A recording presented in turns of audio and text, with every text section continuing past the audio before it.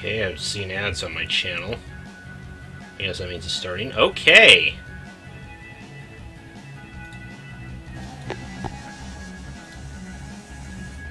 Hello viewers and welcome.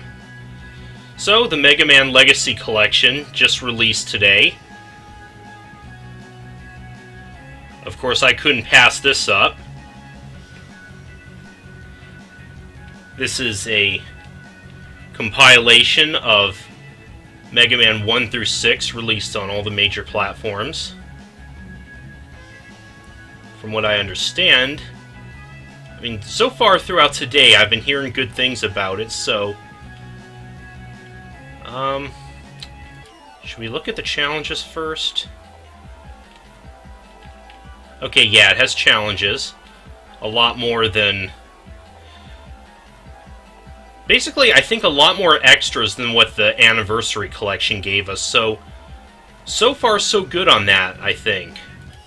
Anyways, let's go and get started. Database, museum, options.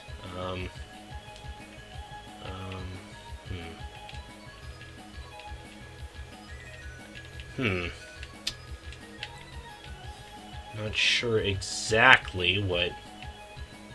Well, let's keep the border on and filter off.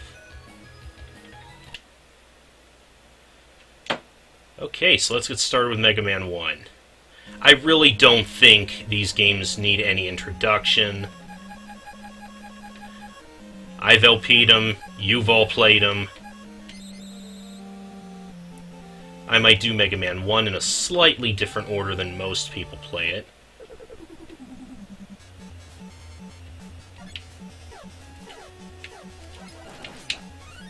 Oh, one up right off the bat. Thanks, game. Should I be concerned with your generosity? Hey! Did not say you could do that.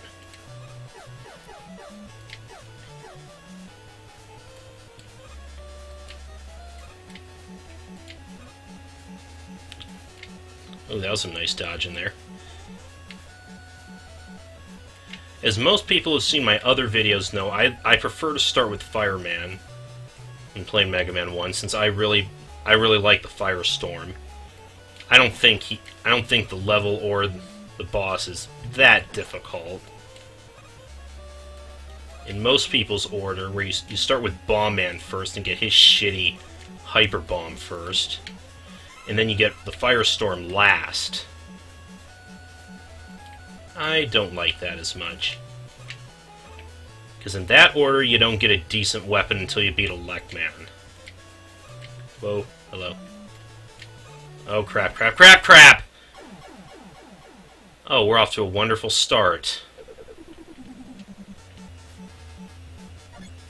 Okay, that starts me off in a decent spot.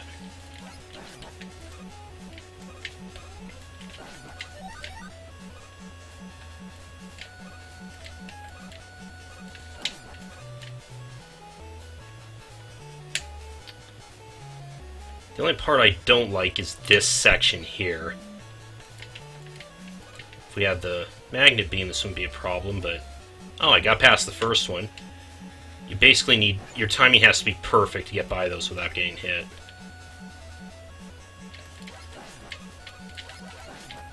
Bullet Bill wannabes.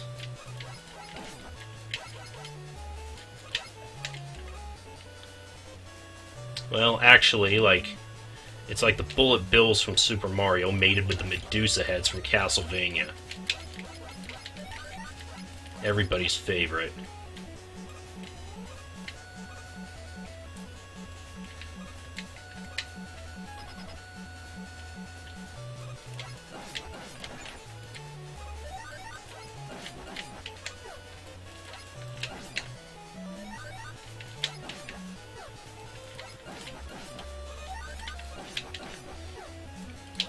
Main games, this is the only one that has a point system, which really doesn't serve any purpose. They don't even give you 1-ups for getting enough points.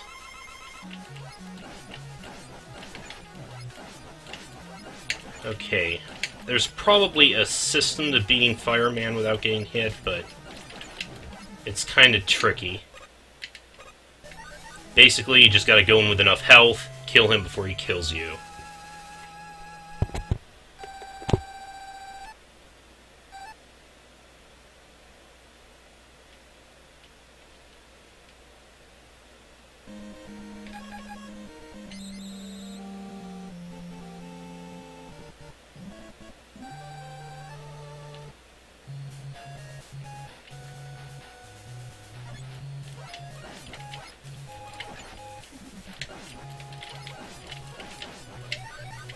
So yeah, as I was saying before,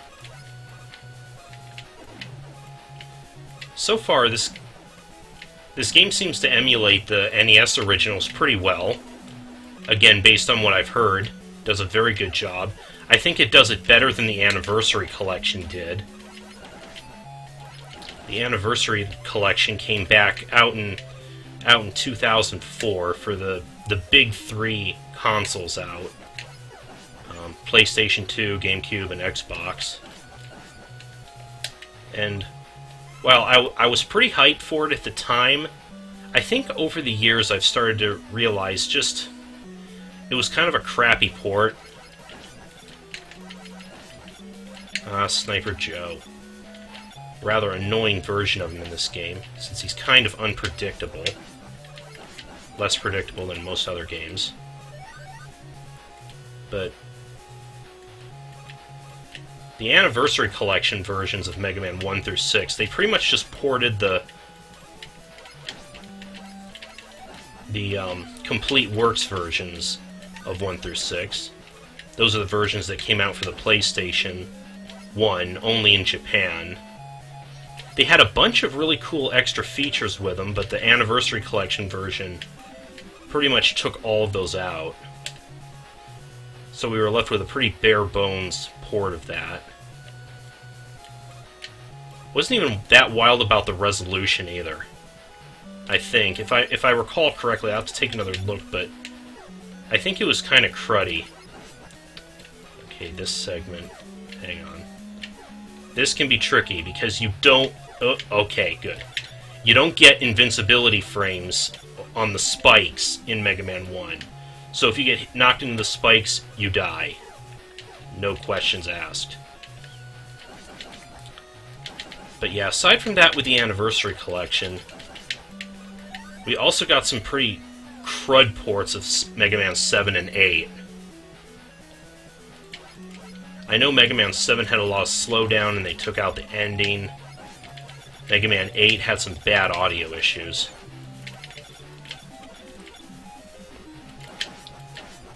If this version does, the Legacy Collection here does pretty well, who knows, maybe we'll see a Legacy Collection too, that has 7 through 10, and maybe the arcade games in it. That'd be kind of awesome. Oh, you son of a bitch. No matter. Bomb Man's easy enough anyways. It's even easier with Firestorm.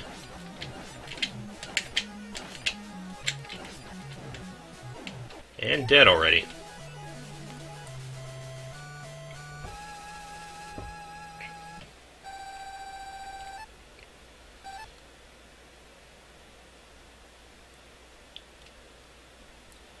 You know, I just realized, I streamed Mega Man 1 some time ago. I also died in Fireman's level, and if not for that, almost in the same spot too, and if not for that, I could have done a no-death run then too. I have no-death run this game before, at least a couple of times. Most people regard this as the hardest game in the series, which, while at one time I would have agreed, nowadays I don't have much trouble. See, that part everyone says is damn near impossible. Which, again, I thought it was really hard the first time I played it, but you just have to know how to react to those platforms. These guys die real easy to the Firestorm. It even goes right through their shields. Very nice. The Firestorm's just an awesome weapon in general. Again, why I'd prefer to fight Fireman first. Oops. Okay, sometimes he doesn't want to go through that little gap there, so get that one up. Hello, Big Eye, you're always... Ooh, I actually got under you this time.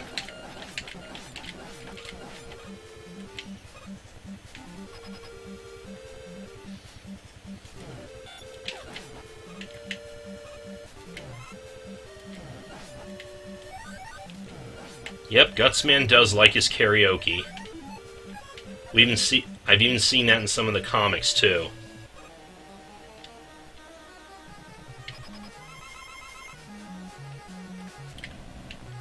Hey, I jumped.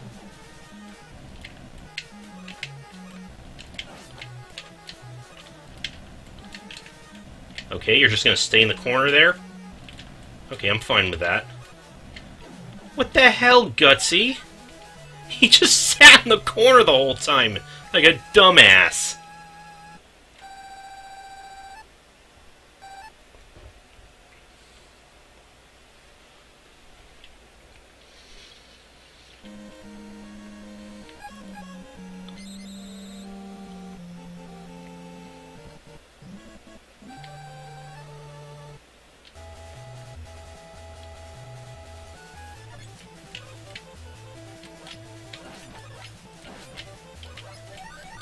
Cutman's got probably my favorite music from this game.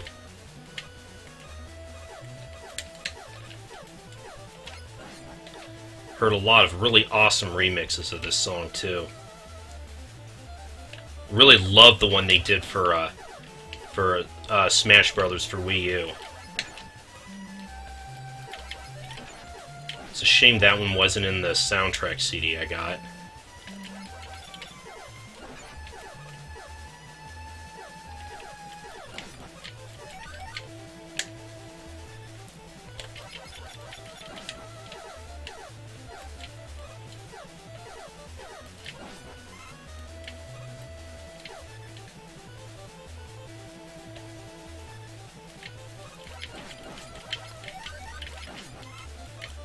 Cutman also likes to make really bad puns, Noble. Both in the Ruby Spears cartoon and in the Archie comic. I kind of like how the comic carried that bit over.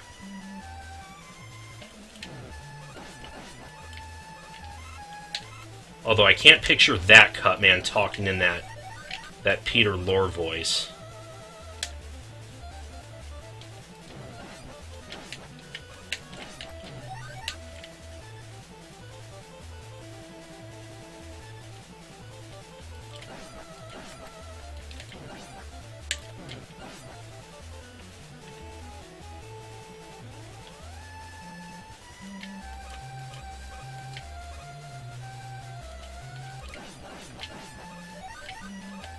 By the way, one thing I will say about this collection is I had a hell of a time getting it to run on Steam. It took several restarts until I got a picture. It sounds like other people have been having that issue. I really hope they patch that soon, because that is really... I mean, come on, Capcom. I've been trying to say nice things about you guys while everyone else is shit-talking you. But come on. You couldn't make sure this works when it comes out? Really?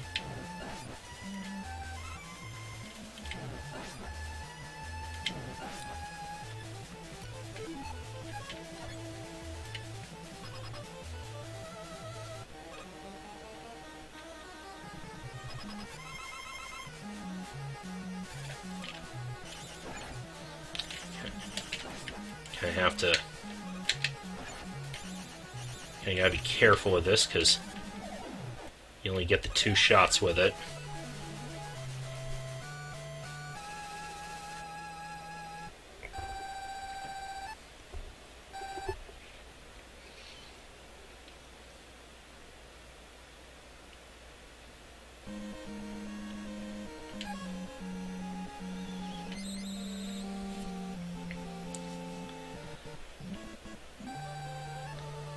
Hey, there's Scarlet.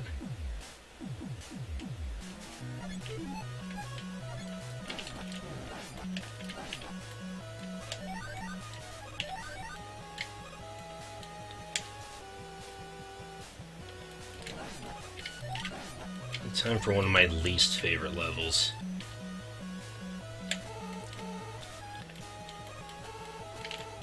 I don't know, I always found Electman's stage a bit on the annoying side. But yeah, those guys don't help matters any. I'll take that, though.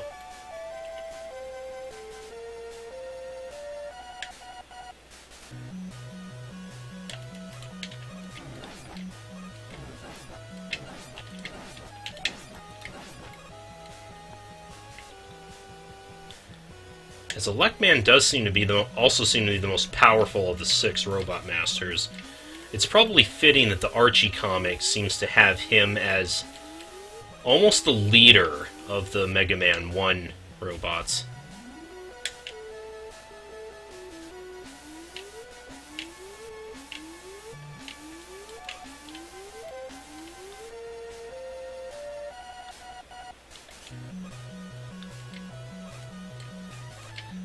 Yes, like I said, welcome to the stream, Scarlet.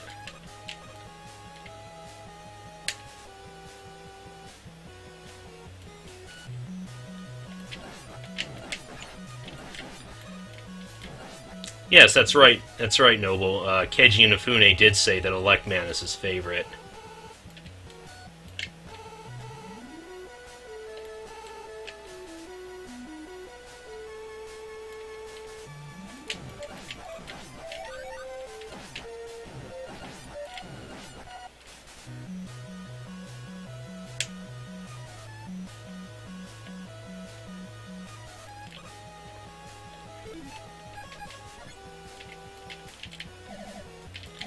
And this is why you pretty much have to have Gutsman's weapon before you come here. Otherwise, you're going to have to redo the level.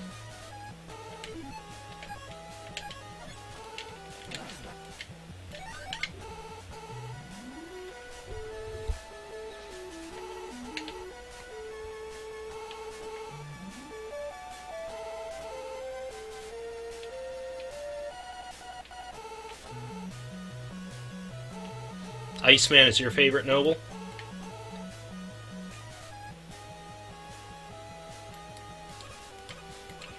Well, yeah, Scarlet. Who doesn't like Gutsman?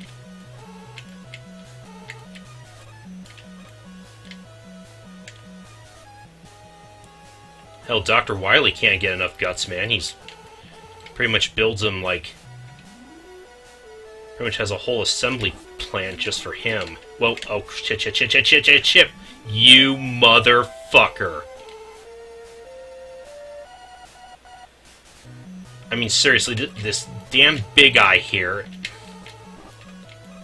They don't give you any room to actually fight it. That's like your only real get-around for it here.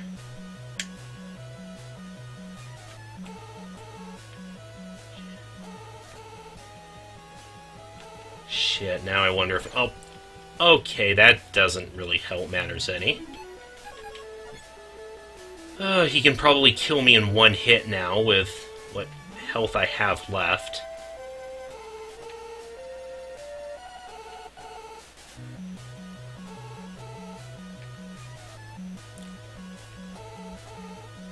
I hate this climb too, because one screw up, and you pretty much fall and have to do the whole thing again. Okay, let's see if we can do this. I just have to not get hit by the Thunder Beam. Okay. Come on. Yes! Nice.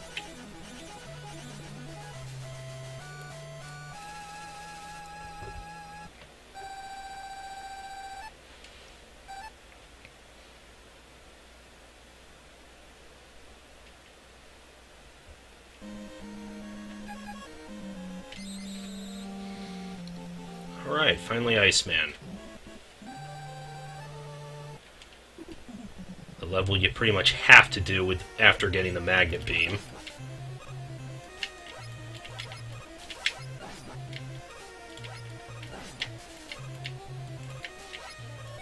Oh, Huh, you might have emulated the NES original a little too well, because we still got some lag. Really trying to give us that NES feel, huh?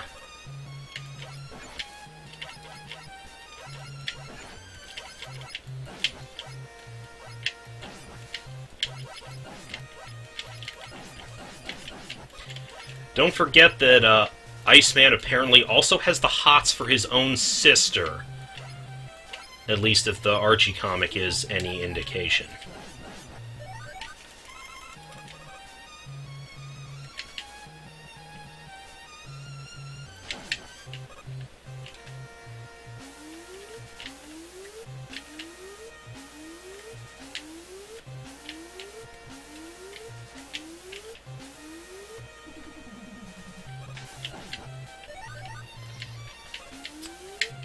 More Yoku blocks, everyone's favorite.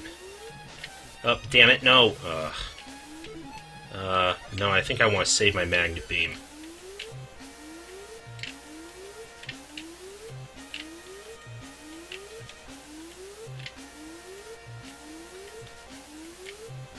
Well, I mean, probably not Scarlet, but... I mean, sure you can emulate the games, but... I mean, I still... Get off? No? Okay. But I still like to support the industry.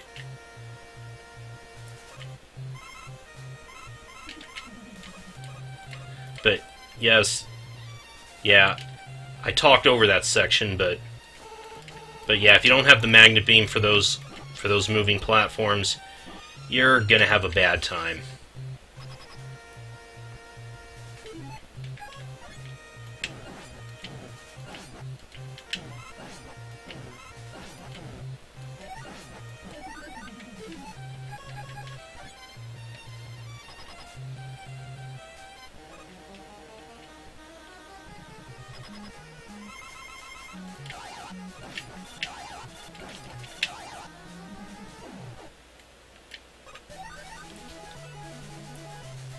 Iceman dies easy with a Thunder Beam, which is good because his Ice Slashers deal a crap ton of damage to you, too. But at least he's a little more predictable than Electman is.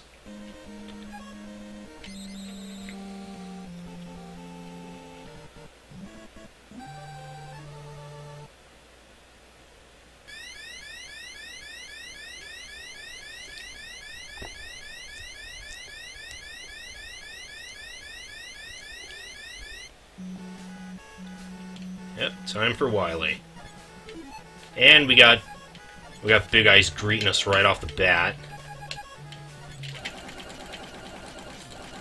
Ice Beam makes him easy, though.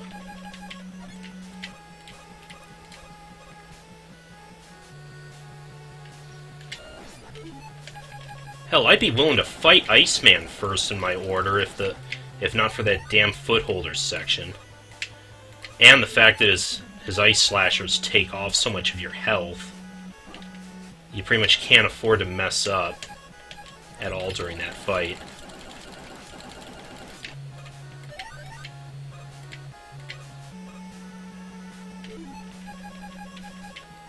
Oops.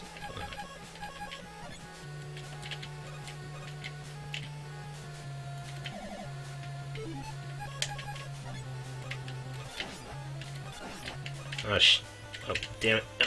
Okay, there we go.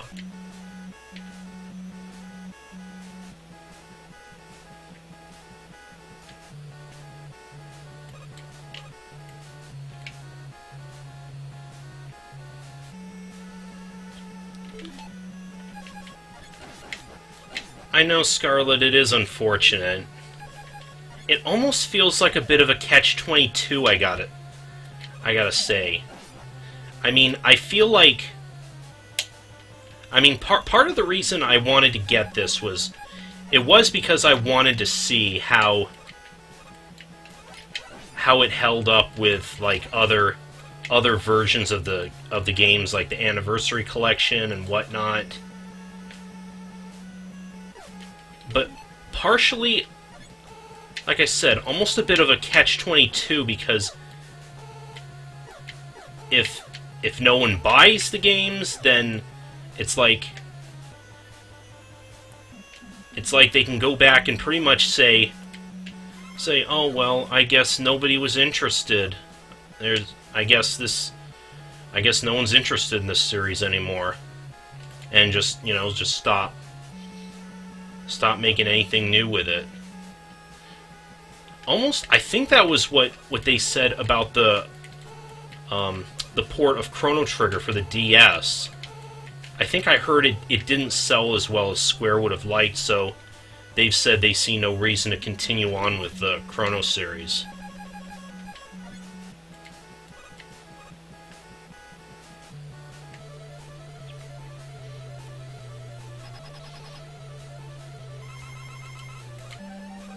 Good to hear that, Noble. Scarlet does need more views on his LPs. Hang on a second. The infamous Yellow Devil fight.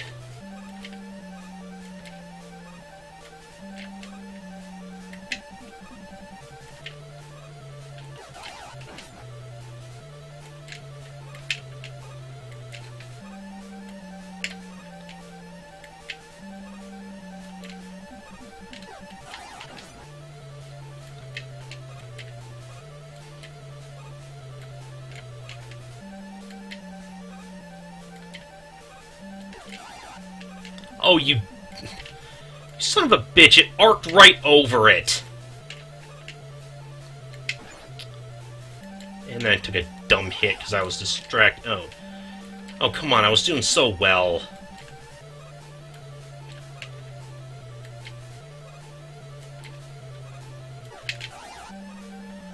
Again, it arced over it. What? Okay, just calm down. Okay.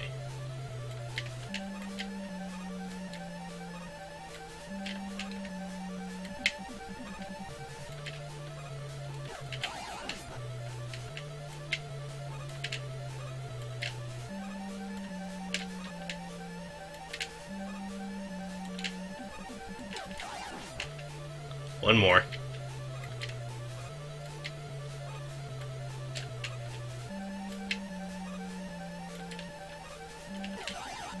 Okay, got him.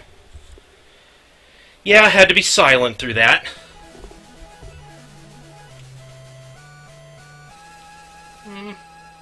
I don't think so, Scarlet. He looks the same to me. Maybe you're thinking of how he looked in a different game. Because he's also in Mega Man 3. And in several of the other games, too.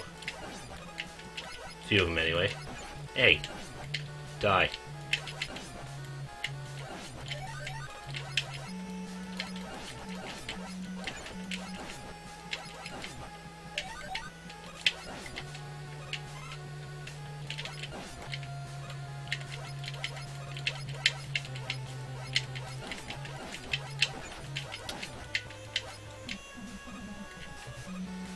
Okay, I know there's a pit.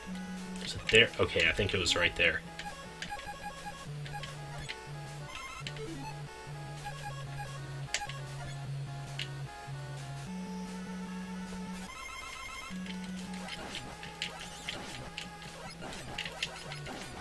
We got a rematch with Cutman. Unfortunately, we have no blocks to throw at him, but look how easy he is to beat with the arm, with just the Mega Buster. Yeah, I know. I saw that, Noble. You got a good price on Mega Man 4 for the Game Boy.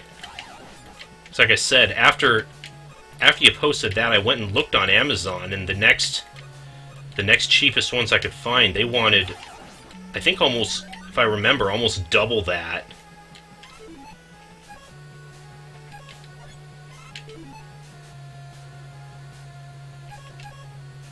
Oh, right.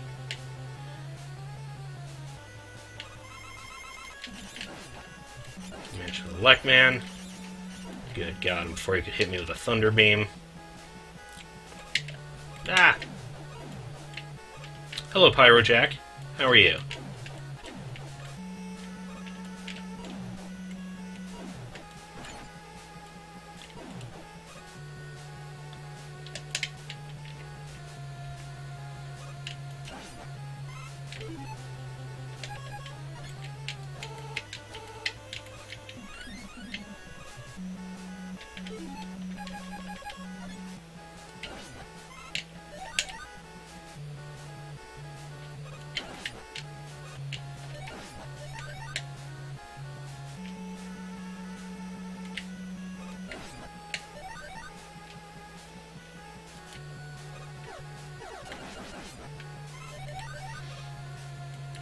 Yeah, after I do this, I'm gonna have to do my, the finale for Mega Man 4 for the Game Boy. Still have the Wily levels to do.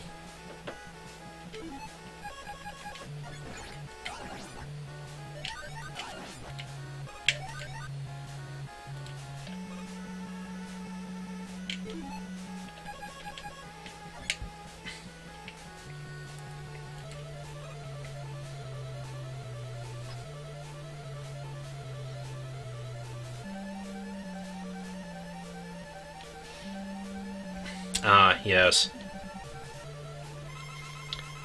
Twitch just sometimes logs me out without even me having to do anything.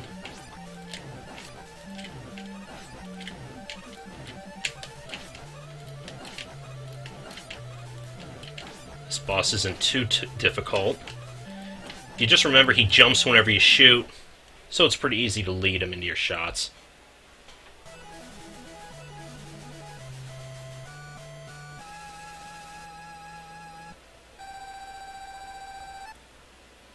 Oh, excellent, Scarlet. Finally, no lag. No lag, no stutter on the picture. Awesome.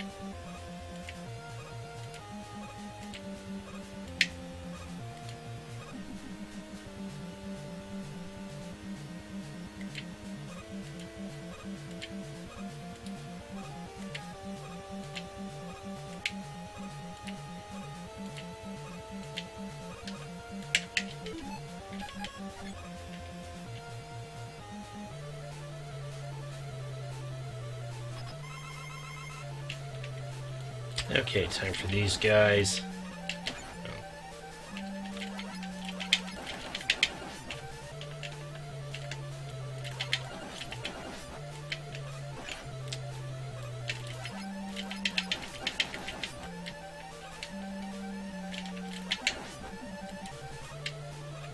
Shit, that's not a good side to be on. Okay. The rest we can finish with the super arm.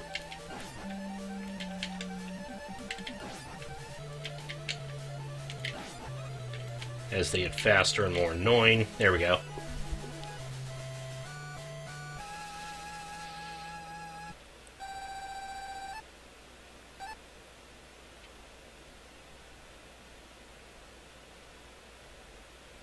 Yes, playing that level as Fireman and powered up. Since Fireman is pretty much nerfed immensely when he's underwater, he's pretty much helpless. So that fight with those guys is really difficult, especially since that version gave him a one-hit kill move. Isn't that lovely?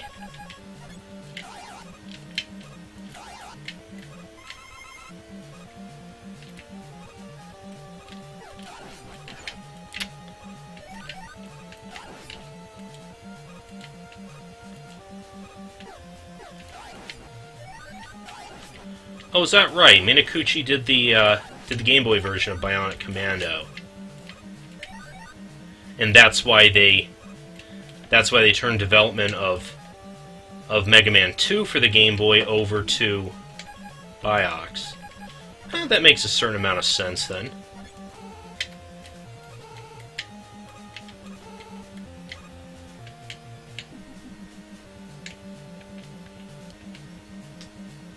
Wait for that thing to come back. And get this little thingy that we see in plenty of other Capcom games. Refilled all our weapons. So we can do the boss rush. And not too good start either, because this is a pretty difficult boss rush because you have to beat the remaining 4 Robot Masters on 1 bar of health. You get no health refills in between, and no checkpoints. Shit, and I'm probably gonna die too.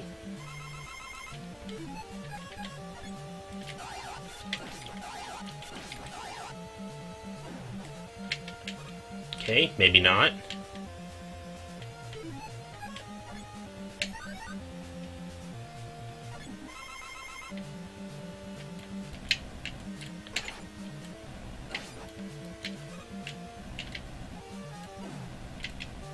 Oh, now he's deciding to be aggressive.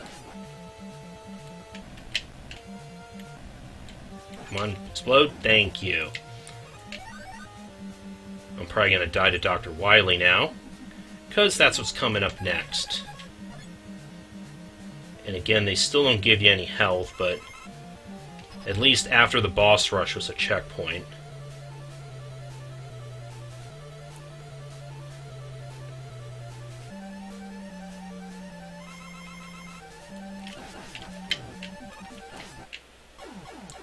Yeah, I didn't think so.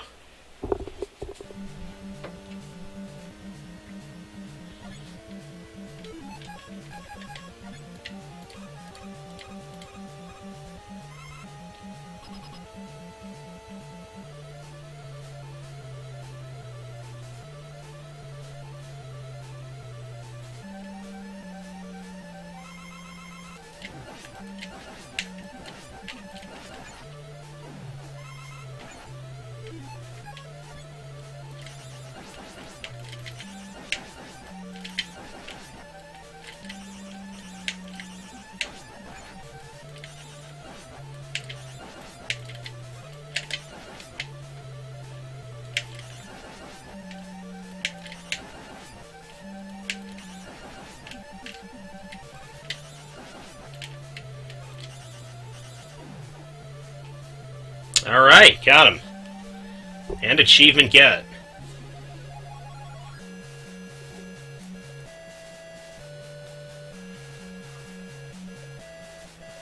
Oh, cool, Noble.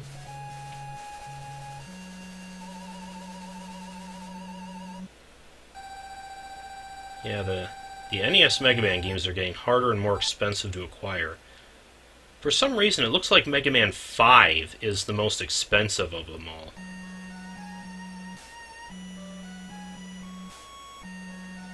Yes, 1 and 5 are both pretty rare and expensive. I own all the NES ones and almost all of the Famicom ones except for Mega Man 1, which seems to be the most expensive of those ones.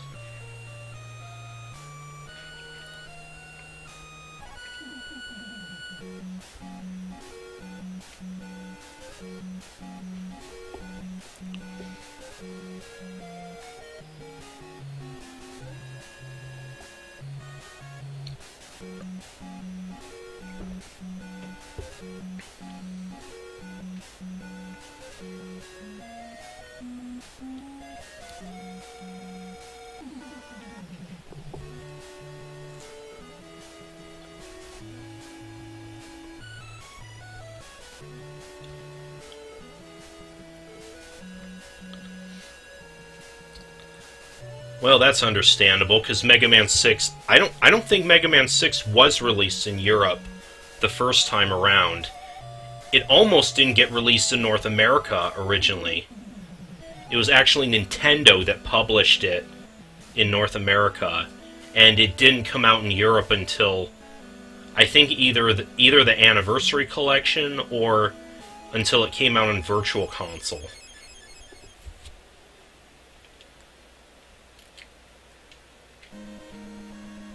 Okay.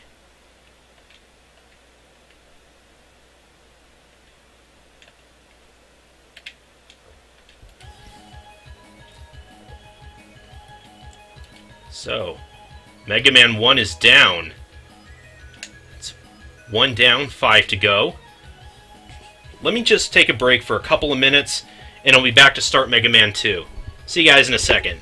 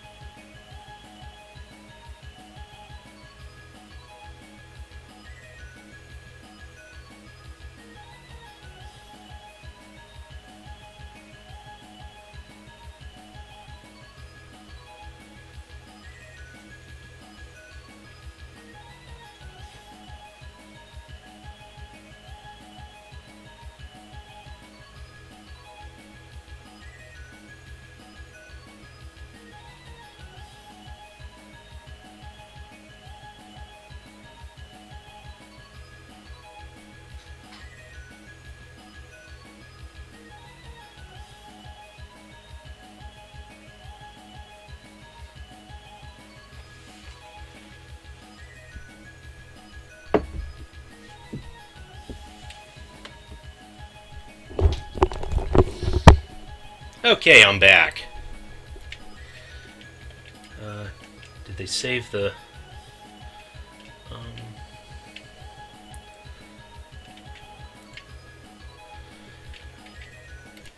Okay, let's start Mega Man 2.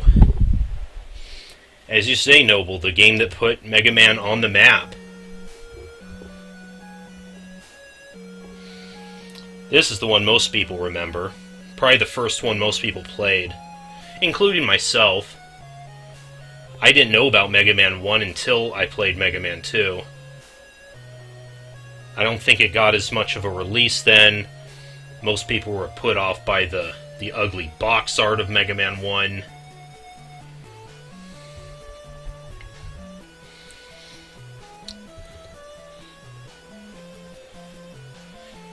So far, making this different from the Anniversary Collection, Pyrojack, I think it seems to be so far it seems to be a more faithful emulation of the original NES games, because the Anniversary Collection emulated the complete works versions of the games that were released in the PlayStation in Japan.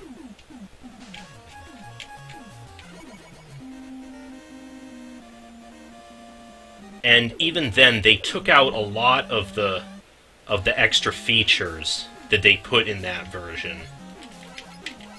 And like I said before, I feel like the resolution wasn't as good as it is in this version.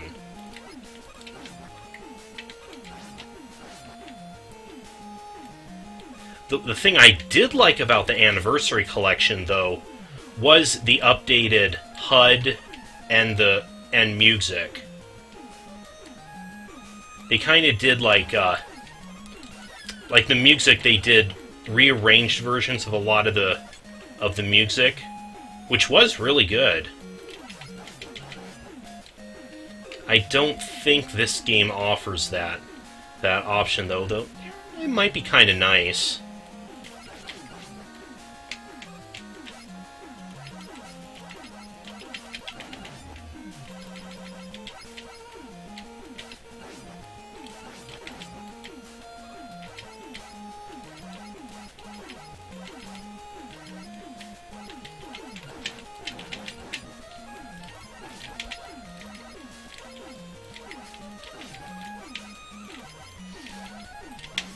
Yeah, I usually fight Airman first in Mega Man 2.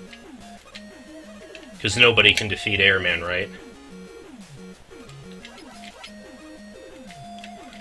It's very nice to get item 2 right off the bat.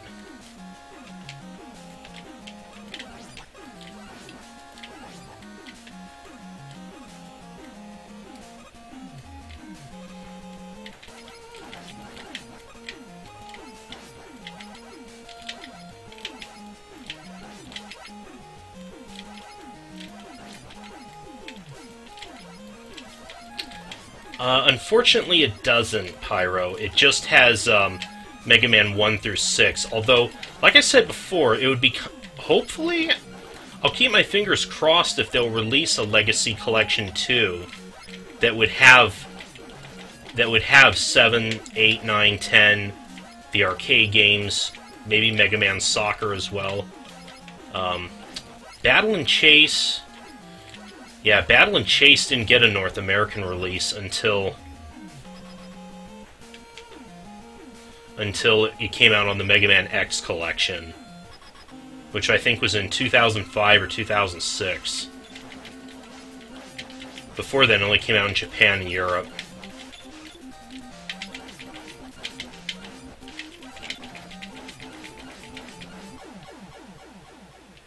There. Everyone can beat Airman.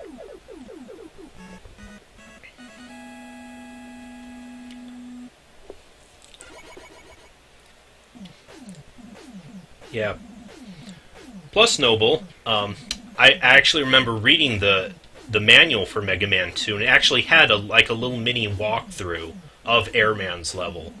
So it kind of sounds like even they intended for you to fight Airman first.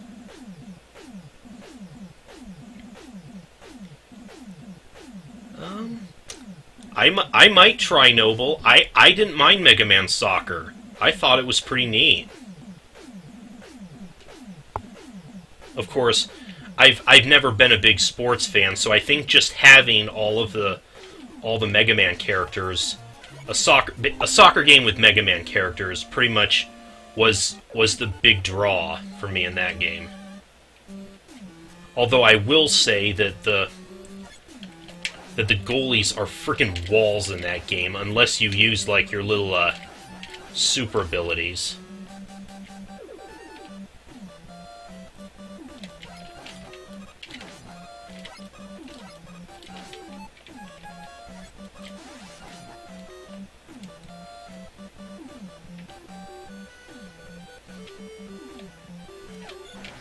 Oh, you're immune to air shooter. Okay.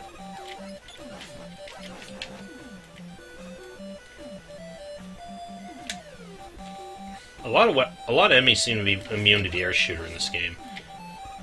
Probably the reason I put it on my original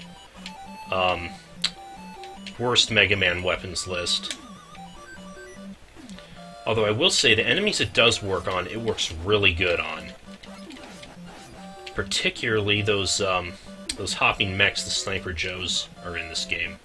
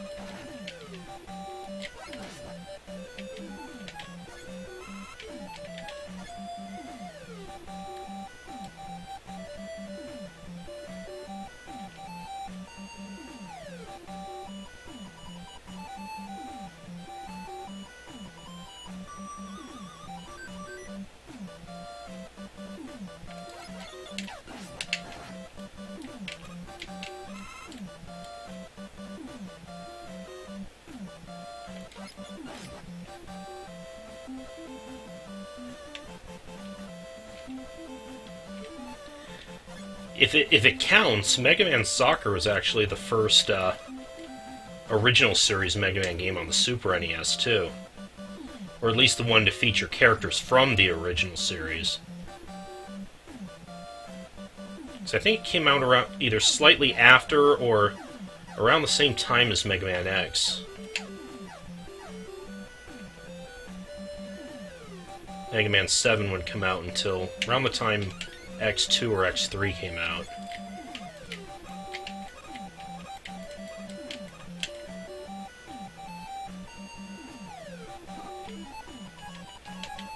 But yeah, we haven't seen Mega Man Soccer in any of the compilations.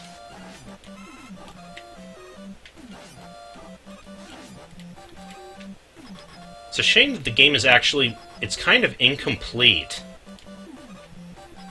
Because I remember, you know, I guess you could call it the story mode. You fight Wily's team, and then the game abruptly ends right after that.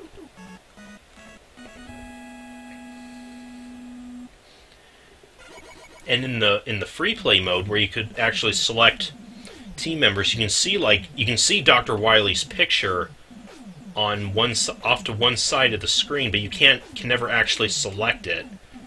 So it's like it was meant to be selected at one point, like you could unlock him, but they never got around to that. Okay, so Mega Man 7 came out probably around the time X2 came out, then.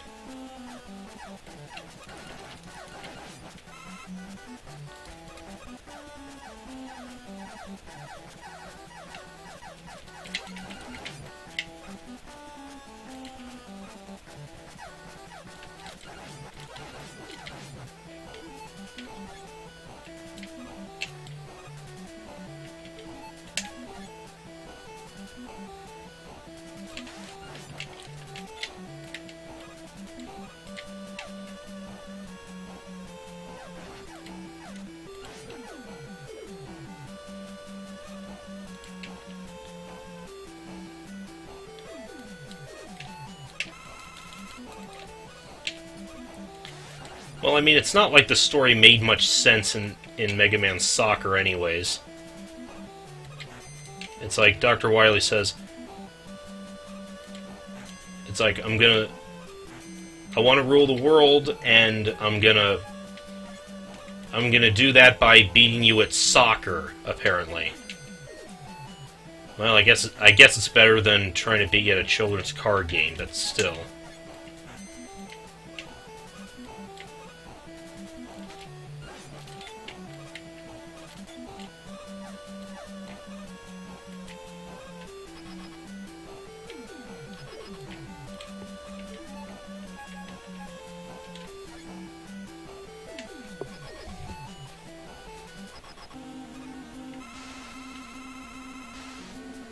Bad Point Misery Guts?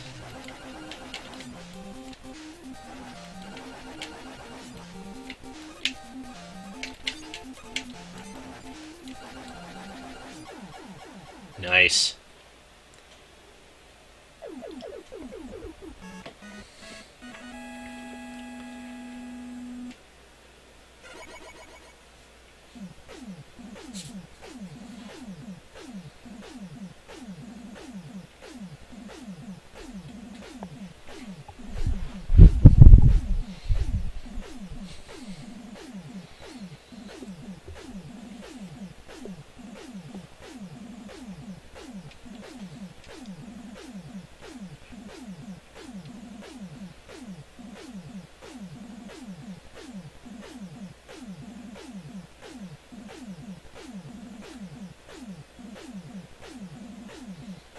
Are you going off the, Are you going off what it said in the Game Boy Advance version of Mega Man and Bass?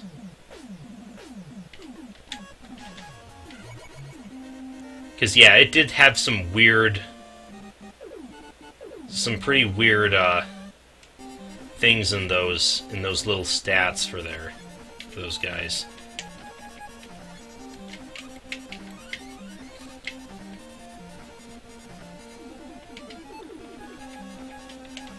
Quick Man, one of my favorite stage music from this game.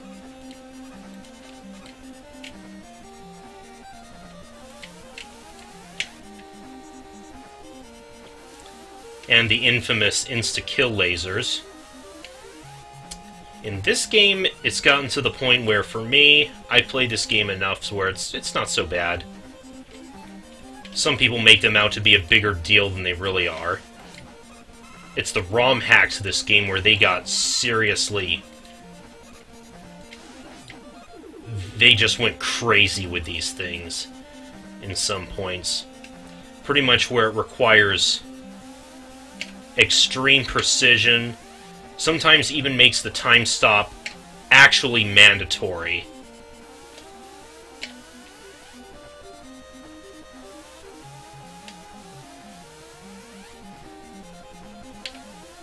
Oh god, sing what, Scarlet?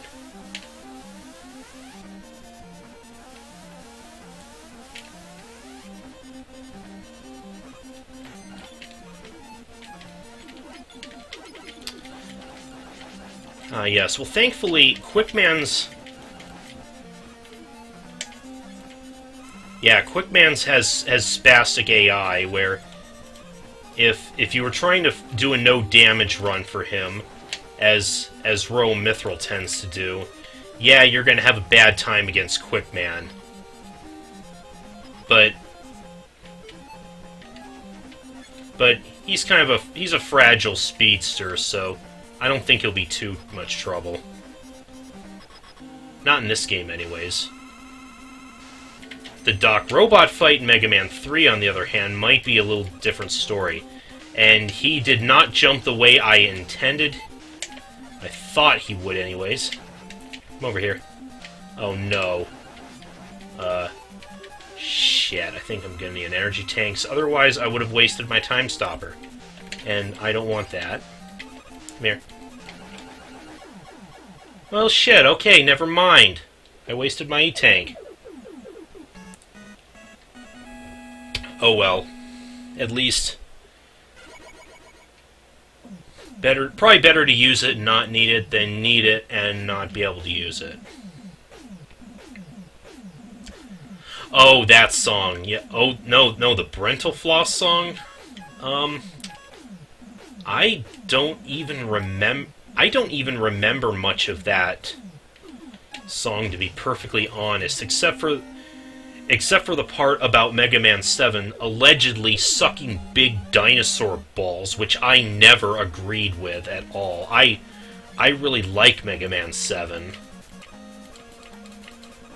I don't know where or why that would be the case. Although it does seem to be the popular sentiment of Mega Man fans being that this game right here, Mega Man 2, is the apex of the series, and they got progressively worse from here probably up until Mega Man 9. But honestly, I never saw that. I thought they've all been great for the most part. J-Rant begin. Thanks, Scarlet.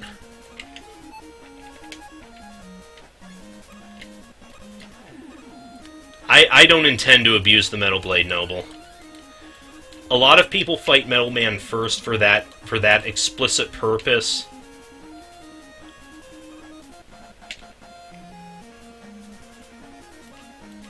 But I try not to be like other people.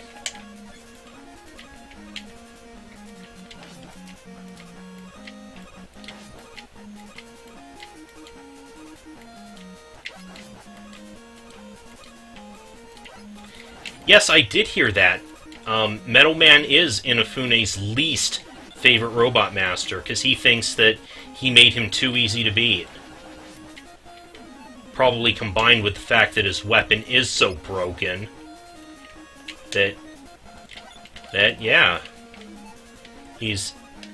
people fight him first, get the Metal Blade, and then pretty much you can just stop trying for the rest of the game.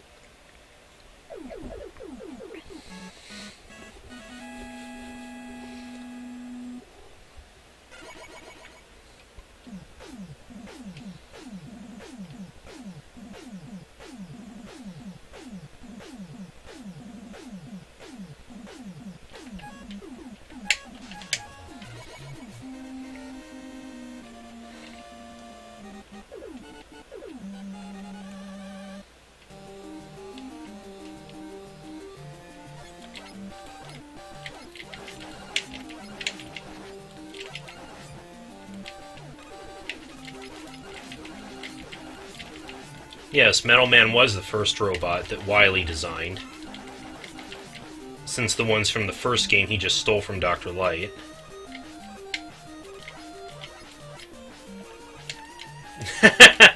Oh, is the waterfall effect looking that bad on your end, Scarlet? Well, hopefully that's a little better now. Bubble Man's theme is another favorite song of mine from this game.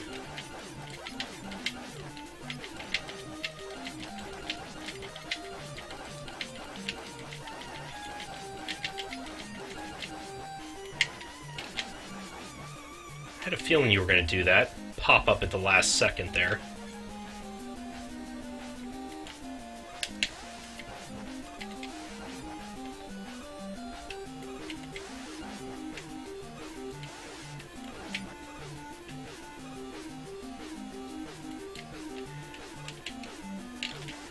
Yeah.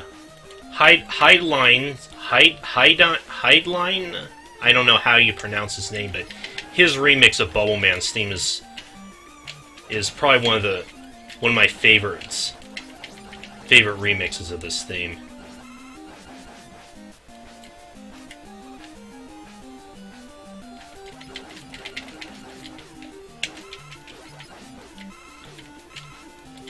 Game's being generous with the 1-ups. What is this, Mega Man 5? All of a sudden?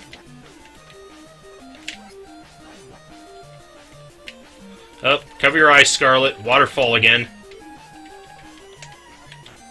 Up, never mind. I froze it.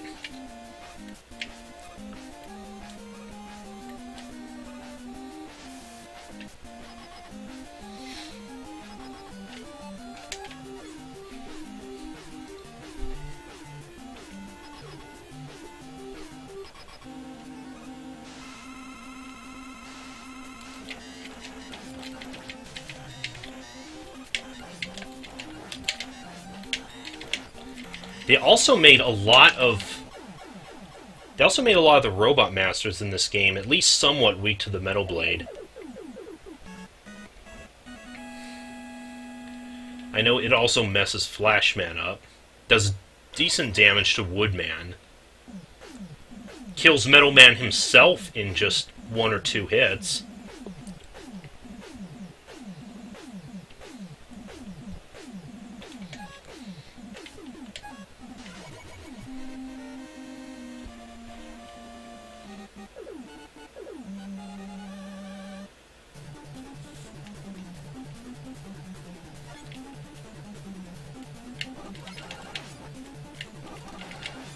Yes, I think I do remember hearing that, Noble, about Bubble Man.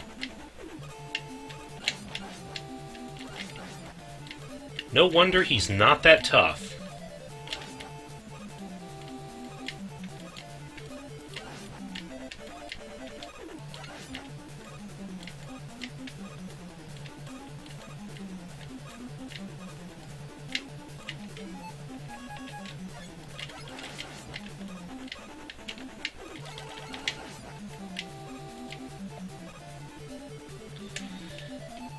Yes. Oops. I hate... This is what I hate about the Yoku blocks from this level, or from this game, rather, is how sometimes I have a tendency to push me off to the side.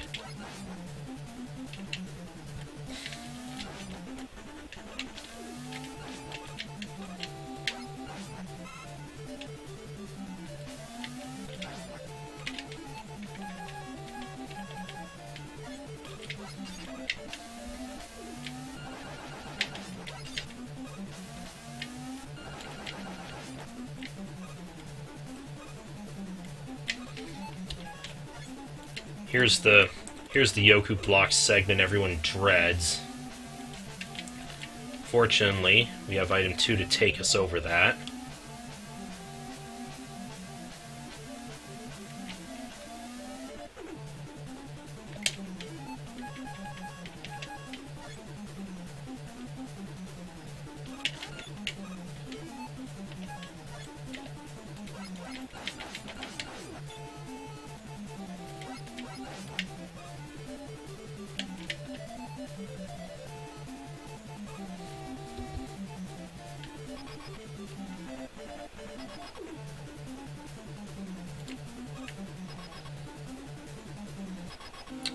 Really, Wave Man was designed off Bubble Man?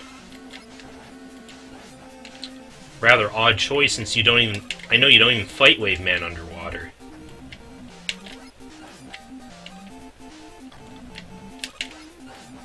Kind of funny for being a water robot master that his level doesn't even have any underwater portions.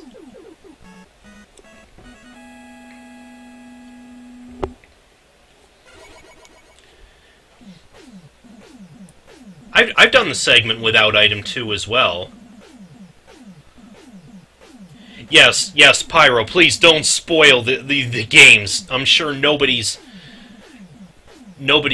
played Mega Man 1 through 5. Come on, don't spoil these.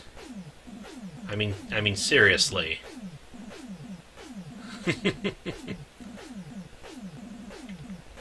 But yeah, I've done that Yoku block segment without item 2. It's just a lot more hassle-free if you just use item 2 to cross it.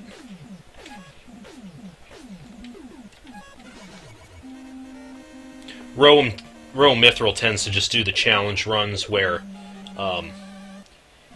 he beats the levels without taking damage and without using Robot Master weapons or utility items, unless it happens to. Unless he absolutely has to in order to avoid taking damage.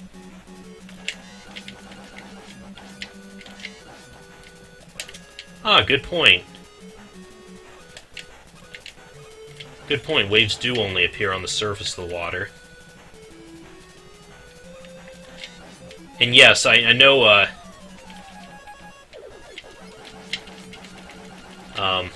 yeah, Air Shooter does work really well on Woodman as well. If you can get up close to him, you can actually fire through his shield. It even has a little shotgun effect where it can hit multiple times.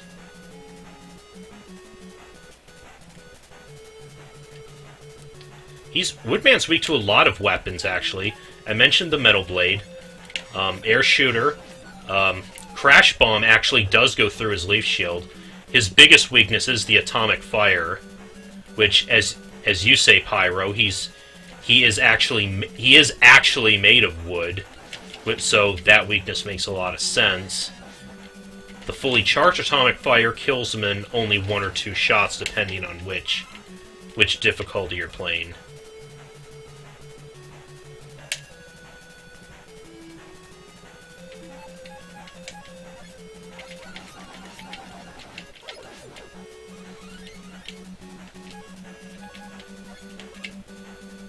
I really like Woodman's theme, too.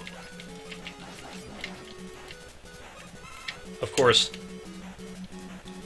most people love Mega Man 2's music in general. Of course, all the Mega Man games have a great soundtrack. Some people act as if Mega Man 2 has the only really good soundtrack, but really, I think all of them do.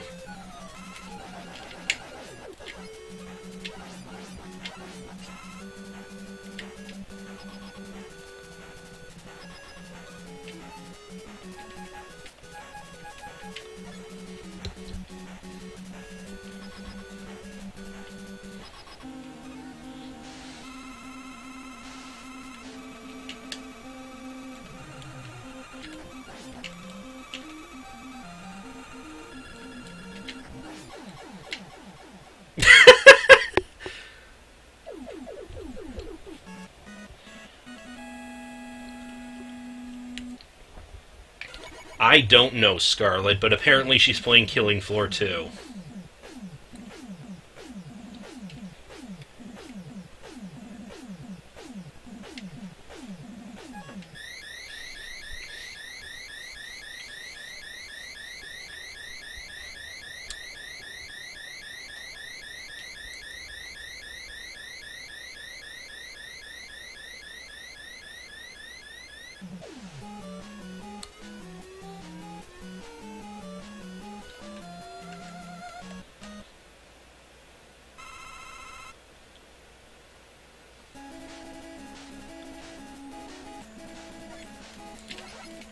And here's the song everybody goes the most nuts over. Yes, it is the most famous song in the whole series. I like it. It's got nothing against it. I just feel it's a little overexposed, overrated slightly. I mean, so many remixes of... This song has been remixed to death and back again. I mean, it's a great song, but it's not the only great song in the series.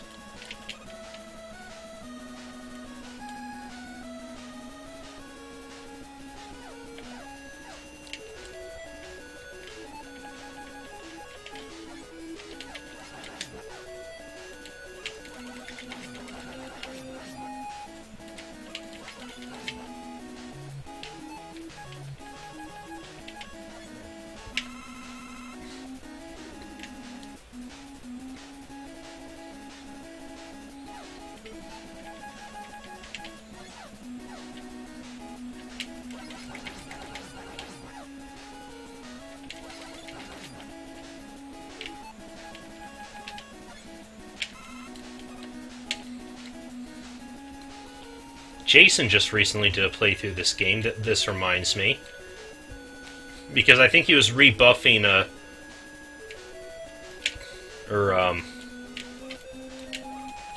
his reaction to a review he read of Mega Man 2. I think the reviewer said it took, like, a casual playthrough takes about, what, 6 hours, he said? Which I found equally hilarious, since I can usually beat the game in about 45 minutes.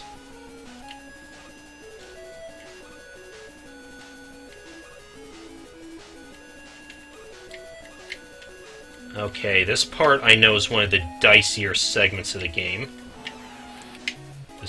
You got Dragon Asshole. Contact damage kills you in one hit. And you've got only these little platforms to stand on the whole way. That was close. Okay, got him. Nice.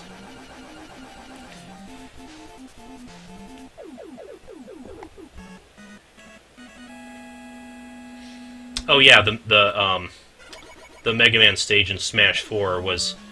Well, it basically had that Wily Fortress in the background. And then you had a platform... You had a platform in the foreground. Some of the gimmick platforms from the... from throughout the series. And then the Yellow Devil showing up on it every so often.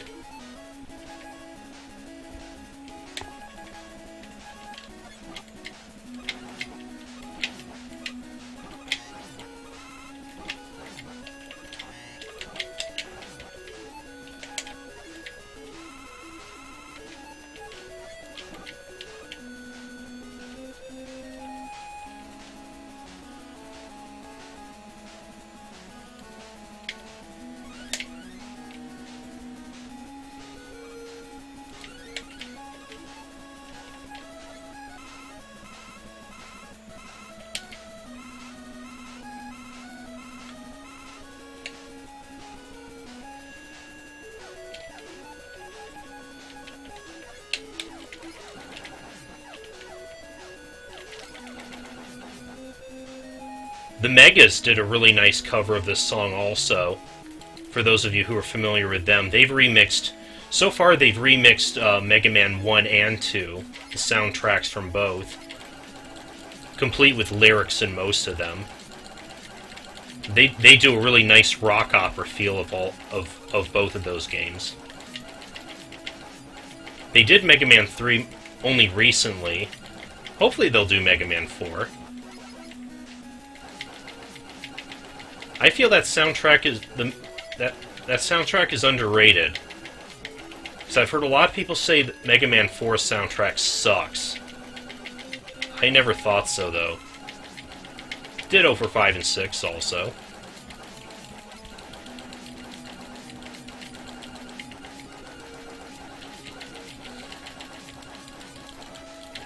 This is just a tedious as hell segment, though.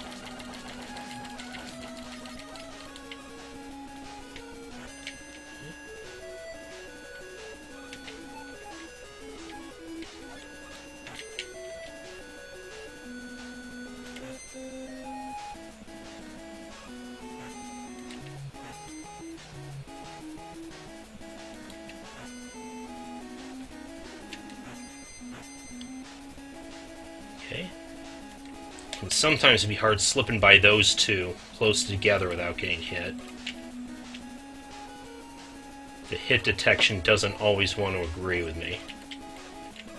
Oh, okay. You don't want to fall on the spikes. Okay.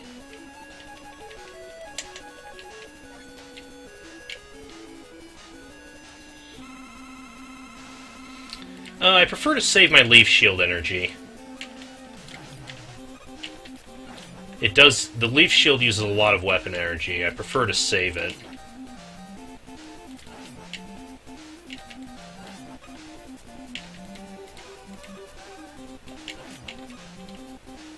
I see a lot of people use Metal Blade on this boss. Probably because it does fire in multi-directions. But the Bubble Lead kills him in one hit. Like so.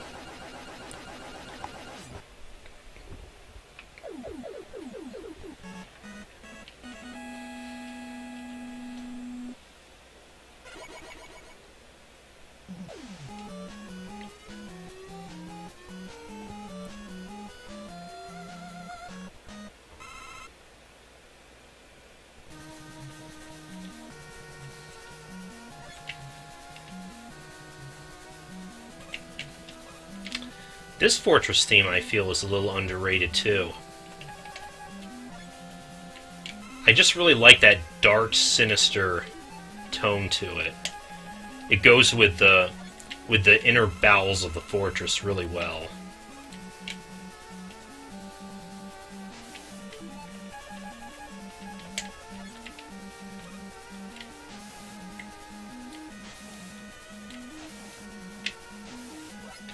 Giant fishy? No giant fi- oh, there he is. Yeah, the fish seems to pop up at random. Goes up, just like that. The quick boomerang's actually the only thing that works on it, though I hear that's a glitch.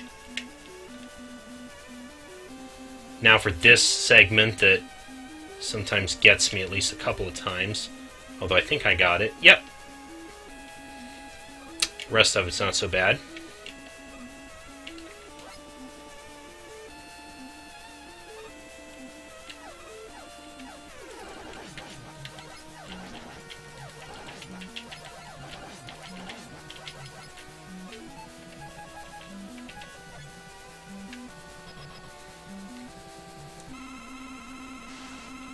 Okay, time for giant-ass Gutsman on tank treads.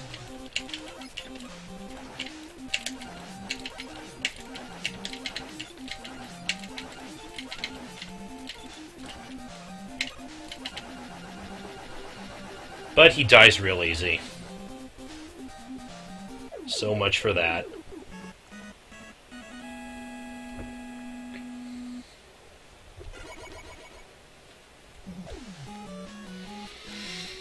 Now it's time for everybody's least favorite level of this game.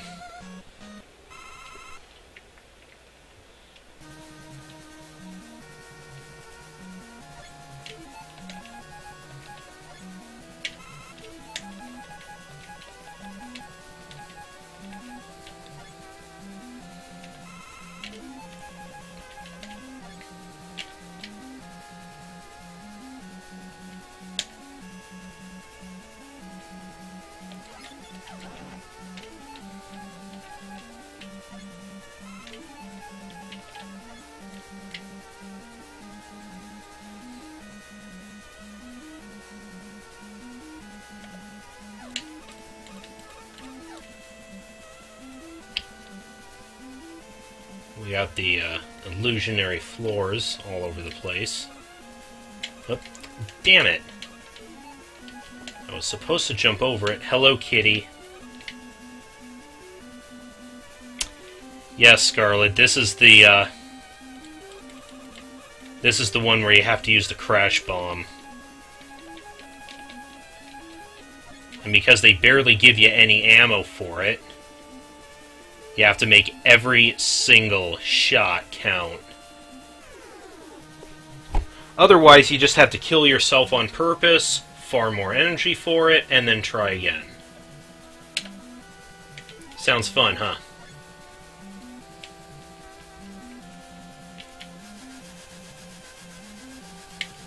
This is what I like the leaf shield for. You can just chill out on this and let the leaf shield do all the work and take care of these guys.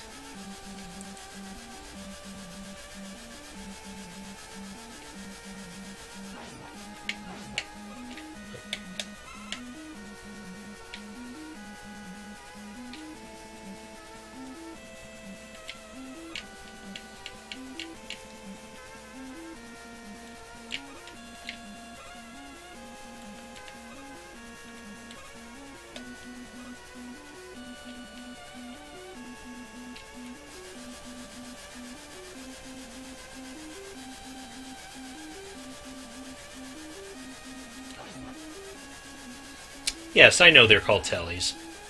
I read the Mega Man knowledge base too.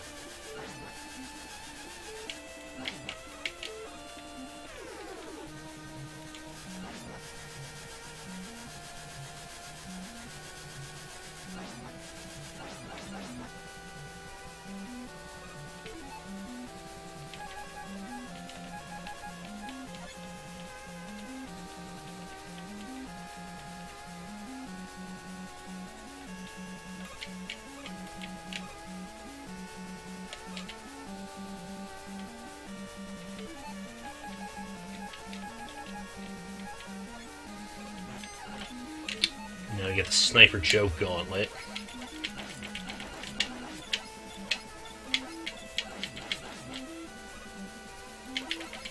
This, complete with the asshole placement of this Sniper Joe. Don't know how you're supposed to get by him without taking a hit.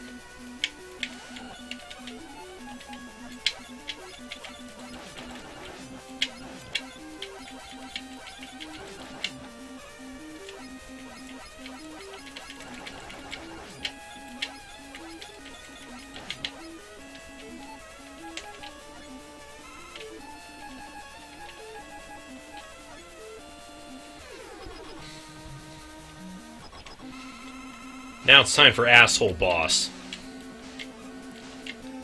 And they still keep all the sprite flicker from the NES game, too.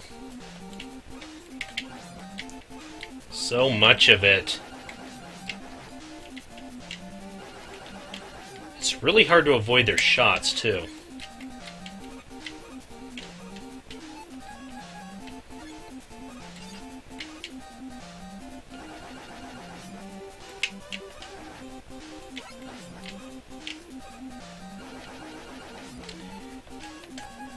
Also, part of the annoying part is I can't switch until the crash bomb goes off. Yes, alright. There we go. Didn't even need an E-tank.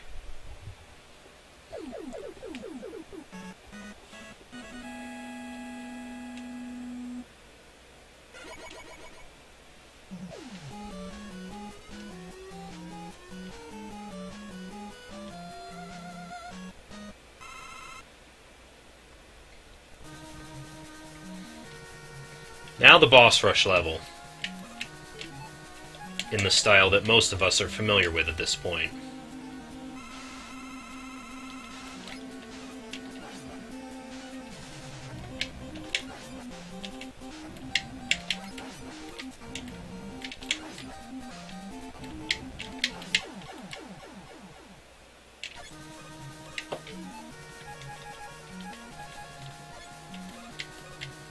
Like I said, Metal Blade tears up most of these bosses. I don't have any more crash bombs to use on Flashman anyway.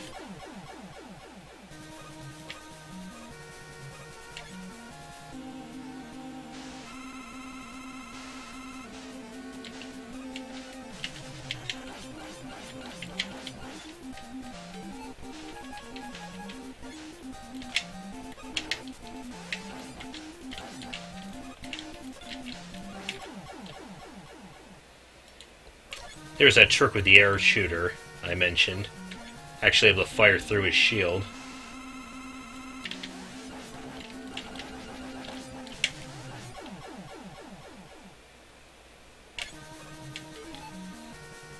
I don't need to save all the bubble lead for Wily's final form.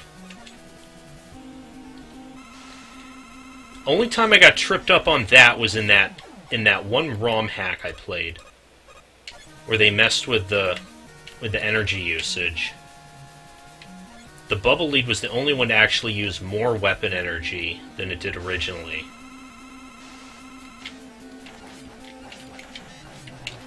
So in other words, I had to hit with every shot or else you're screwed.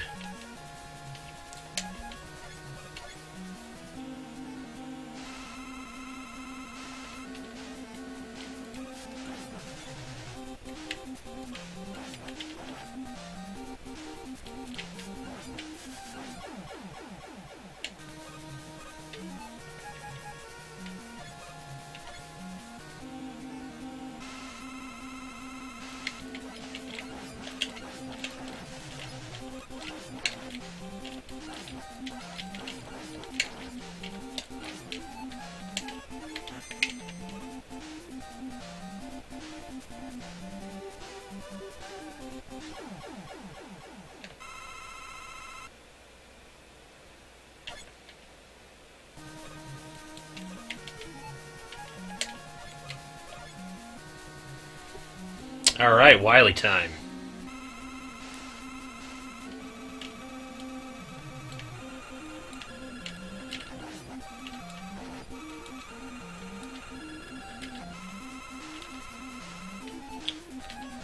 The second form is actually weak to the Crash Bomb.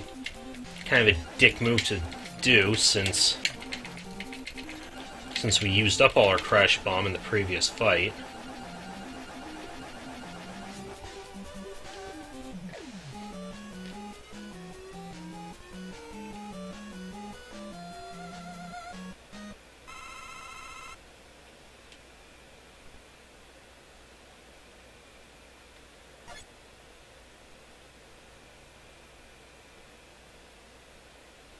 I like how the final level gets all quiet.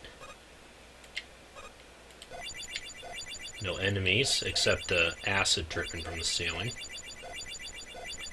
Doing that little trick, holding right as soon as the fight starts. I think we should be able to just run right ahead of all of it. Okay.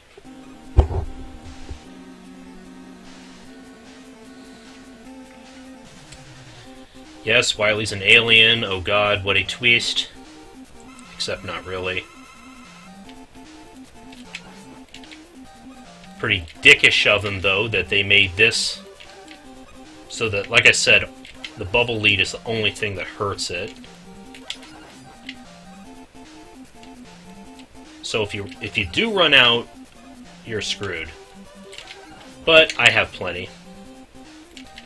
Even more dickish, though, is that they made it so hitting him with certain weapons actually heals him back to full health. This is the only game where I've seen them do that. They did this... Actually, Heatman is similar. If you use Crash Bomb on Heatman, that also heals him back to full health. But there we go!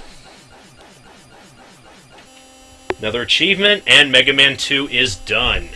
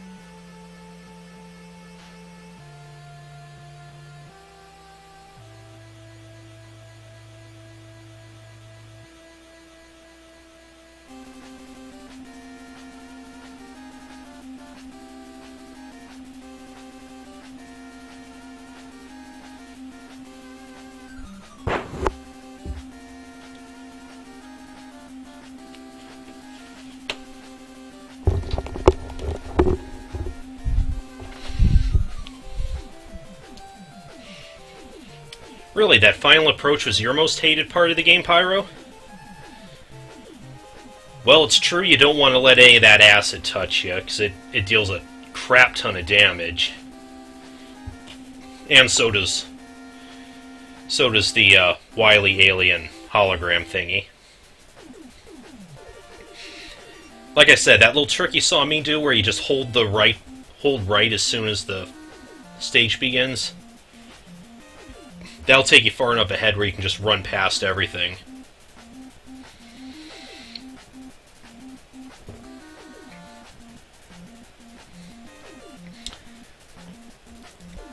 This tune right here is probably the second most iconic theme in the series after that first Wily Fortress theme.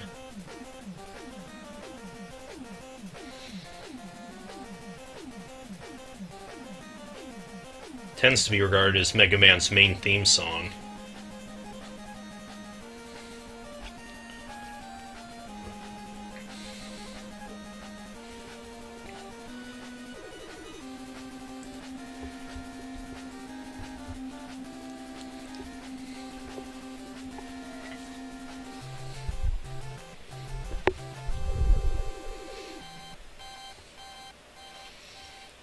Okay, Mega Man 2 down.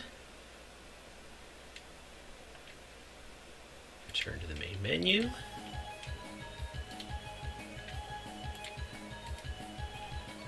Mega Man 3 time.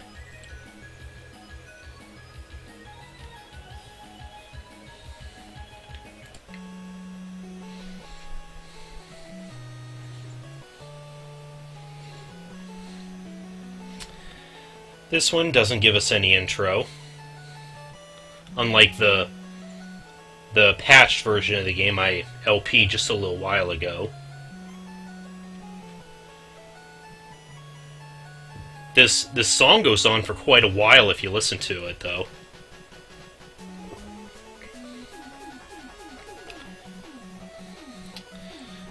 Inafune did say this was his least favorite game in the series, because he felt it didn't live up to its potential, because it was so rushed after Mega Man 2. But still, you know, that really says something, though, because a lot of people do consider it their favorite. Imagine how it could have been if they gave it a couple more months. So, alright. People have seen me LP the crap out of this game. So, you probably know by now, Top Spin is my baby. So, we're doing Top Man's level first.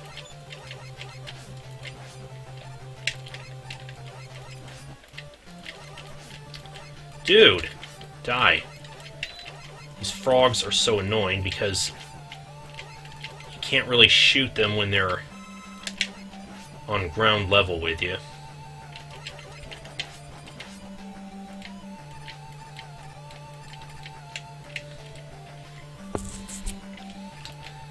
Ah yes, Scarlet, how can you not love Proto Man?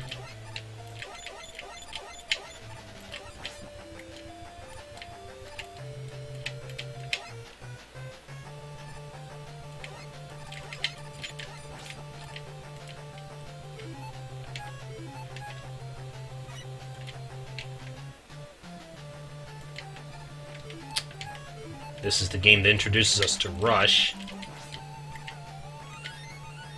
who is magenta in this game for some reason.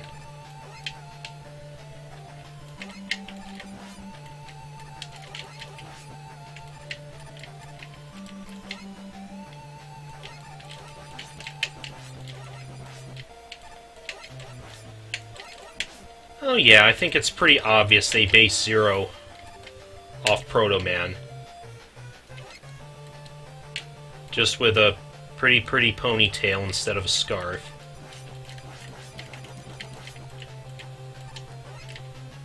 Hell, first time I played Mega Man X, I thought Zero was supposed to be Proto Man at first. Of course, that's long before they dropped the bombshell that Dr. Wily made Zero, but I digress.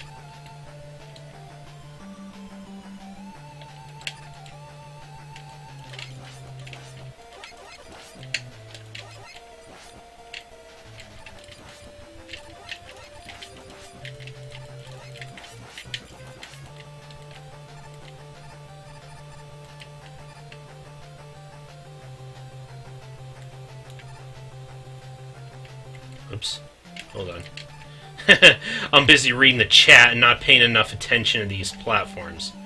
You kind of want to pay attention to the platforms here.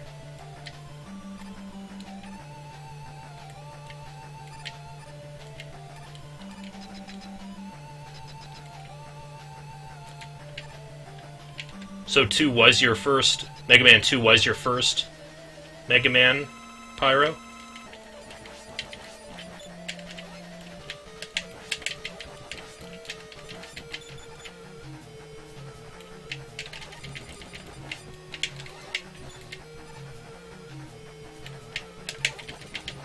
Yeah, I do like Top Man. It's a shame they made him so piss easy in this game. Although I think that's because of the fact that I heard that they actually lost the code for his AI, and they had to throw something together at the last minute.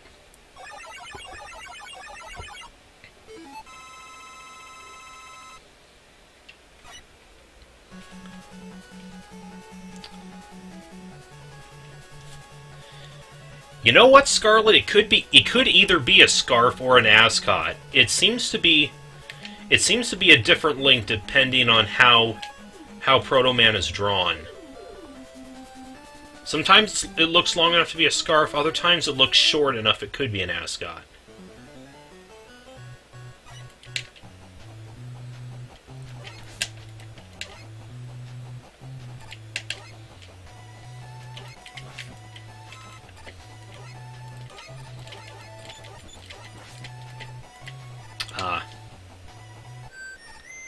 Yeah, Shadow Man, I think, is most people's favorite. I mean, everyone loves the ninja, right? There's Proto Man's first appearance in the series.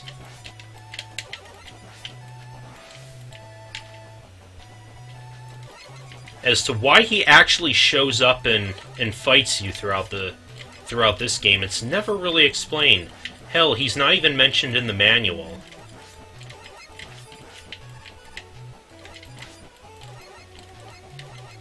Although I think, based on a lot of the comics I've read and other materials, it's generally assumed that Wily fixed him up at one point, and so he agreed to work for him for a little while until he realized just what an evil bastard he was.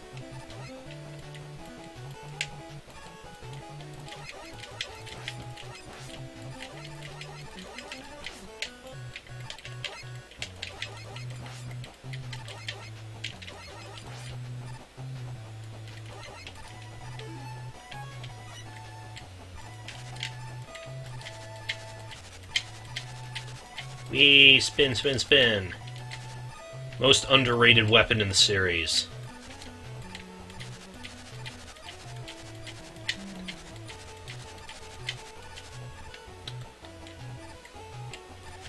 It's fun how it doesn't even use any energy as long as you don't hit anything with it.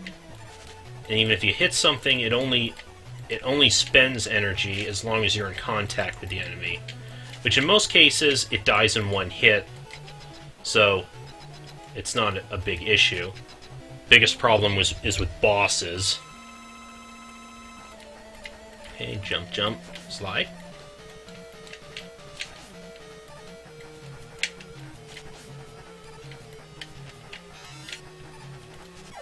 There we go.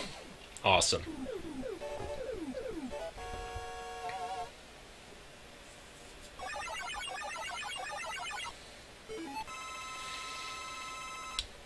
Apparently Dan wasn't clever enough, Noble.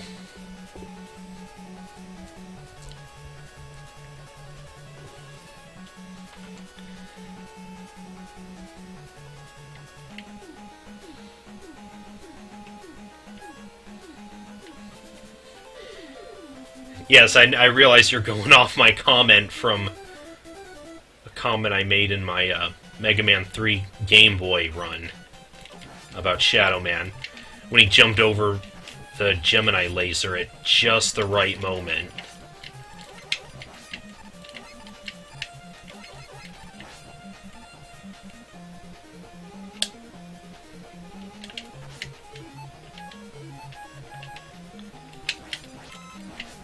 I might have mentioned this before in one of my other Mega Man 3 runs, but Mega Man 3 was actually the first Mega Man game I actually owned. So it was one that I played the hell out of, and it's probably why it shows up in streams and LPs of mine so often.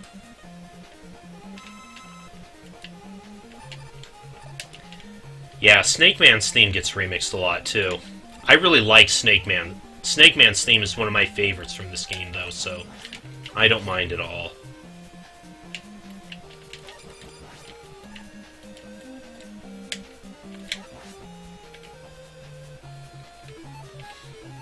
Shadow Blade, by the way, is mostly functions like a nerfed metal, slightly nerfed Metal Blade.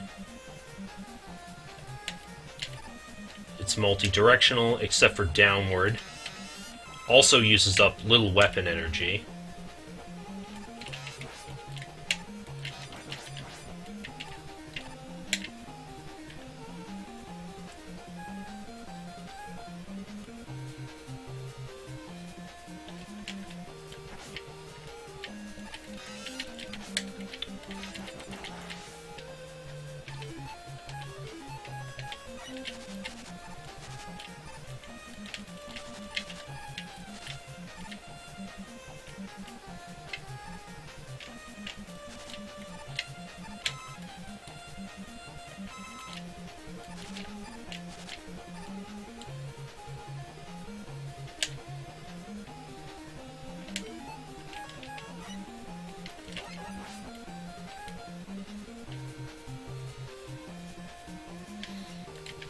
Good point. Green robot.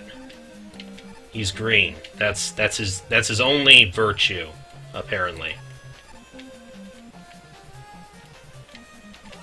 Bad point, elusive idea.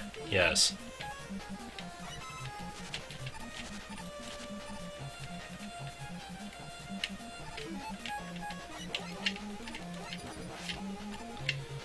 We got more Bullet Bill wannabes here.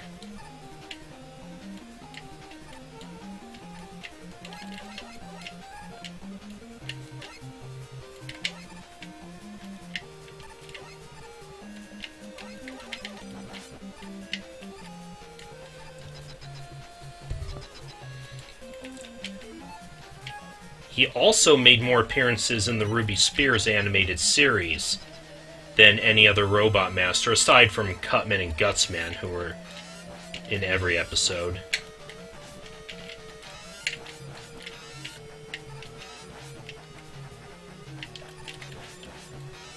I did really like his design for that series, too, though.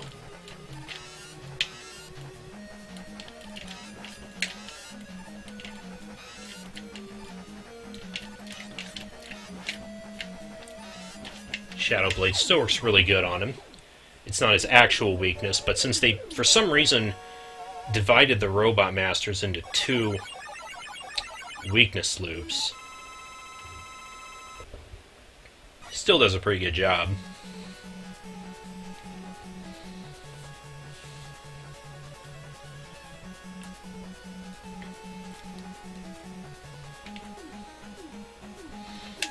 Alright, time for another favorite Robot Master of mine, Gemini Man.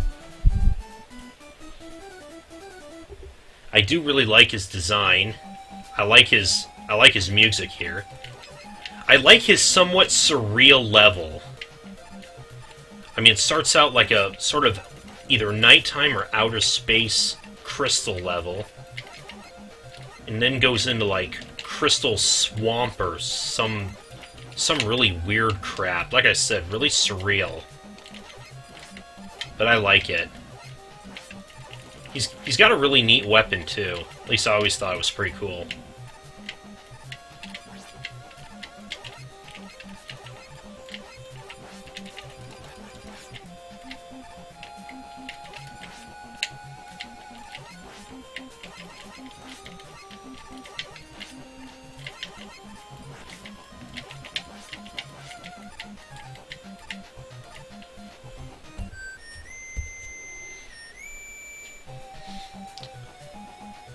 Rotoman shows up, we have an epic stare-off, and he opens up a path through the level.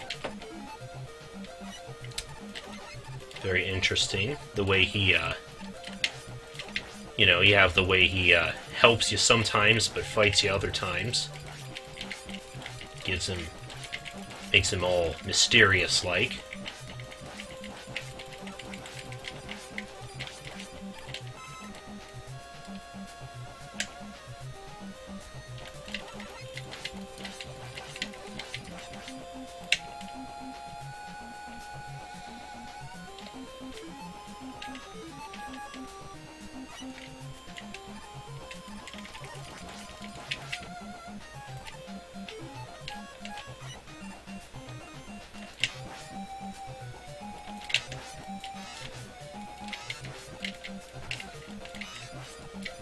I remember the first time I played this game, I didn't know what I was supposed to do against this guy.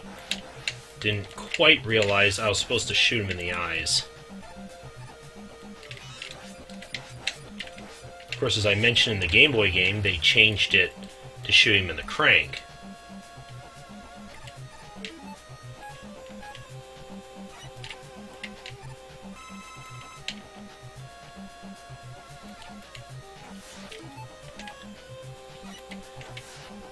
Yes, I agree, Noble. Don't be a troll dog this time, Rush.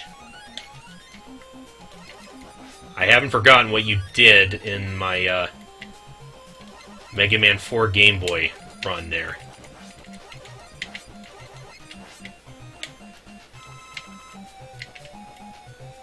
Without Rush Marine, this can be a pretty tricky section since we got these small platforms with very little legroom.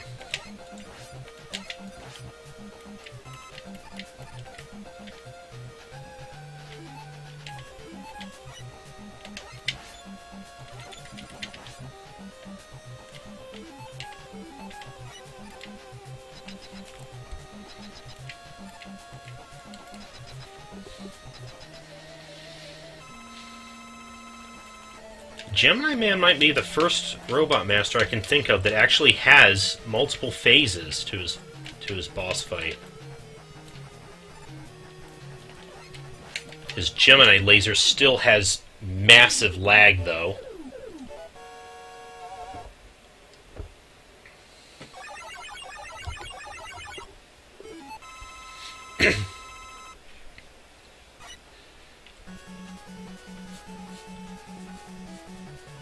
Are you referring to Needleman, Noble? Yeah, Needleman is... It really is a toss-up, I think, between Needleman and Shadow Man as being the hardest Robot Master in this game, if you're trying to fight them without their weakness.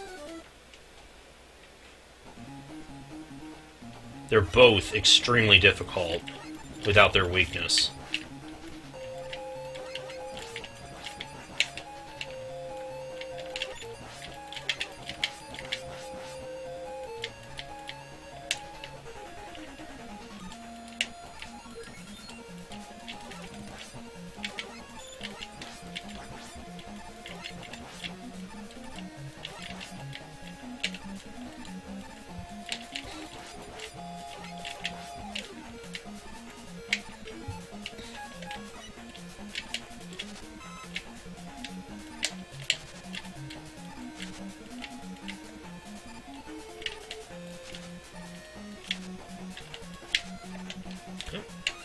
I'll take that.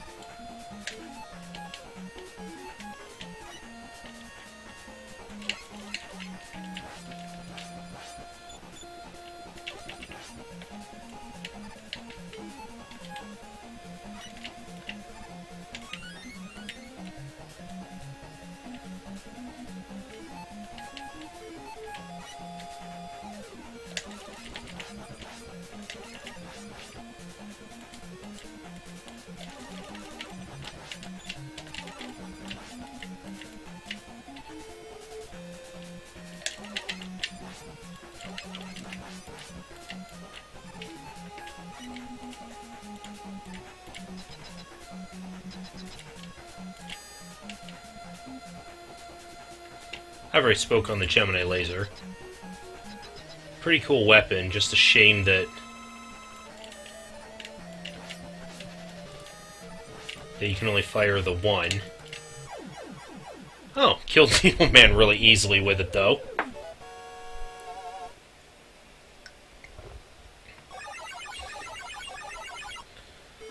Sometimes it doesn't always want to cooperate. Sometimes Needleman gets really evasive when it comes to that. He always knows when to jump at just the right time. We get the Needle Cannon. Most importantly, we get the broken-ass Rush Jet from this game.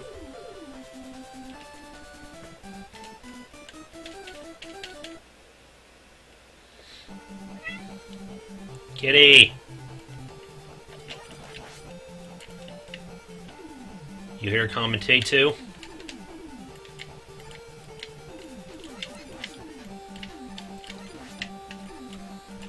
Yeah, Sparkman's theme is a lot of people's favorite from this game.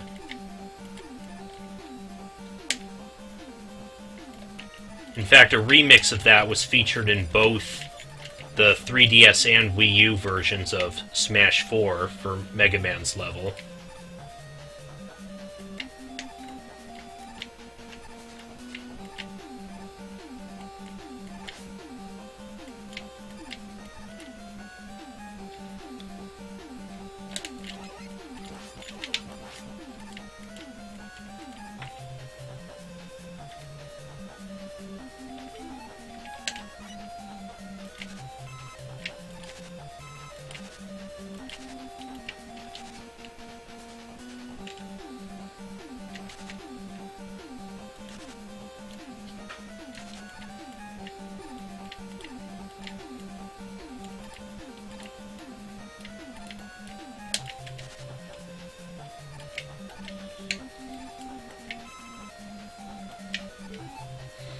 Okay, now here's the asshole part of the level, right at the end.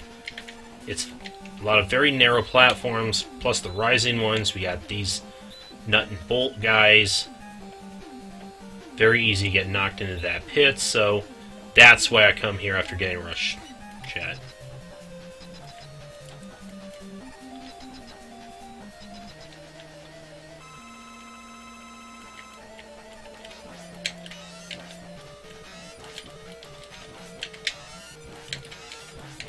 Oops.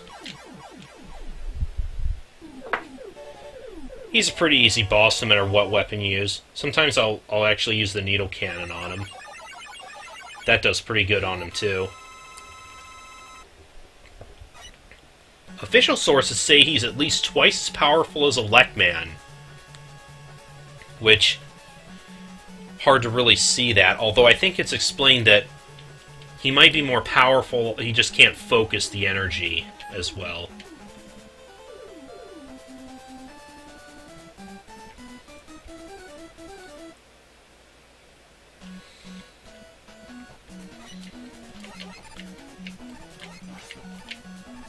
Well, I mean, Mega Man Legends occurs in a completely different time period. I think it is actually confirmed that Mega Man Legends occurs at the very end of the official timeline. I think it goes original series X, Zero, Legend, original X, Zero, ZX, and then Legends, with Battle Network occurring in a different continuity entirely.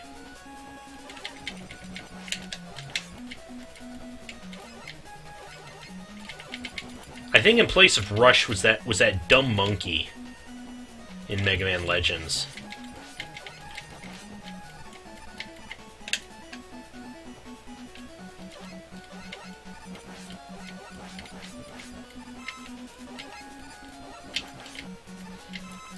Oh, forgot to point out. Actually, Magnet Man's theme is actually my favorite theme from this game.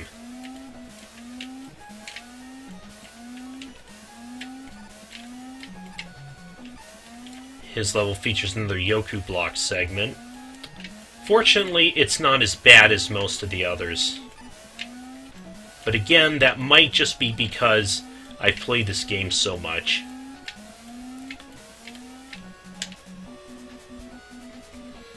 Because I remember it used to give me a hard time.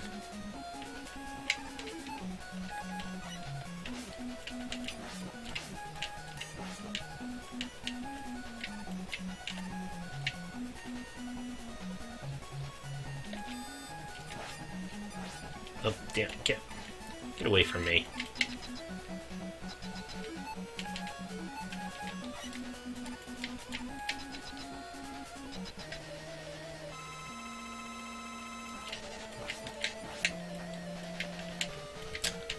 He shorts out very easy.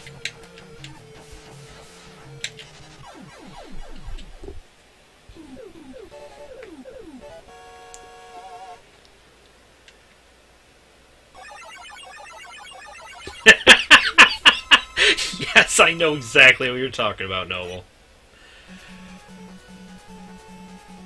I do have a tendency to do that, don't I?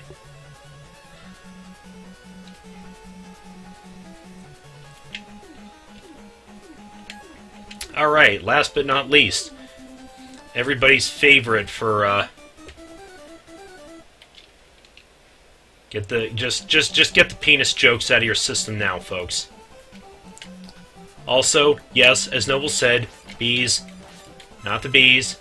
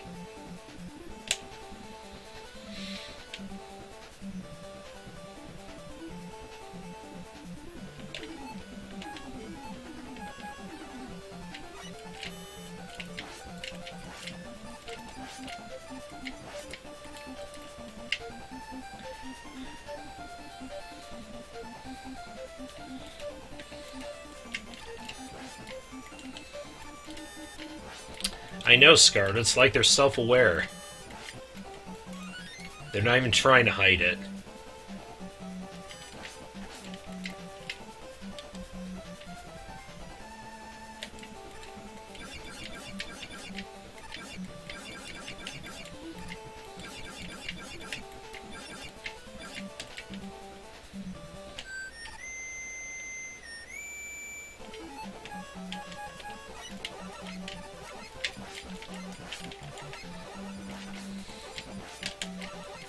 Bit trickier Proto Man fight since we're on uneven ground here.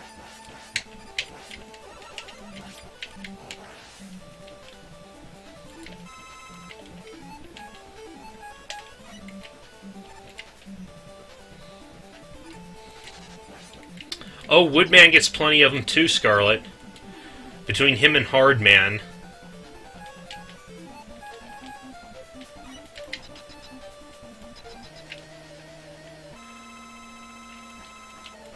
In fact, if you've read the the Bob and George webcomic, they did that sort of thing quite frequently.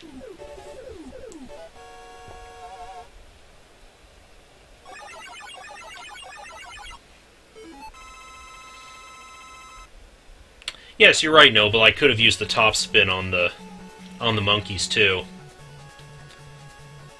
I keep forgetting that, though.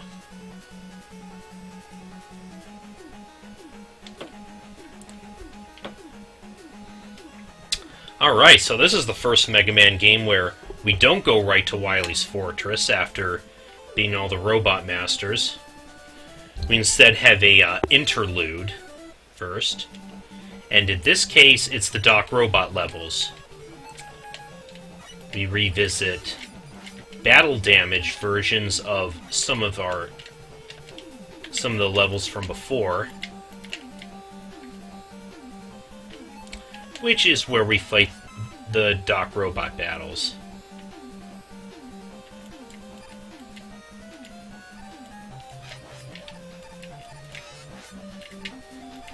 And this level gives us some of these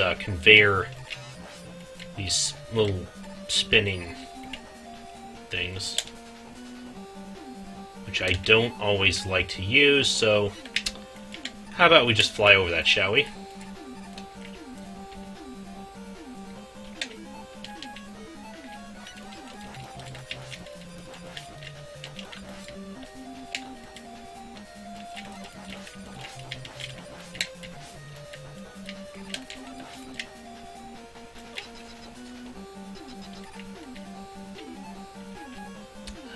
Okay. First Doc Robot fight. All of them will be imitating a Robot Master from Mega Man 2. In this case, is Metal Man.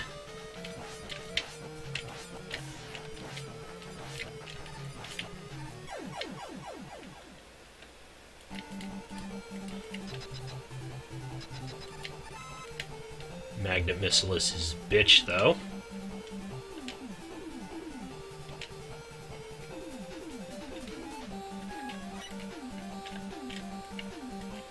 Ah, good, that screen scrolling trick still works. Nice way to get rid of those annoying electric Gabials here, since they're normally indestructible. You can do this little scrolling trick to make them disappear. Up. There we go.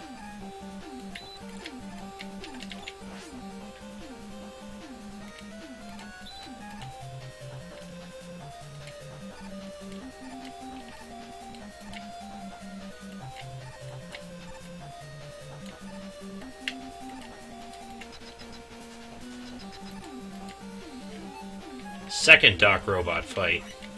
Probably one of the hardest. He's imitating Quick Man. See, Doc Robot deals a ton of contact damage, and so his large size and fast speed means you are in for some shit.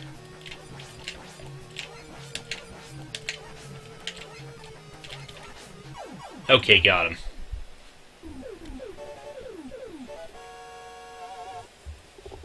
So yeah, way tougher than the Quick Man from Mega Man 2.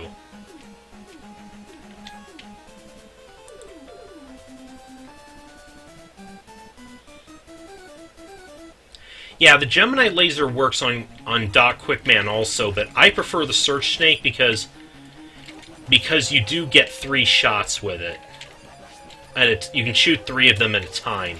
If you miss with the Gemini laser, you're stuck having to wait around for it to either hit him or go off screen before you can fire another one. Which kind of leaves me a sitting duck. And I prefer to end that fight as quickly as possible.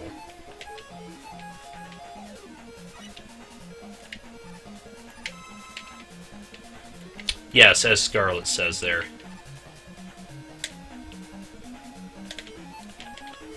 All the Doc robots here have 2 weaknesses. So it's really just a matter of finding which weapon, which of the 2 suits you better.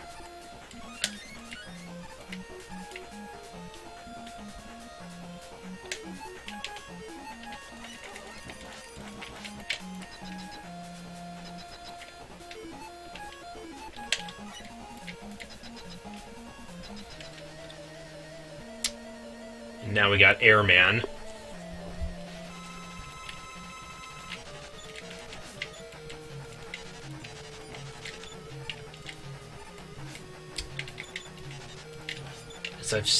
As I might have said before, this fight should be easier since I should be able to slide under the tornadoes now, but that never seems to be the case.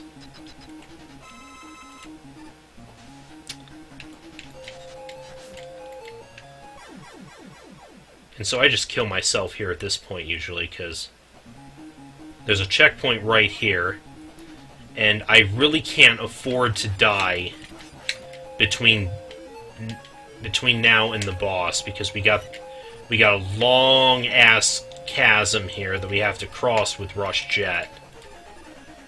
We do not want to run low on Rush Jet energy, or else we have to get game over and redo the entire level.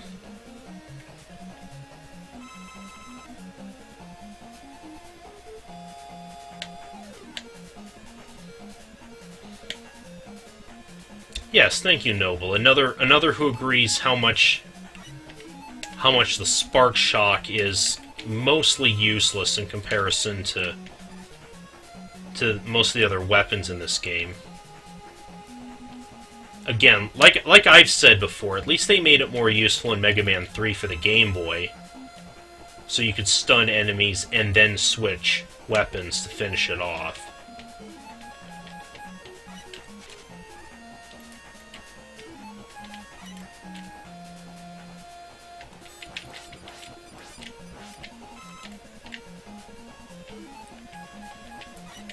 We get a couple of giant Met mini-bosses here,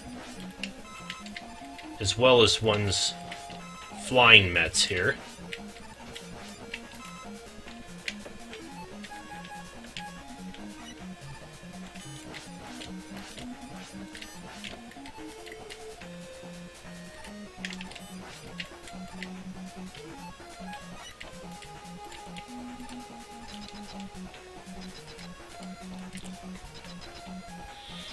Alright, Doc Crashman time.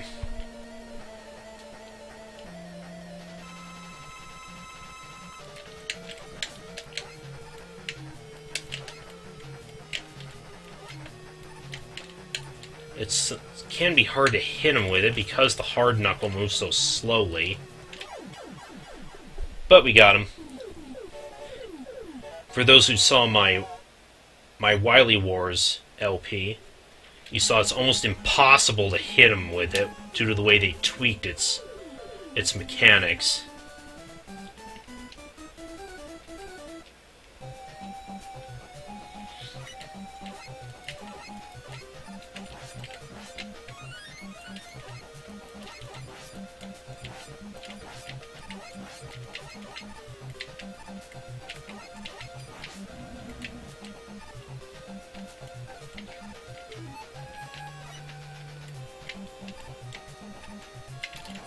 Few smaller footholds to work with here.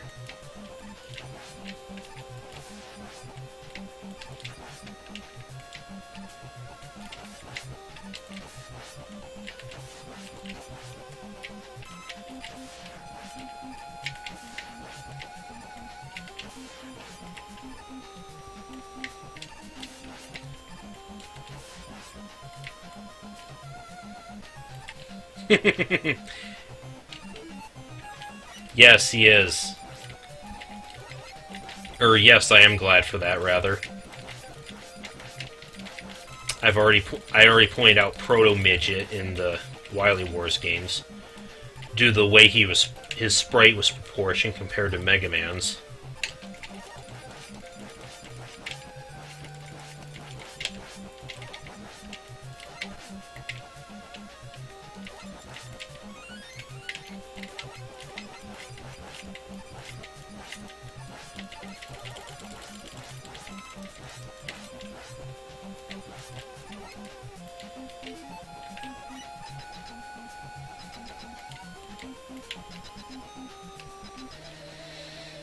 And Doc Flashman, another, what I consider one of the more difficult ones due to his room layout. It's so difficult to jump over him.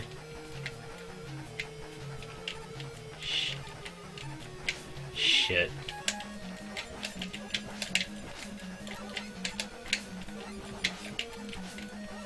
Shit, come on, get...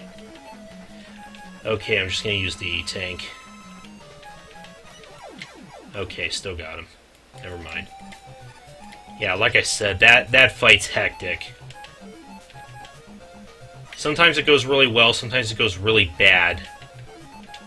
Sometimes he just likes to hover right over me. Which makes... And as I've said before, Doc Robot deals a ton of contact damage.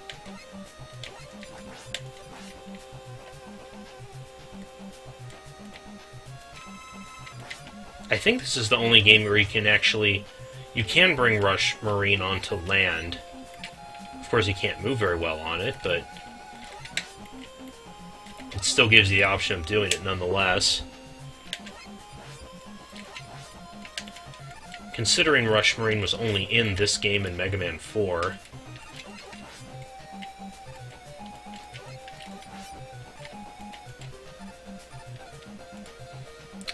As I think I said at one point, I think I think somebody decided that having Rush Marine was too broken as well. They felt it made the underwater segments too easy.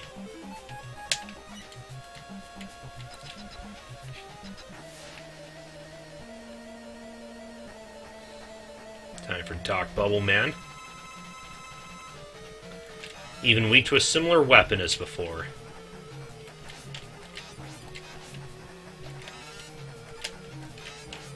And appropriately enough, Spark Shock works well as too.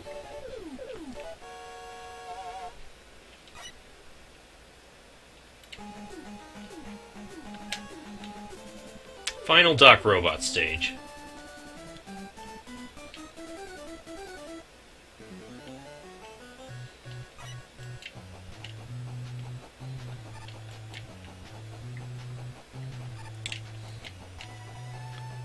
Start off giving us lots of spikes.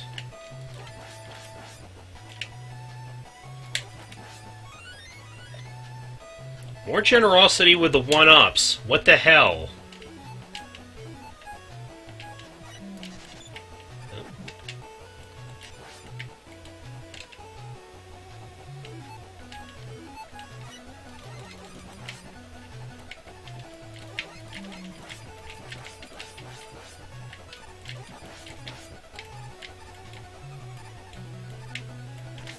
Damn it.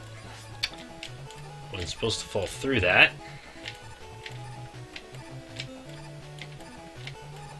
Yeah, this stage introduces these little trap doors.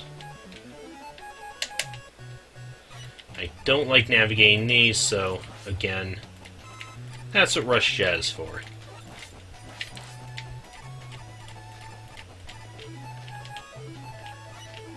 Actually.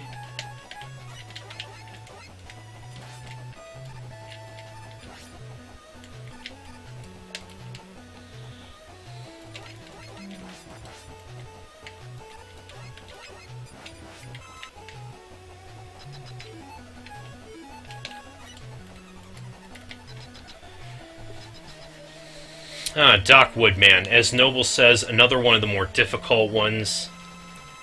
Because for some reason, I think his leaf shield is harder to jump over. And it also deals a lot of damage.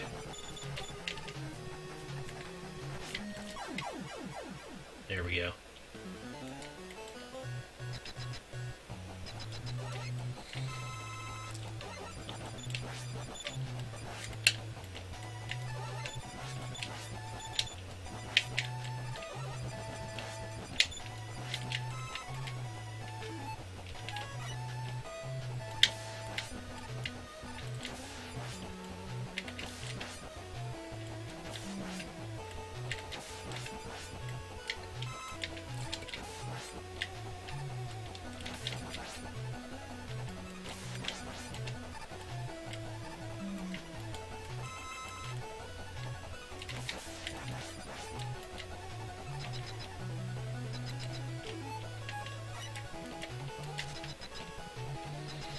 Last but not least, Doc Heatman.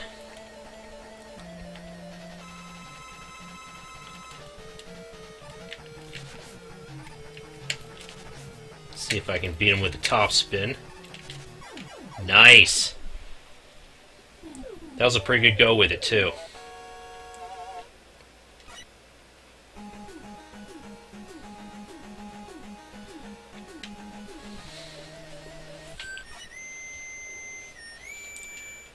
And now we got totally not Proto Man. Instead, calling himself Break Man.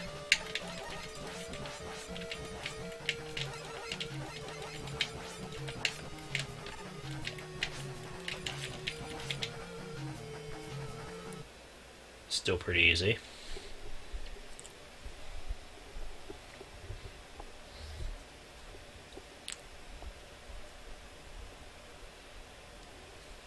Hey, they still got the misspelling of Wily from the NES game. So yeah, this is pretty much perfect emulation of the NES games. They didn't change any of that.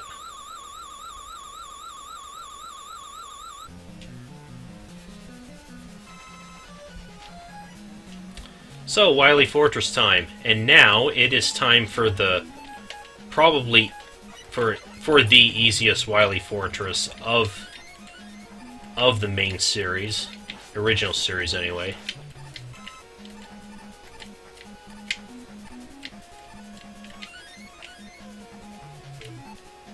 Doesn't throw anything...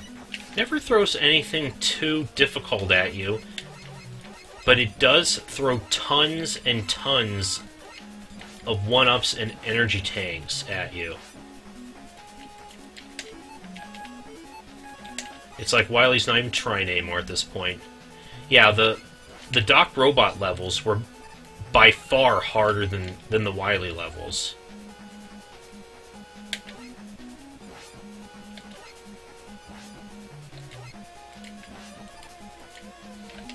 Yep, top spin works wonders on the turtle boss at the end of this level.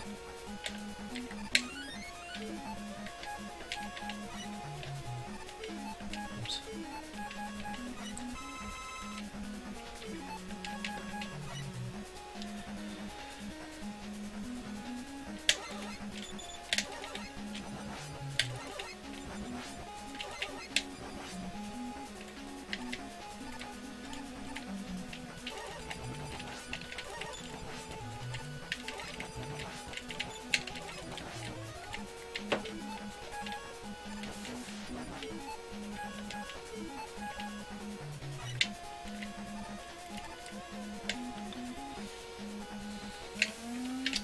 Piddly little Yoku block segment.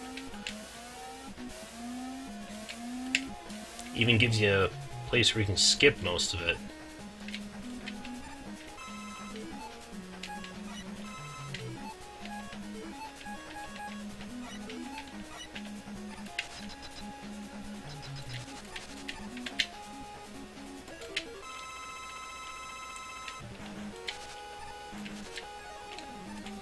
And time for the Kamigoro Maker. Top spin makes total asses out of those turtles.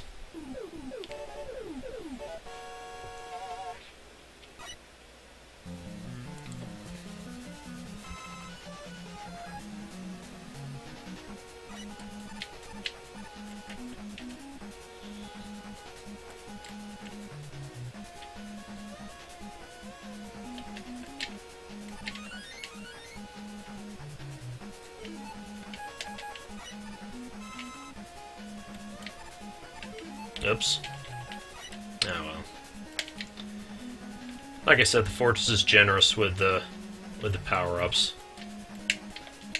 Be far from the last weapon energy pickup it gives us.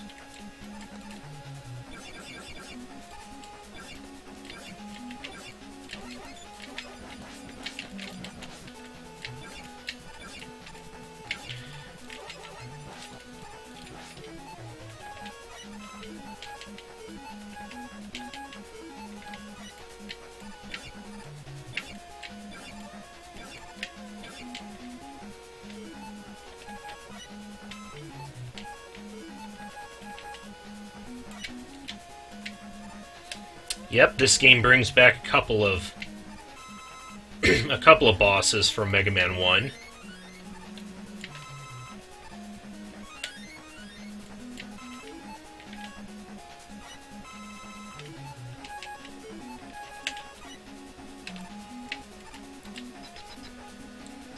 Because here we get our rematch with the Yellow Devil.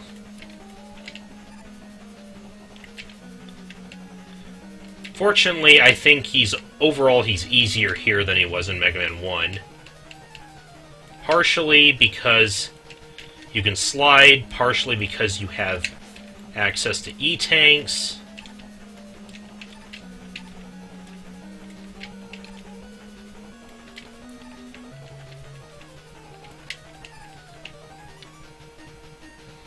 And you know what? I think even his parts move a little bit slower than they did before. That's the only nasty trick he throws at you, is that thing he does when he moves from from left to right. But you can also hit him multiple times per phase. So yeah, much easier than the first game.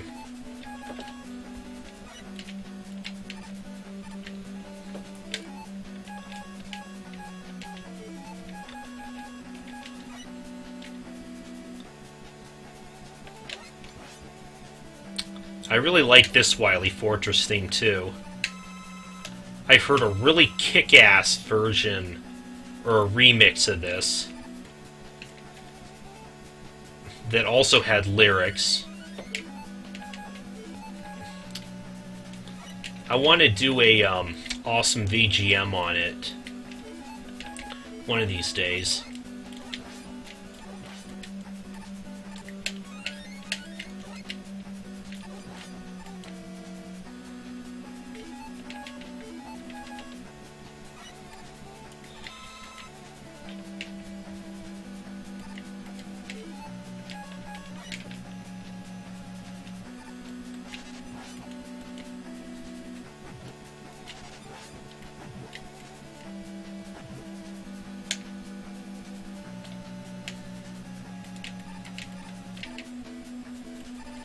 Whoa, whoa, whoa. Okay, that almost didn't end as well as I would have hoped.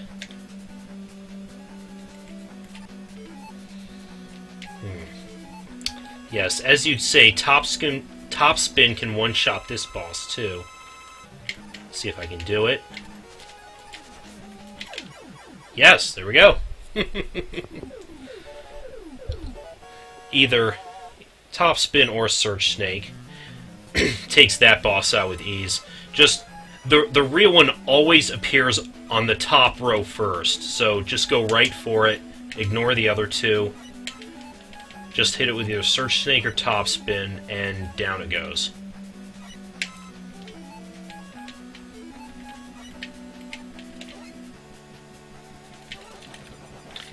Yeah, actually, Noble, I wasn't talking about Brental Floss's. I don't know if Brental Floss did a version of this theme. I was talking about one on Overclocked Remix. Maybe you can find it on YouTube. It's the title of the song is actually called "Wily Must Die." If you want to look it up on YouTube. I actually sing along the lyrics to myself sometimes when playing through these two levels.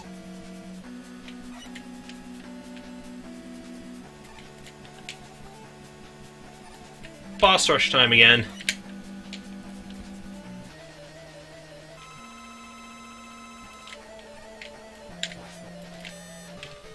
Oh, there's what I was... Oh, you got some airtime on that jump, too.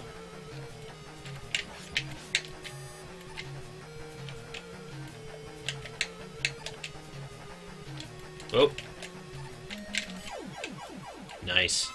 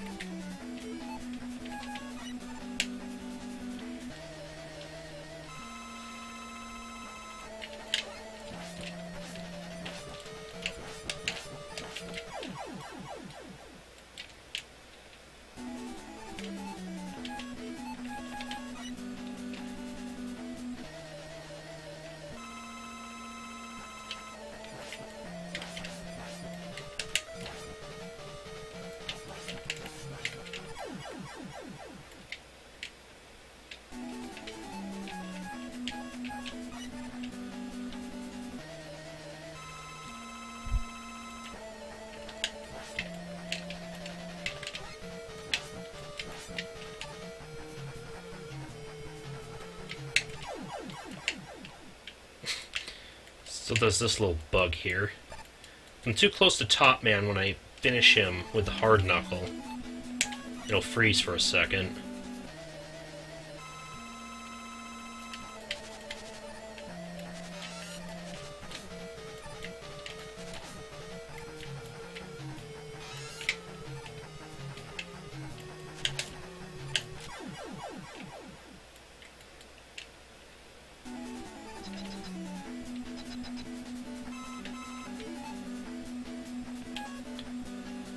Now then, I think of which weapons do I need here.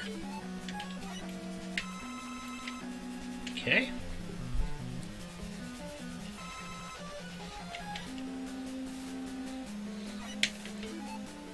This is a pretty cool song for, again, the inner bowels of Wily's Fortress.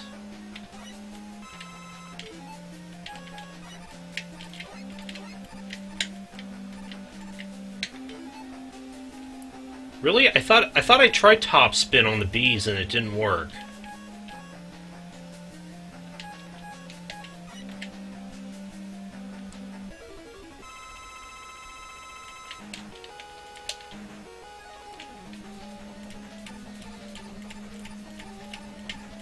Alright. Come at me, bro.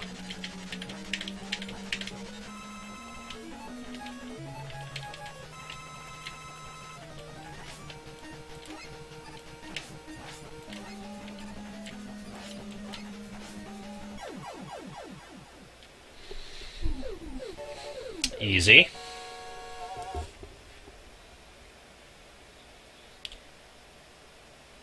Before I figured out how you can aim the hard knuckle up and down at that thing, I thought you pretty much had to use Rush Jet to beat that second phase.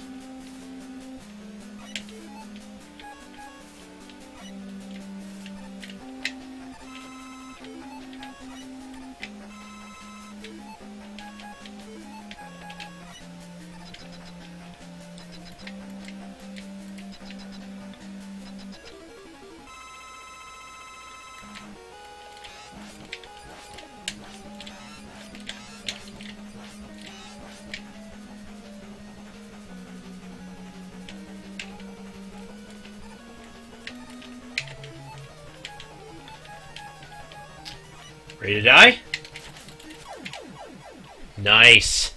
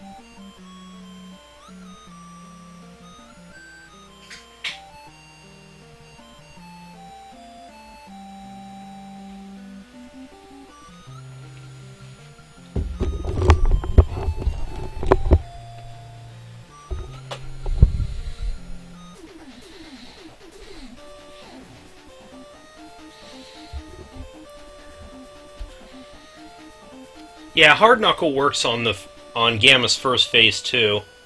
I use Shadow Blade since I can actually stand at the bottom without having to bother with using Rush Coil to get up to that platform. Because only in the second phase does the hand come out, I can use that to climb up on.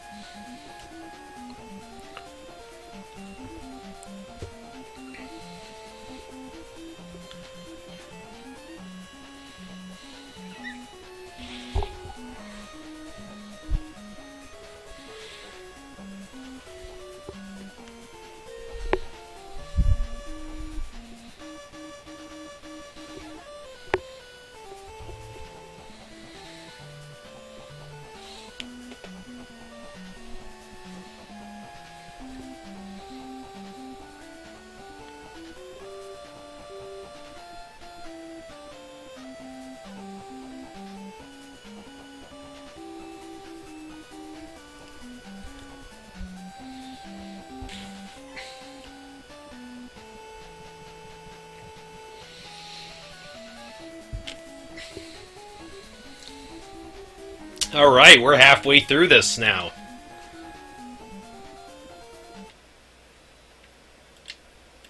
Oops. Yes, I do want to.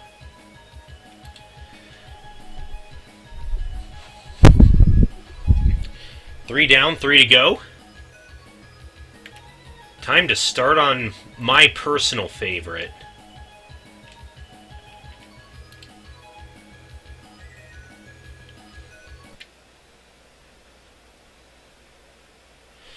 Oh, we got... oh, this border's got... This one's got the Dirk Grin Mega Man. That's going to be distracting me throughout this run, I think.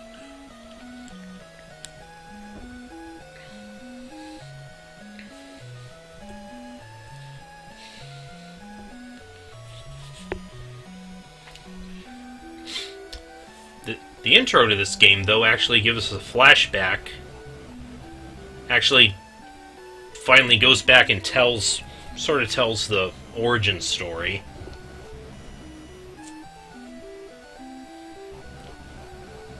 Since they never did that in any of the games before, they just said it in the manual.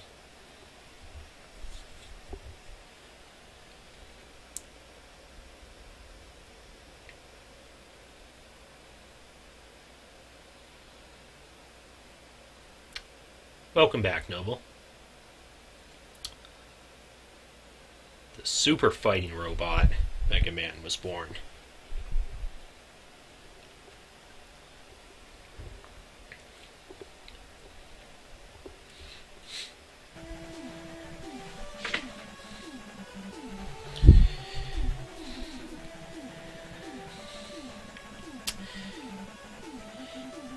Yes, this game is what most people consider the turning point in the series. The point where most people feel that the game's deteriorated in quality.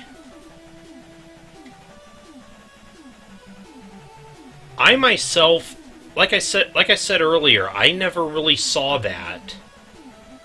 In fact, as I've said, I consider this game, Mega Man 4 here, to be my personal favorite in the series.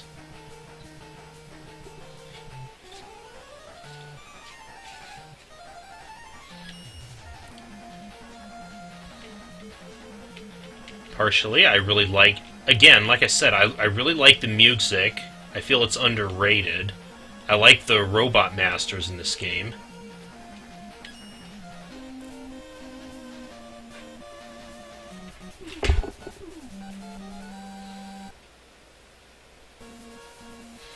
Most people start with Toadman. I actually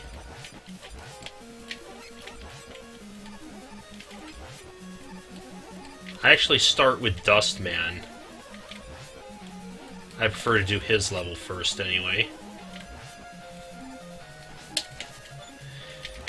Yes, there might be a little bit of a bias there, yes. Yes, Pharaoh Man is one of my favorite robot masters, as you can probably guess by my username.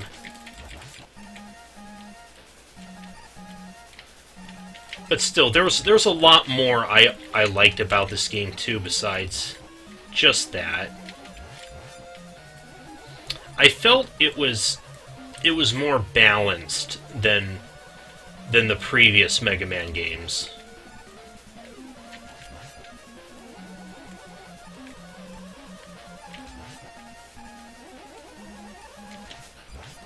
Oh, you're being... Oh, okay, you're gonna give me another...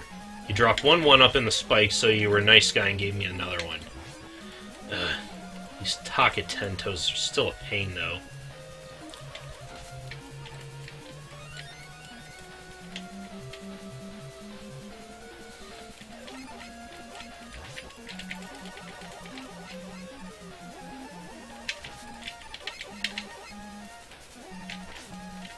As everyone knows, this is the game where the chargeable Mega Buster makes its debut.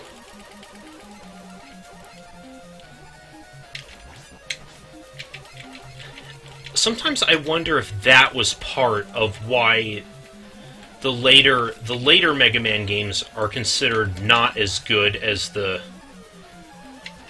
originals. Because of the chargeable Mega Buster, I feel like you could make the argument that it makes the game a lot easier, and also makes the Robot Master weapons more obsolete.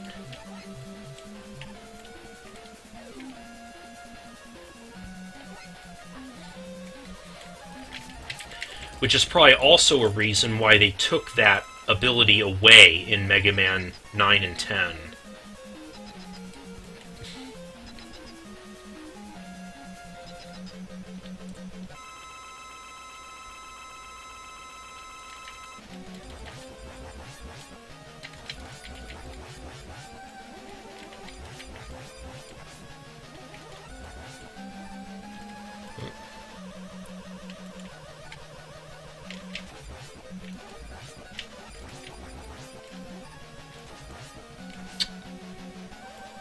The right timing to jump over his Dust Crusher.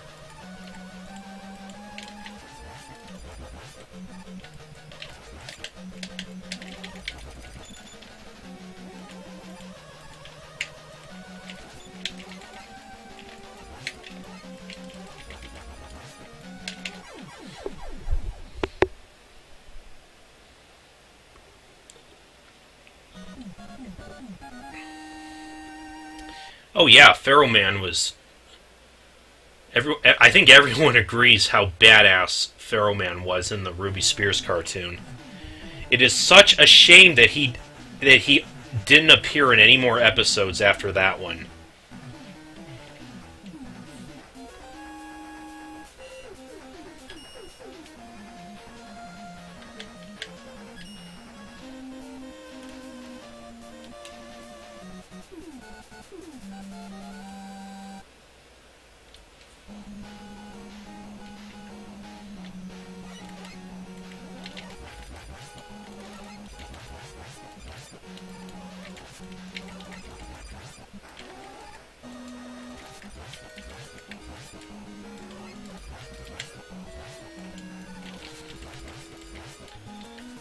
I think Skullman is another favorite of many a Mega Man fan.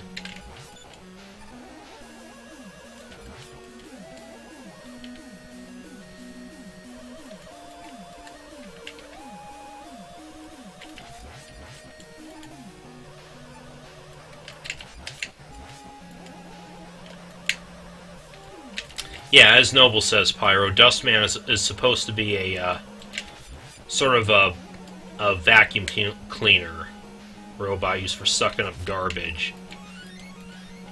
So that's why Bad Breath would be on there.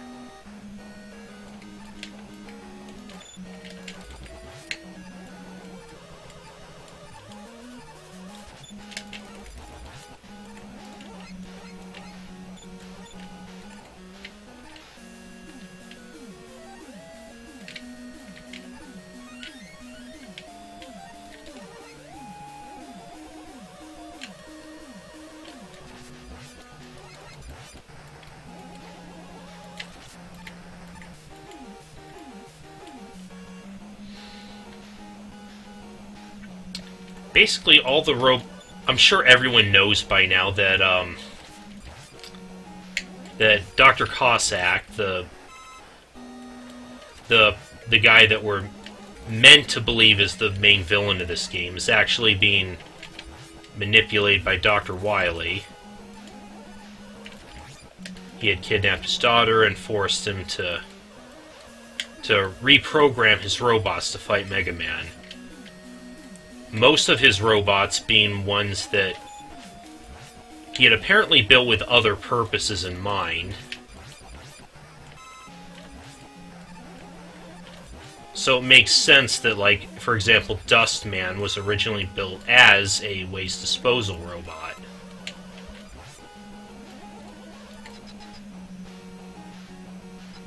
I think Skullman is actually the only robot which was explicitly made for combat, as he comes last in the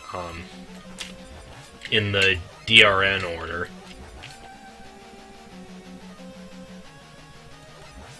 I think, like, Ringman was a security robot, Ferroman was an archaeology robot, Diveman was for undersea exploration, Toadman was, like, weather analysis, and so on. The Archie comic actually did somewhat introduce us to some of them, although mostly the early ones actually introduced us to Ferroman pretty early on. Not so much the other ones. I'd like to see more, but unfortunately, it sounds as though they've canceled the Archie comic. That's what I've heard anyways. I haven't heard of any new... I haven't seen any new ones come out lately. There's no subscription option to, like, subscribe to the ongoing comic on their website anymore. I haven't even seen a graphic novel version of the most recent story arc. So that's really BS, because they did such an awesome job with it. I don't get why they would pull the plug, whether maybe what people have been saying about Capcom is true, that maybe they told Archie to cancel it, or... Because I would find it hard to believe that it hasn't sold well. But again, why would... As I've tried to defend Capcom in the past, why would they be so determined to kill off one of their biggest cash cows, is what I've always said. It would be suicidal, basically. Unless it just really isn't as... Unless it really is more of just a cult series that just has a very vocal fan base, but the numbers just don't show up as much.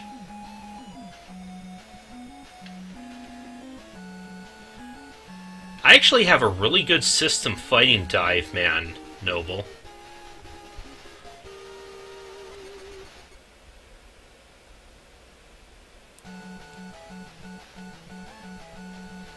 I actually find him pretty easy to beat if you would just rapid firing him, because that keeps his dive missiles away.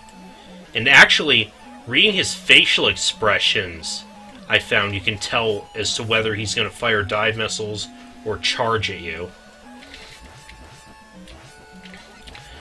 You can probably find, like... I'm not sure if you can find whole issues online, Pyro, but you can probably... I've seen, like, just, like, individual page scans, if you're interested. Yeah, Pyro, I've also seen, like, I also feel they might have spent a little too much time and effort on the Sonic crossovers. they were gonna... I mean, hell, the Mega Man comic wasn't even out for that long before they did the first crossover. Then they did another one recently with, like, basically all of Capcom and Sega's characters. Which, don't get me wrong, is pretty awesome, but not if it's going to be at the cost of the actual... of the main Mega Man comic.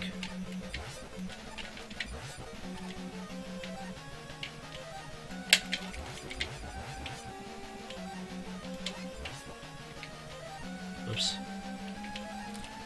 Come at me, bro. Ha ha.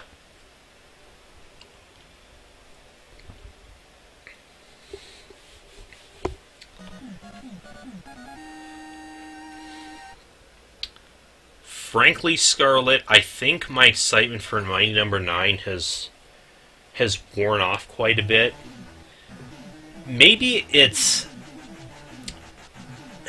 hype aversion. Maybe it is just the hype of the initial announcements of it wearing off, but I think that's combined with the fact that they have recently pushed it back again to sometime in 2016. I mean, when was the initial Kickstarter for this? 2013? And I don't know. I guess my feelings are mixed about that because I don't want them to rush the game. That's not going to make anybody happy. But I don't know. Just, I think combined with the fact that they've continued to ask for more money even after they made like $4 million on that, plus already announcing a Mega Man Legends spin-off and an anime series based off that, and opening up Kickstarters for both individually for each of those. It's like, what the hell? As I've said before, it tells me that they are not confident at all in it. It's like they are not confident that it will be able to stand on its own. It's going to be entirely dependent on crowdfunding. I think as Jason's had plenty to say about Kickstarter in general, which, yeah, partially I can see, partially I still want to be able to contribute to some of those when I can. Like, just recently, another Kickstarter that just ended, that I was pretty excited about, that I contributed heavily to, was the SWAT Kats revival. That was always a favorite animated series of mine. Was canceled way before its time. Whether this revival is going to be a reboot or the long-awaited Season 3, I will well be looking forward to it. It just recently ended. I think they made, like, just under $150,000.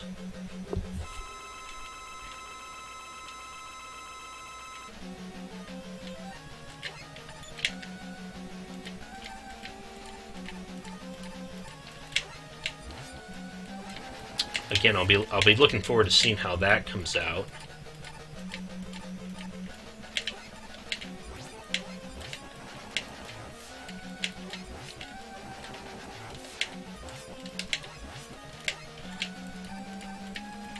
Really, you think the Skull Barrier was the worst shield weapon? Again, I think the plant barrier was the worst, because it does the same thing that the skull barrier does, only it uses up 2 to 3 times as much weapon energy.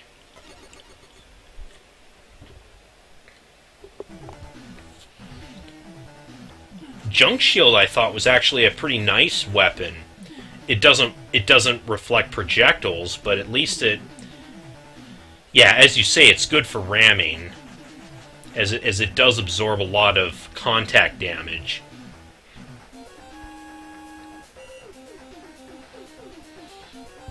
But yeah, Jewel Satellite and Water Shield were the two best.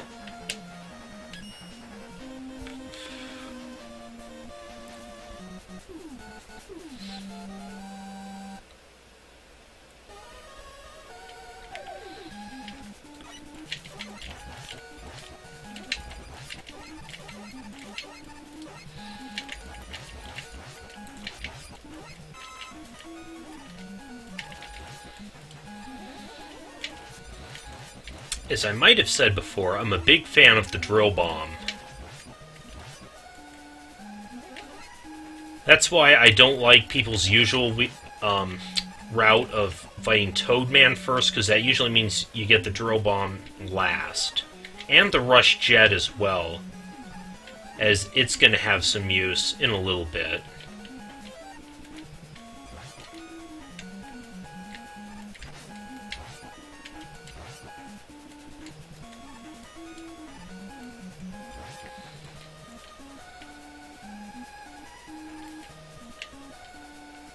Well, neither can the plant barrier, except in the arcade games.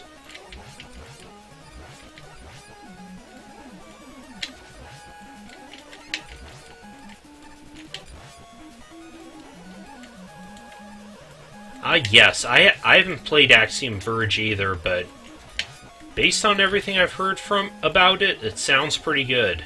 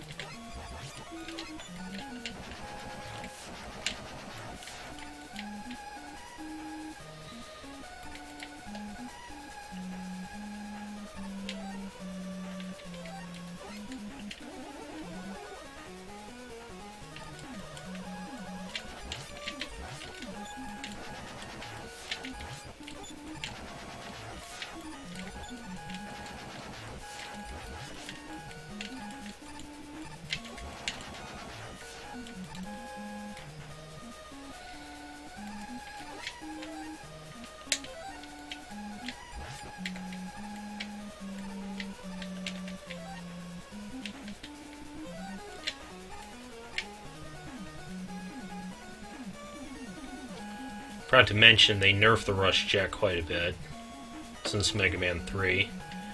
As you can see, he can only travel straight forward. You can steer him slightly, and he disappears as soon as he hits something.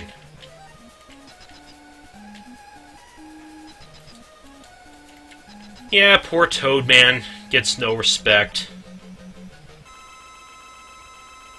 I mean, his weapon's really powerful. Unfortunately, his AI is so easy to manipulate.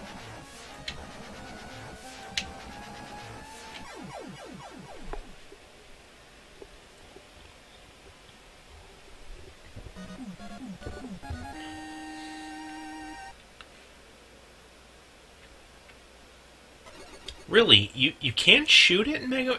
I didn't think you could shoot it in Mega Man 6. Huh. I'm gonna have to try that. I thought I did, and it didn't actually shoot. I thought it only did that in the arcade games.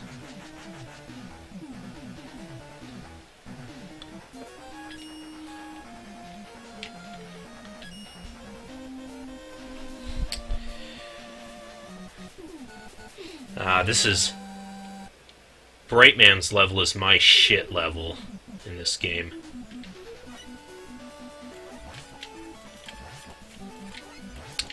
We got the 100 Wattens, which put out the lights if you shoot them. If you don't shoot them, they throw out those little spread pellets. We get to ride grasshoppers over spikes.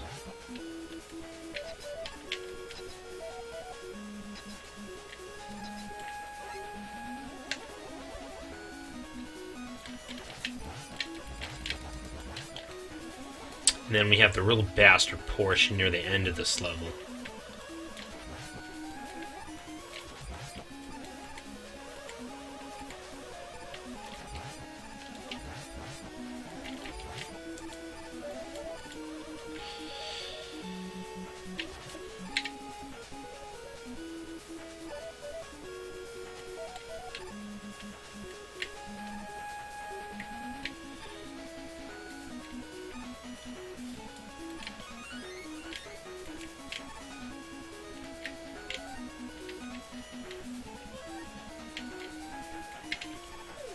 These track platforms are going to be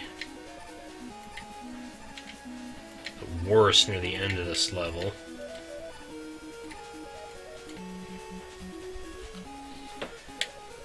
Because there's a real asshole segment coming up.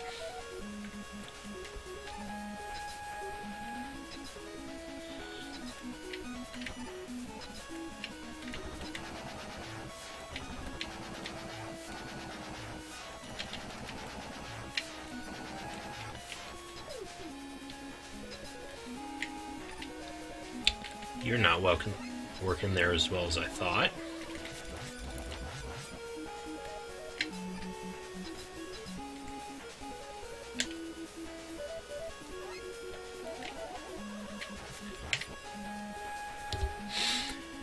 Yeah, Brightman was another favorite of the people who did the Ruby Spears cartoon. He was probably the second most recurring Robot Master after Snake Man. Well, hey! Almost got Troll Rush there.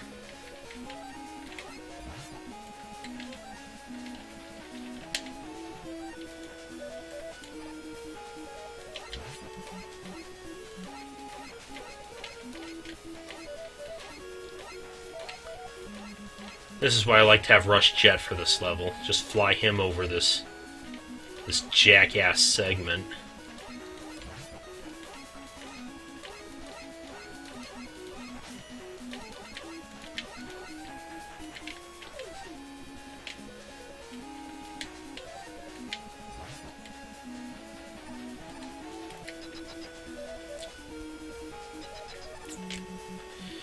Now, thanks to Romithril, I know of a little trick you can use to manipulate Brightman's AI for this battle. I thought it was random as to how he uses Flash Stopper, but in fact, it's actually tied to how much health he has remaining. So if you shoot him once, take off 1, and then just keep using the Rain Flush, he'll never use the Flash Stopper.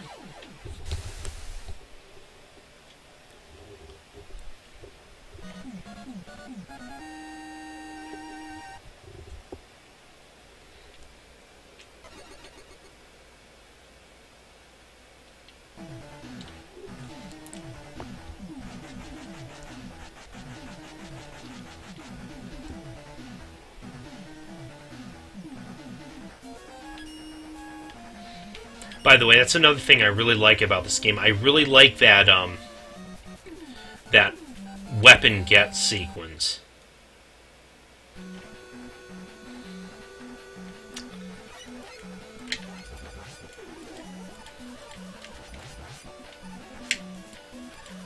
Yes, as Noble says, time for everybody's favorite Robot Master.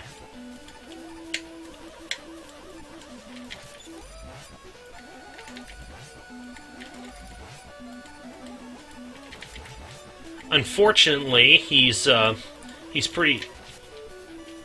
easily crippled in a few different ways. Partially because getting the the balloon adapter in his level makes a large portion of his stage easily skippable.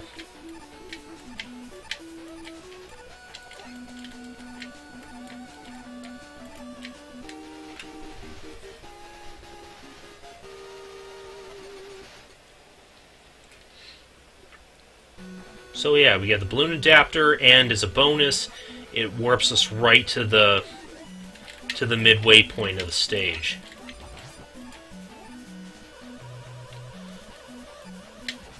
So again, we skip a pretty large portion of the level.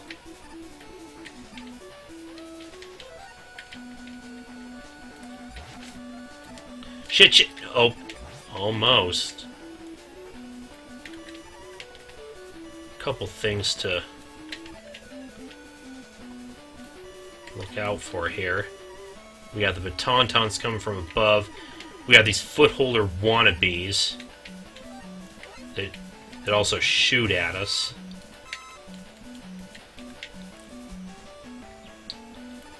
As I mentioned during my Mega Man 4 Game Boy run, nice thing about the Rain Flush in this game is that it's armor piercing. So I can still kill those Batauntauns while they're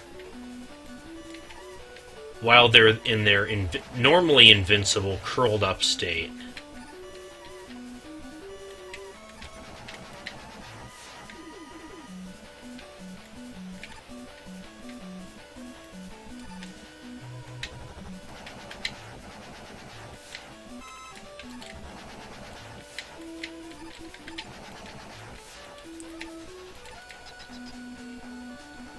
Aw, you're leaving us, Scarlet? Boo. Okay, see you later.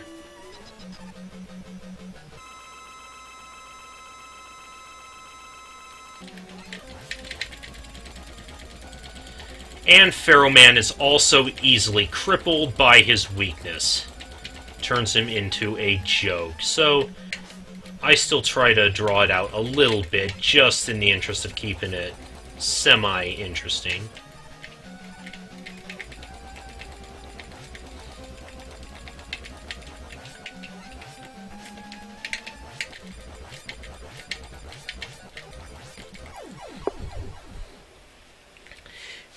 Yeah, as far as the... Yeah, you mentioned as far as the point on Pharaoh Man being, I guess, a bit of a womanizer. A lot of years ago, I was actually part of a little role-play group of the Mega Man 4 Robot Masters. And actually, that was something I tried to integrate into his character.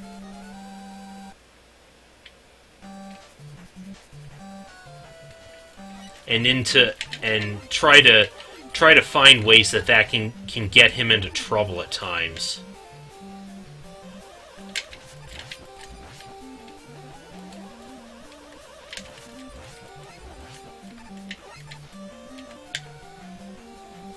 Like pulling the whole doesn't want to hit a woman on the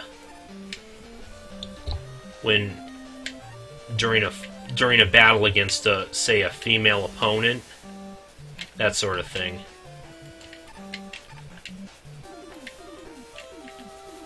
So I can kind of see where it's coming from on that.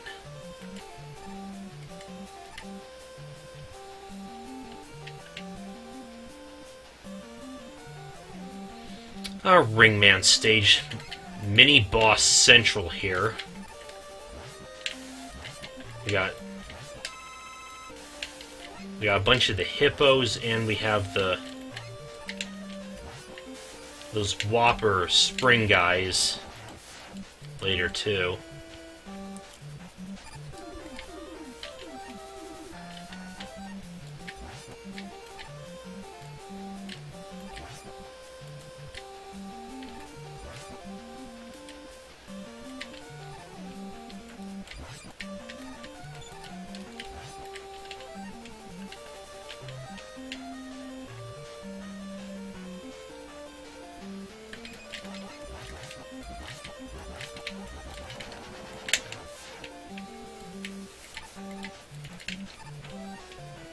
Using the flash stopper in this one works a lot easier than it does in Mega Man 4 for the Game Boy.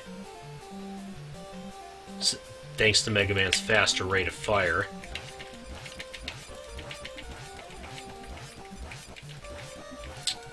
Hey Hippo, my homing missiles are better than yours.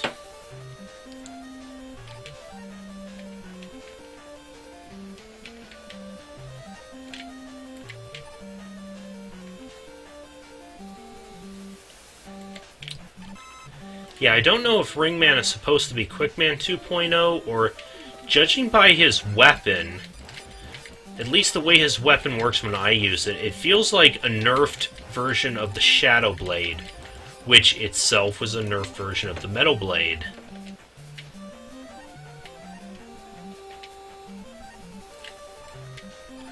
See if we can fly over this segment. We got all these disappearing platforms and the rings trying to screw us up.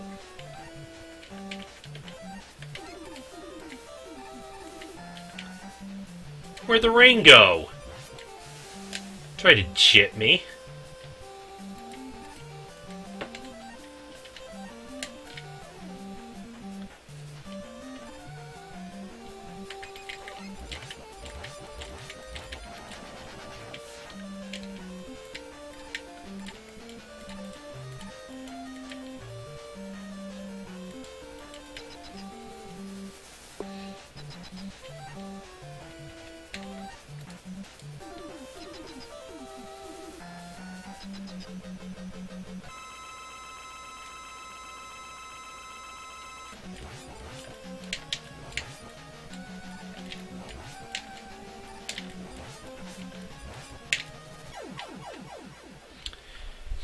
Bastard sometimes tries to slip a ring boomerang out there as he's walking from one side to the other.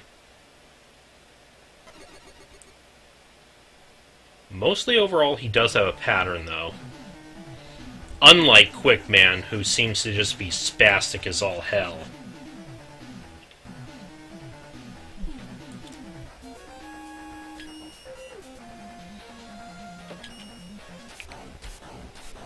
Alright, now we got Cossack's Fortress. Sort of like a... I guess the next step up from the Doc Robot levels for Mega Man 3. That interlude they have after beating the Robot Masters. You can't really see it, but there's a E-Tank buried in the snow there.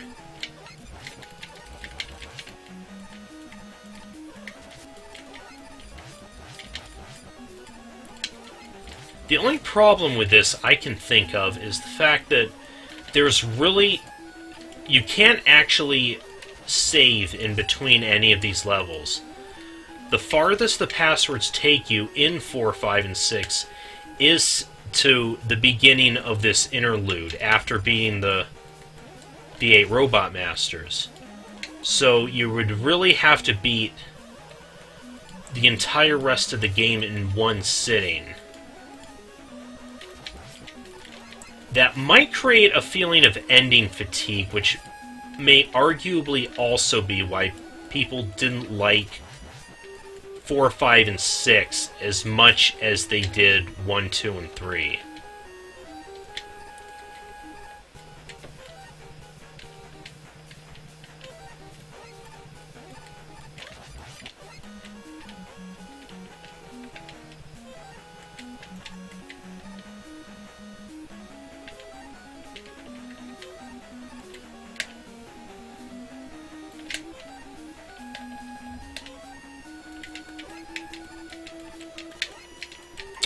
This is the first time I've used the balloon adapter here. Essentially, it works just like Item 1 for Mega Man 2.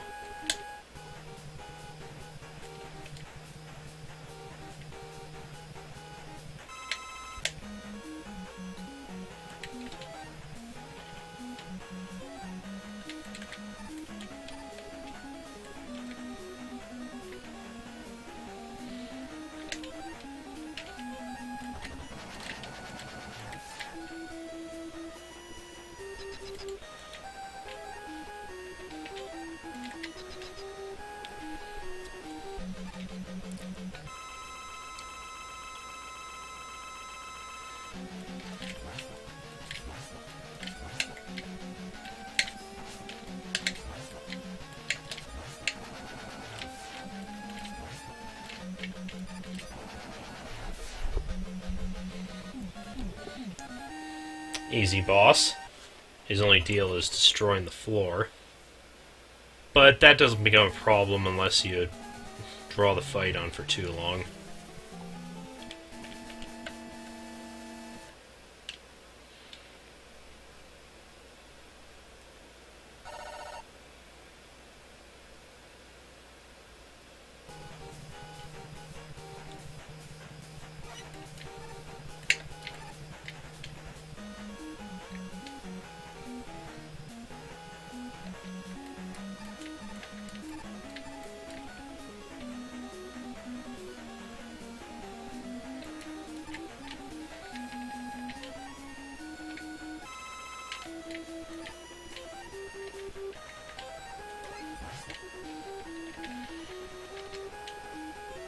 Another Rush Jet Chasm to fly over.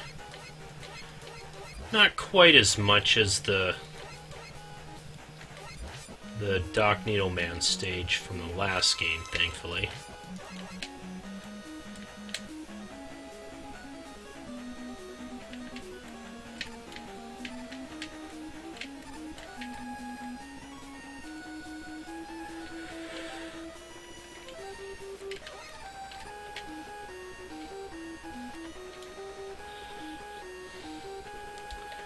Ringman dislikes children, huh? Odd quirk to have.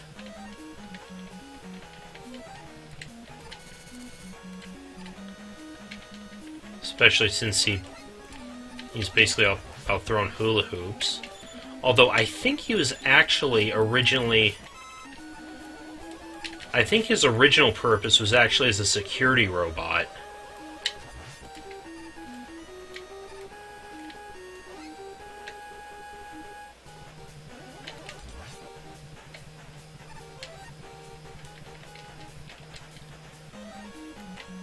Now, glorified item 2 was the Rush Jet in Mega Man 3, 4, and 5 for the Game Boy.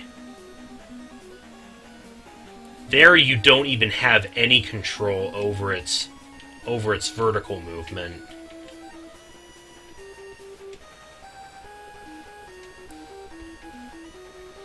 So essentially, yeah, it does behave exactly like item 2.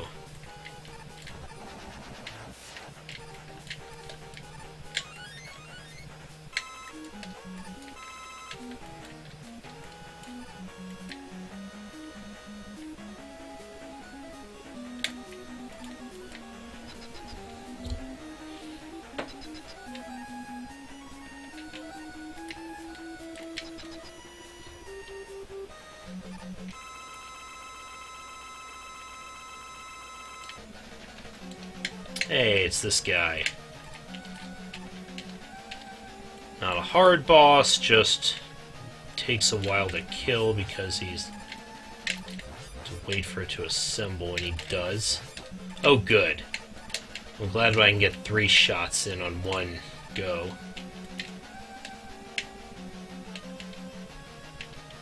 Helps make the fight go a little quicker. Ooh, nope, nope, nope, nope, nope. Okay.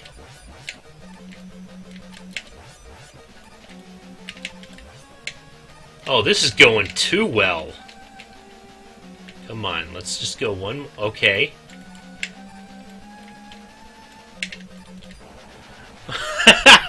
Nice! The RNG was very nice to me on that battle. That could not have gone any better.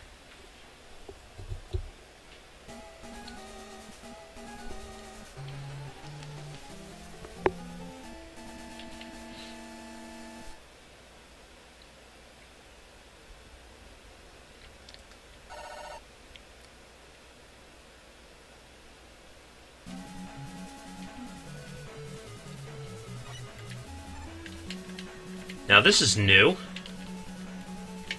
First Mega Man stage to give us an auto-scroll level.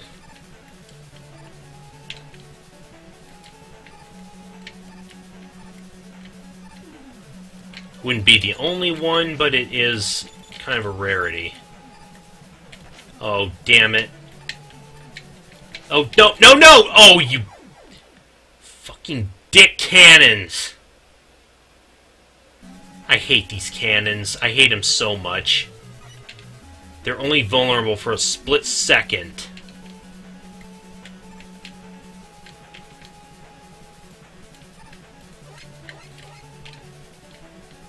There goes my no death run I was hoping for this game.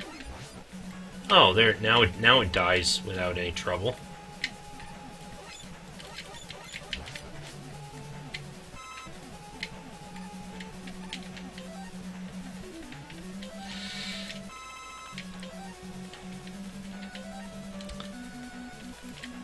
Yeah, this music, the music for this level is pretty hype too.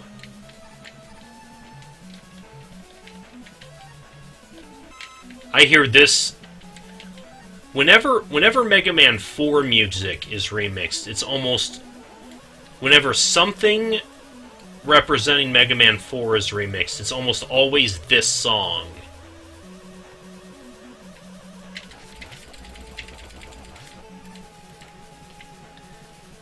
Yeah, I could use the Rain Flush on those cannons. That's probably the best way to deal with them. I guess it's just the high energy usage the Rain Flush has in this game. It tends to deter me from it.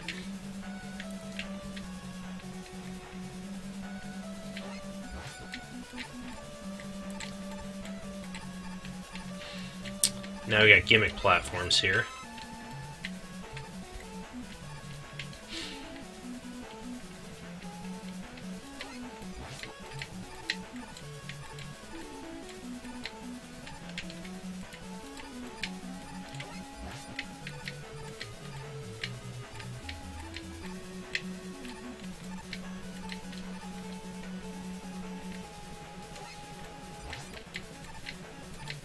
Yes, say, don't do loop-de-loops around the enemy. Sometimes the dive missile will do that. Rather than go right towards the enemy, it'll do loop-de-loops around it. I think you're supposed to use balloon adapter to get into a position to slide into that, but I think if you do it wrong, it'll actually crush you and kill you. So I'd rather not take that chance. I'm okay on energy tanks anyways.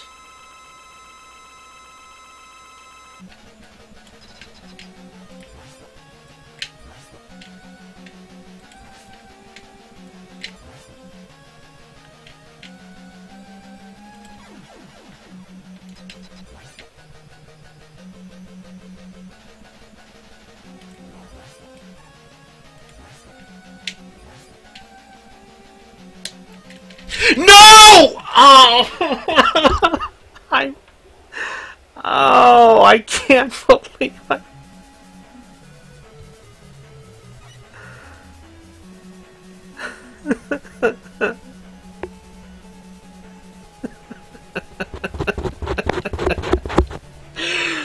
Oh my god. I screwed that up in the worst possible way. I tried to get fancy. I should not have done that. I tried to angle it. I tried to angle the Pharaoh shot down into it. And he decided to slide instead.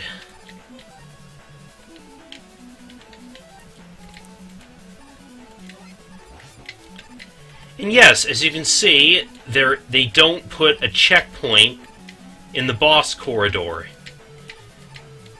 They send you back to do this shit again.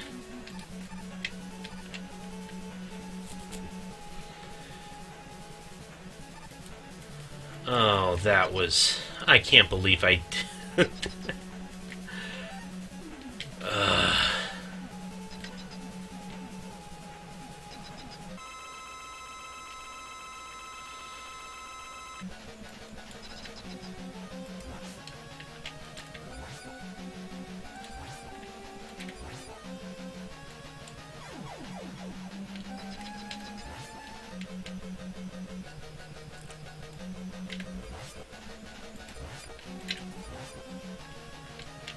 Okay, this time I'm just going to be patient. Don't get fancy. Okay.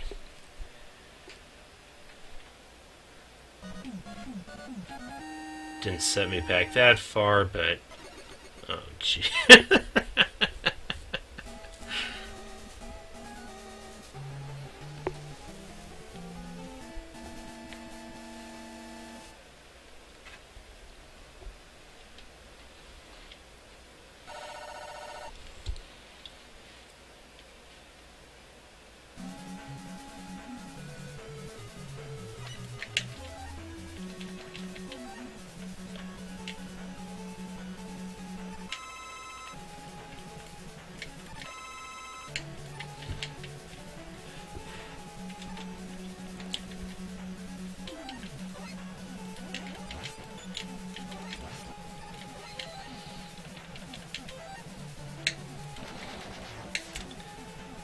Yes, thankfully I'm not playing the TMNT game for the Game Boy Advance.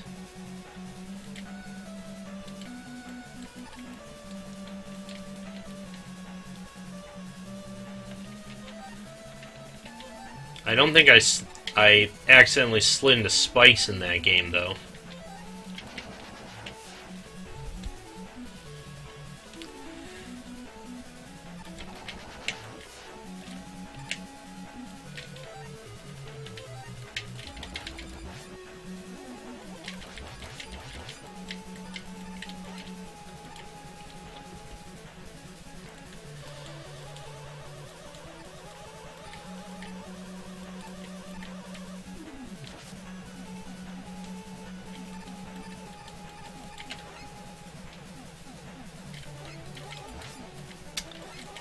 Fortunately, this level's pretty short and easy.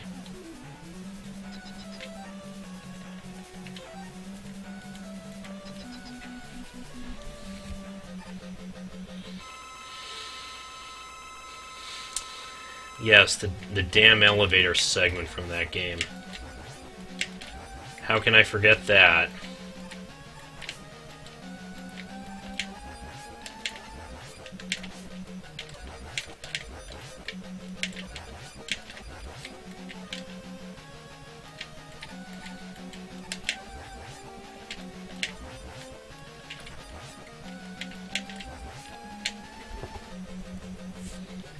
Yeah, we beat Dr. Cossack. We win, right? Wrong.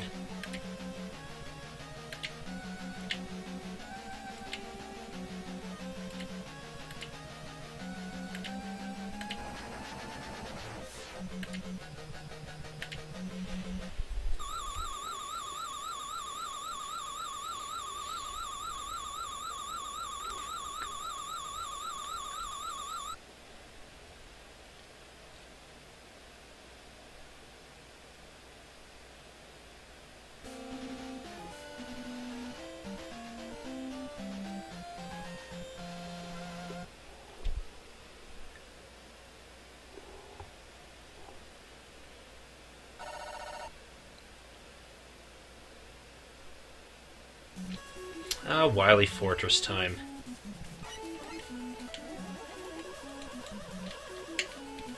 Now, I really like this particular Wily Fortress theme. Although, it's the other one from this game that tends to get remixed all the time.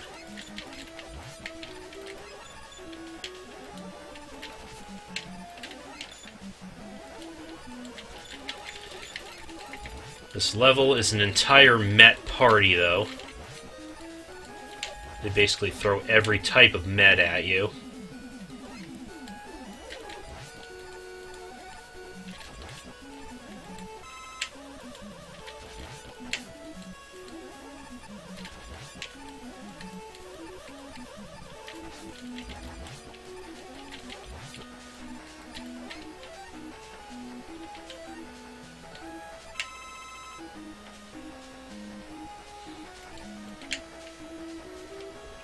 Plus an underwater segment.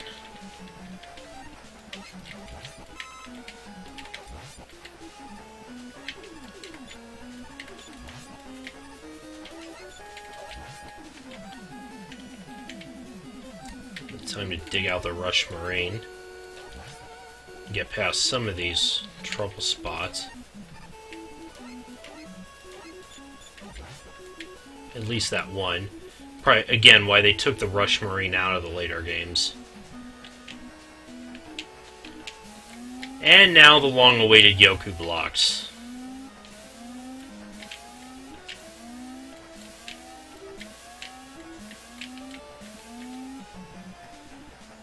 They have another segment here, but I prefer to just skip the whole damn thing. Screw that.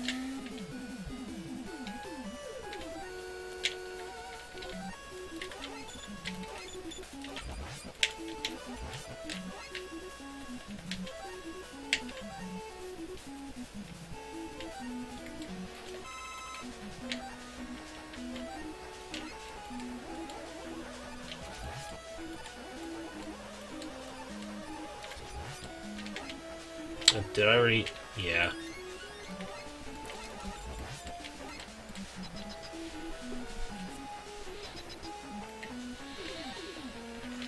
Now for the toughest boss in the game. At least I think so. We have us a giant Met.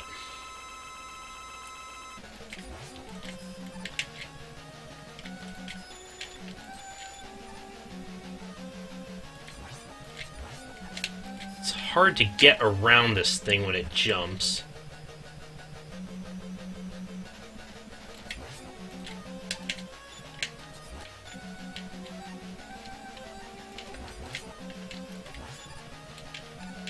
Ring Boomerang or Dust Crusher works on it. As is the case with most of the Fortress bosses in this game, I noticed. Most are weak to either Ring Boomerang or Dust Crusher.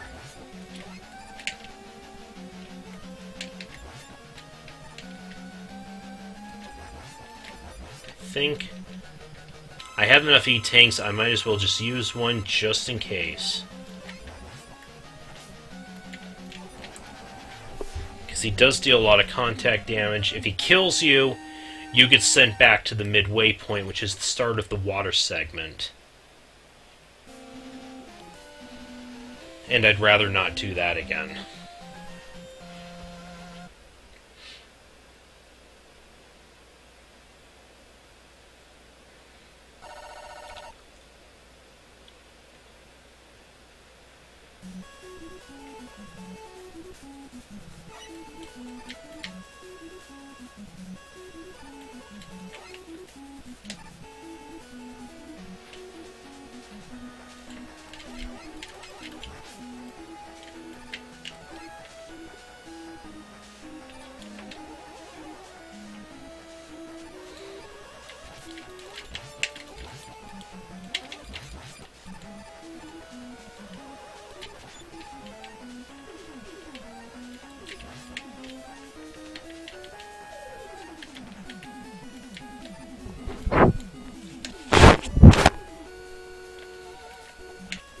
Yeah, Eddie just sitting around here.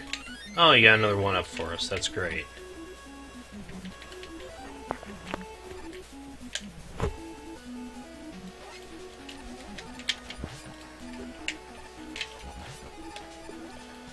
Kitty, what do you want?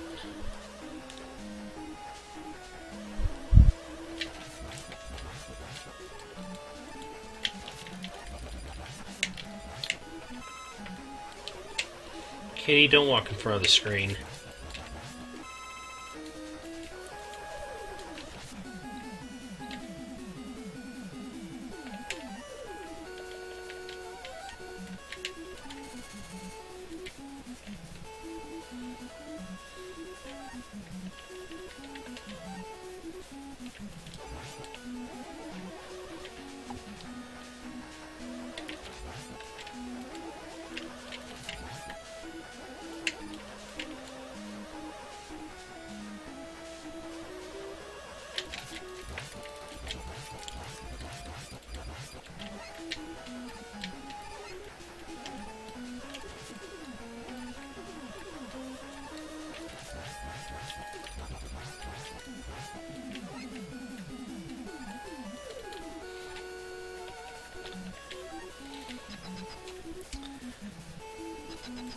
I'm gonna blame that bullshit death in Cossack 3 on the good old one-up curse, huh?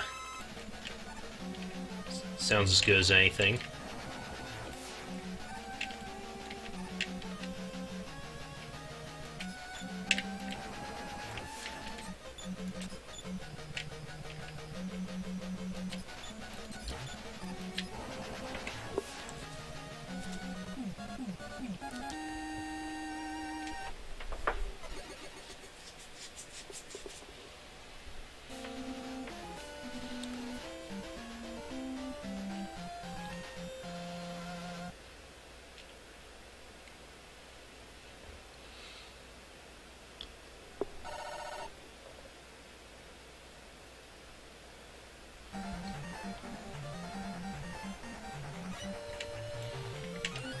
Now this is the height music from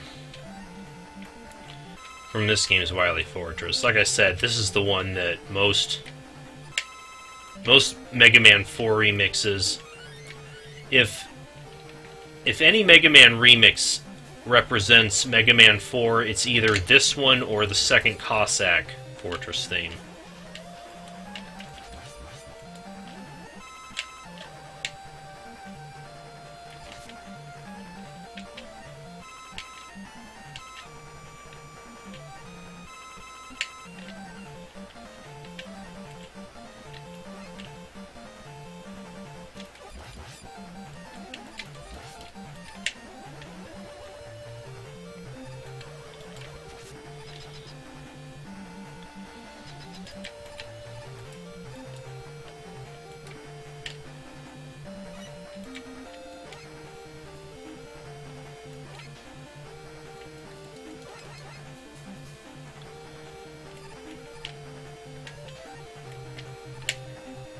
Ready for another boss rush?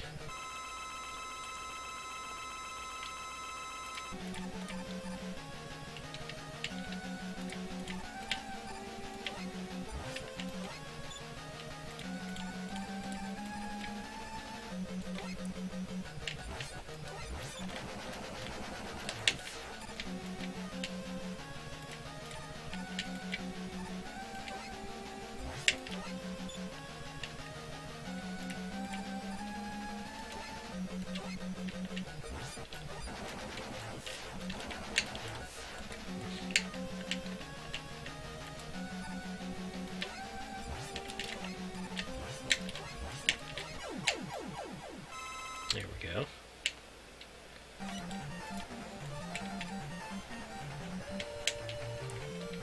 Drill Man can be a little tricky sometimes, depending on how the dive missile wants to act.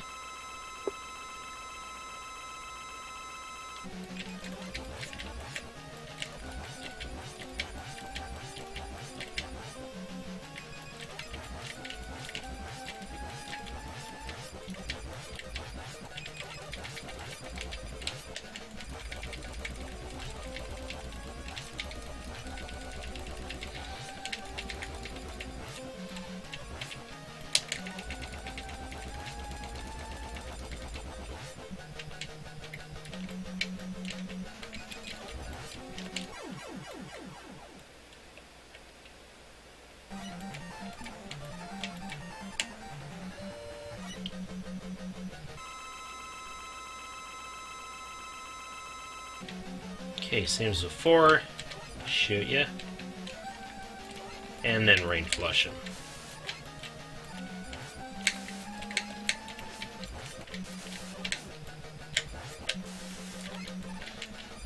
Hell, even his normal shots deal a fair amount of damage. Again, another part of why I actually consider Brightman to be the hardest of the 8. Especially if you're trying to fight him without his weakness.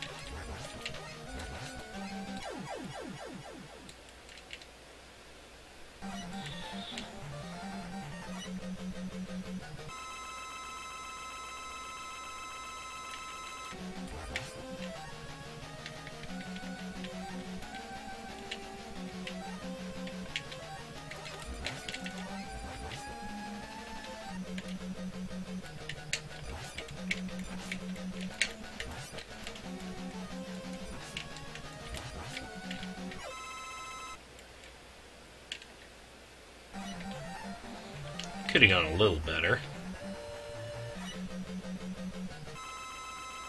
Timing was a little off for those, the missiles of his.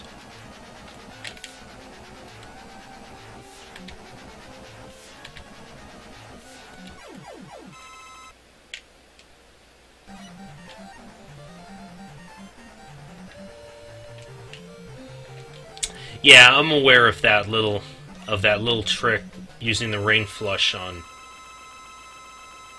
Wily as he's ejecting from the Wily machine. Actually kills him and crashes the game. Which is actually pretty funny. Well, it doesn't crash the game, but it essentially does away with an event flag, apparently, that ends the level.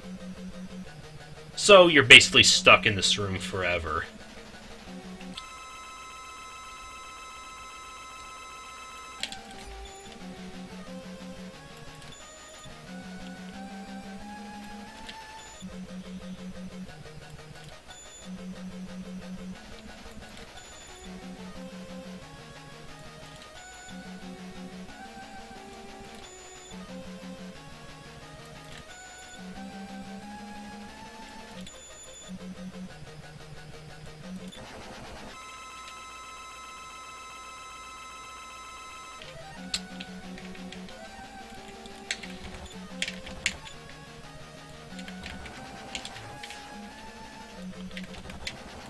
First time I played this game, I did not realize you could detonate the drill bombs early.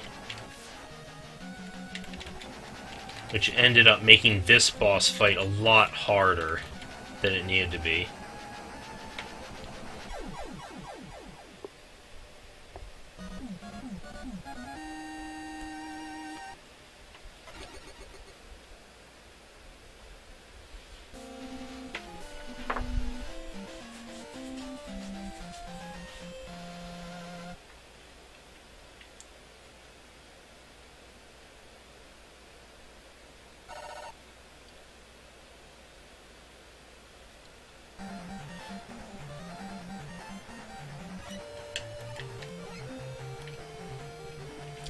Okay, now for the final stage, which actually feels very similar to the last stage from Mega Man 2.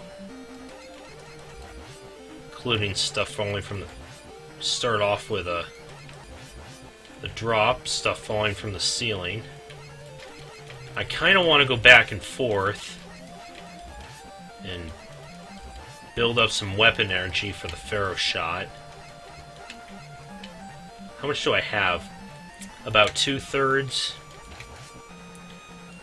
I kind of want to go in with close to, if not full, energy for the Pharaoh shot. Since they did make it so that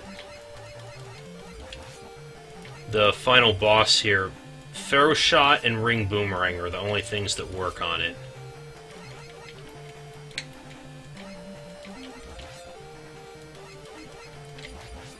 Oh!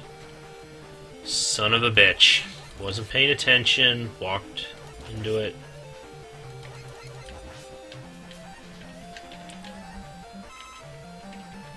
Take that at least.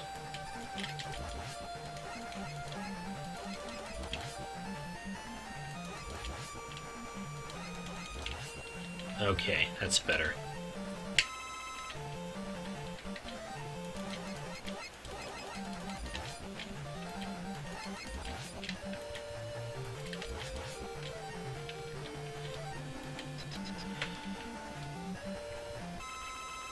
Alright, now for the first of many of this type of Wily battle.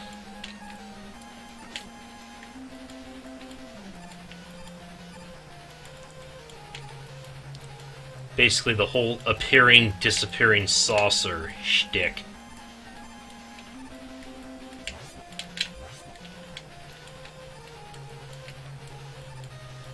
Basically only appears in one spot for a split second.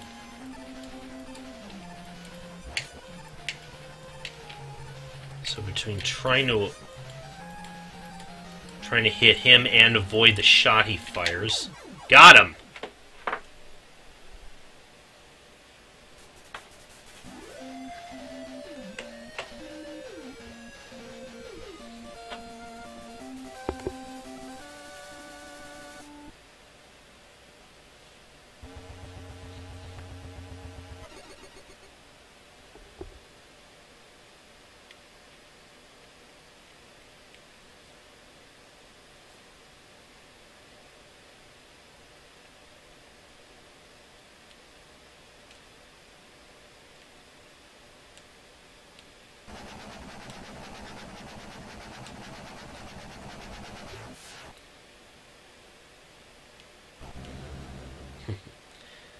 I always like that, the little skull-shaped mushroom cloud.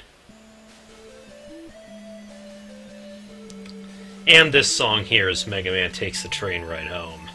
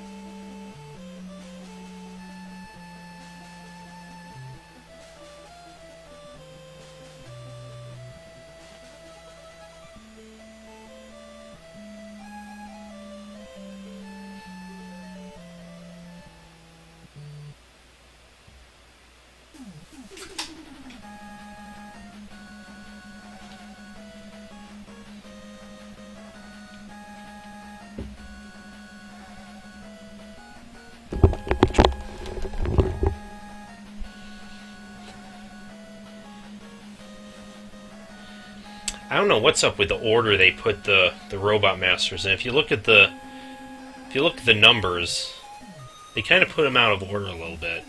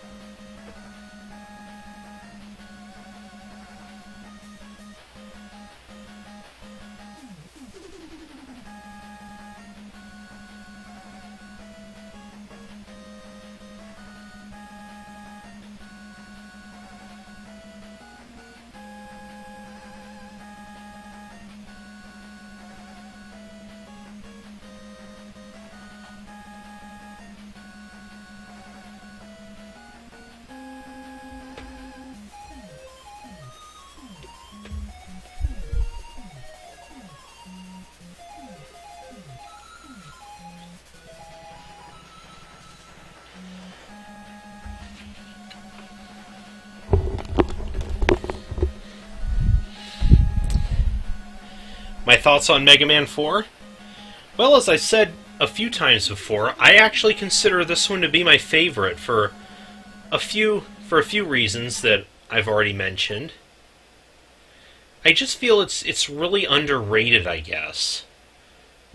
Because most people seem to consider this the Jump the Shark game, as far as the Mega Man series is concerned, and like I said, I just never saw it.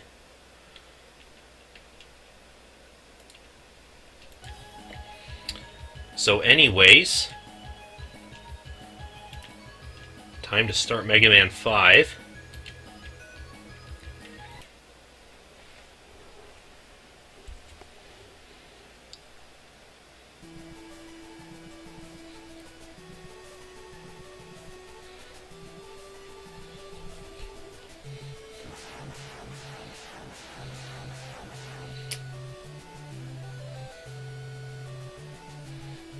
Yeah, 5 is another. 4, 5, and 6, I think, are all underdogs of the series. I think, again, those are the games where people consider the decline of the series.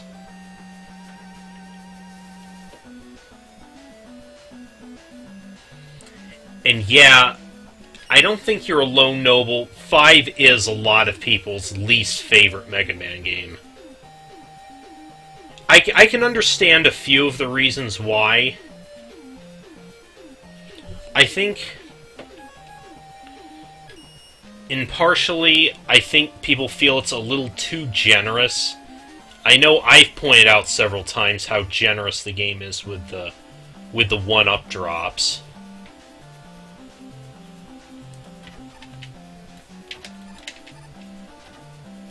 Still, I really liked... I thought the Robot Master designs were really cool in this game, and I really liked a lot of the music as well. So I really can't hate on the game at all. It also has... Another problem, I think, with the game was that the Robot Master weapons are considered among the, just overall, the worst batch. I'm not sure, again, if I can blame that on the chargeable Mega Buster. If having that just takes away from the usefulness of the Robot Master weapons. Hell, I recall seeing even in the Nintendo Power article on this game, just saying that overall the Mega Buster is just the best weapon in the game, hands down. And I think I can actually agree with that.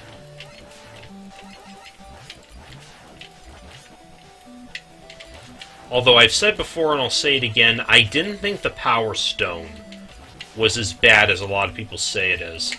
I think there are, again, like the Top Spin in Mega Man 3, I think there are worse weapons in this game than the Power Stone. At least one I pointed out in my revised worst Mega Man weapons article.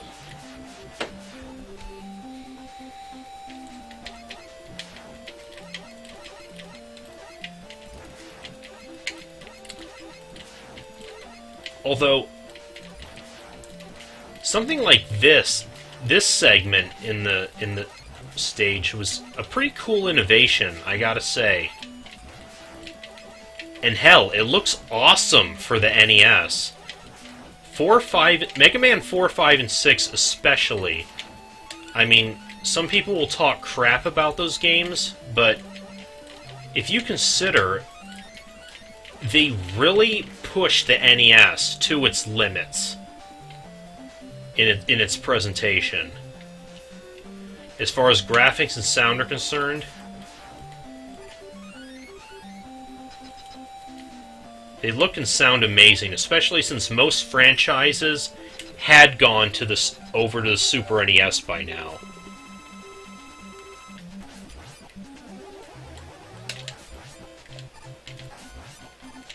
And as I said before, I really like this boss music.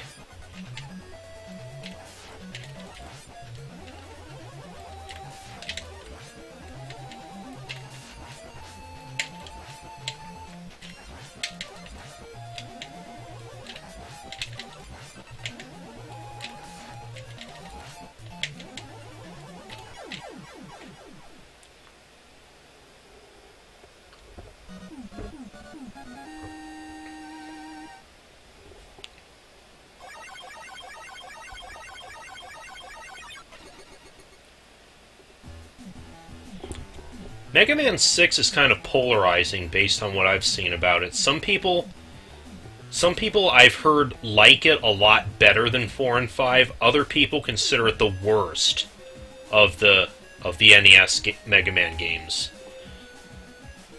depending on which ones I've read.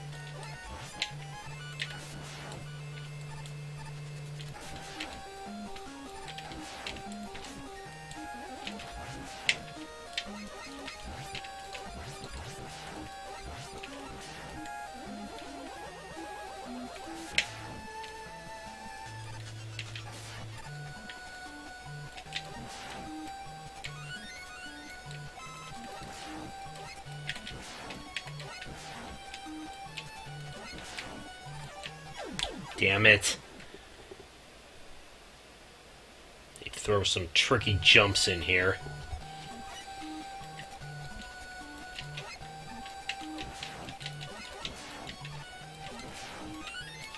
You have low gravity, so of course that means they gotta put spikes everywhere.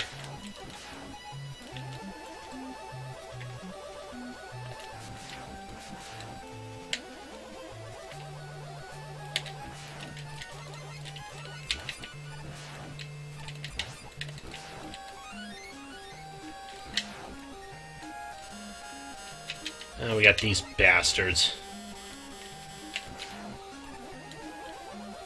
Those things deal a ton of damage if you let them hit you.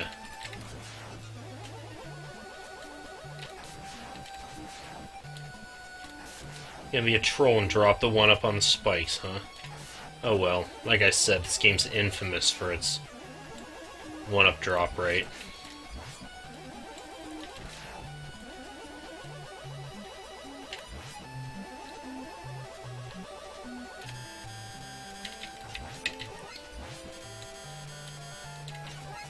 Not sure about its hitbox sometimes, though. Sometimes it looks like it should hit, but it bounces off instead.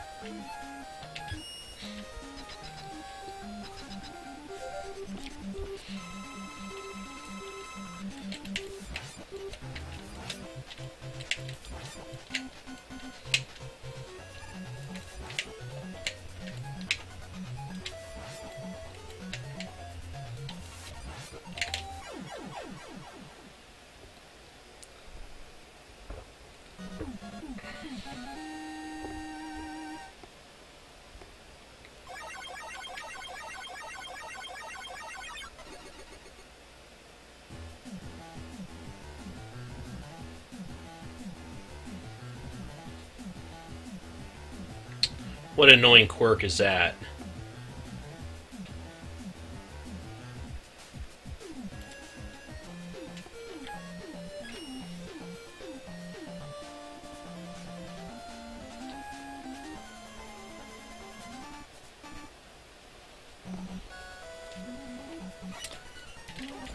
Ah, yes. Now, even people who criticize this game, I think, still praise this level for its pretty unique design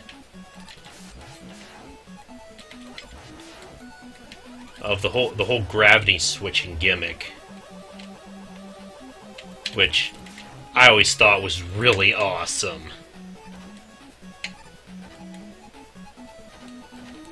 Although, if you want to get real technical, it wasn't the first game to do it. Metal Storm did it first.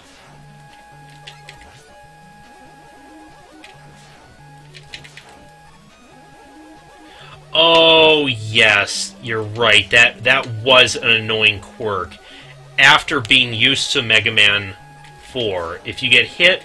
Yeah, if you get hit while you're charging the Mega Buster, you lose your charge.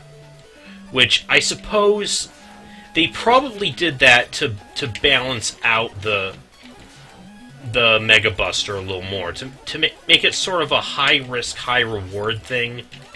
But yeah, I guess it can be annoying if you were used to Mega Man 4 and then all of a sudden that.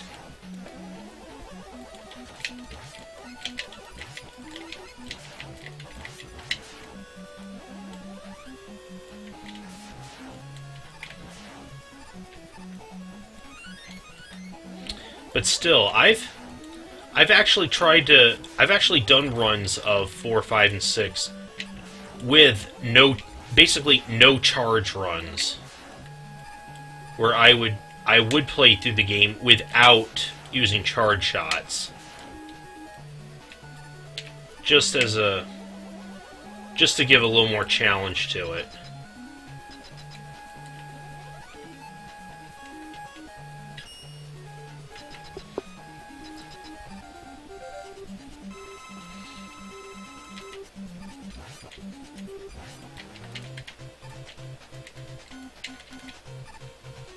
Stop blocking my Star Crash with your shots, dude.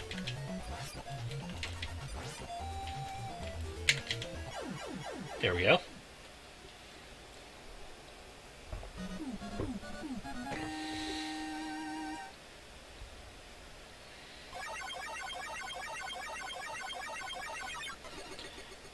You know, for someone who can supposedly control gravity, Gravity Man isn't all that difficult.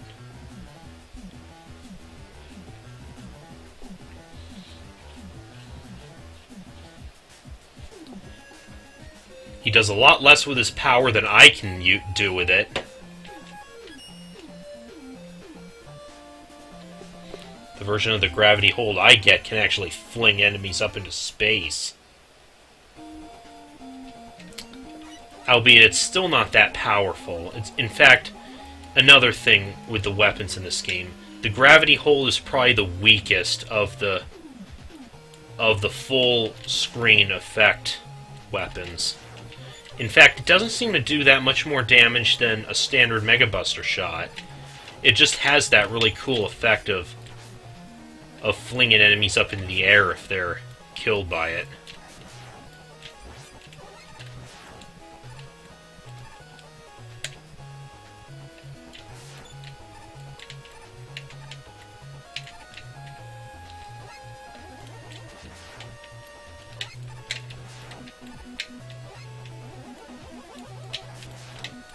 Chicken!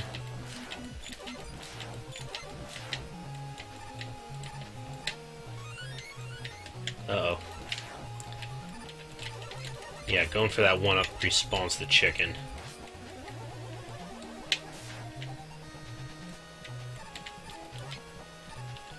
What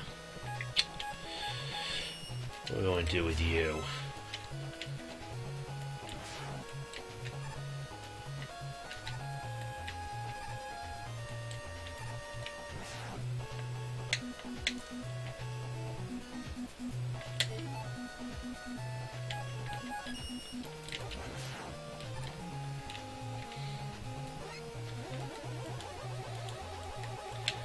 Yeah, I thought that was funny with Gyro Man. The whole, his likes Greek sandwich. Essentially a gyro, which is spelled the same way.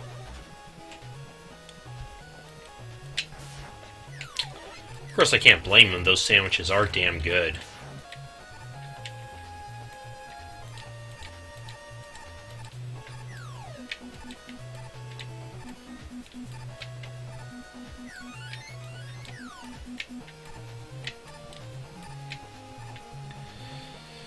Oh, here's the part I dread about this level.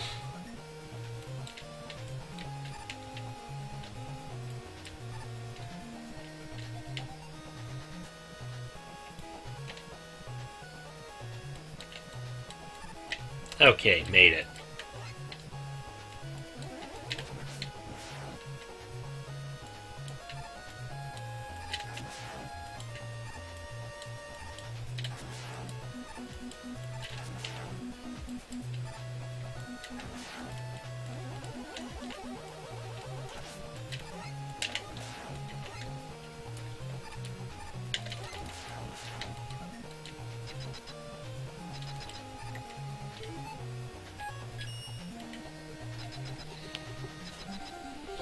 At least Gyro Man's weakness makes sense.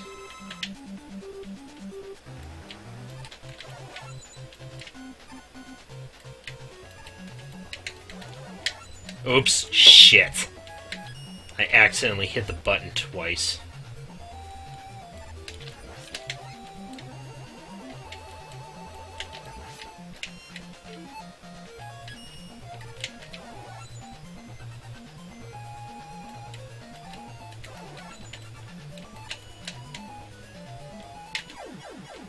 There we go.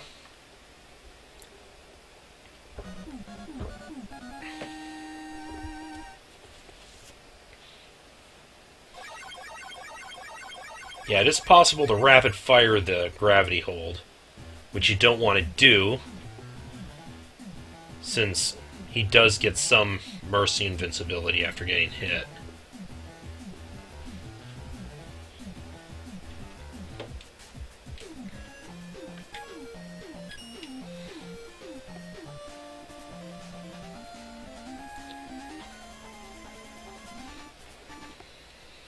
Ah, time for Deja Vu.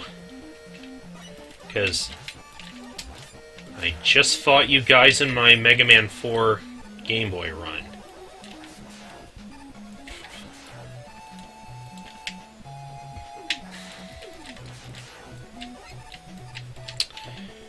And Crystal Man's level's kind of a bitch in this one, too. Because of these damn things.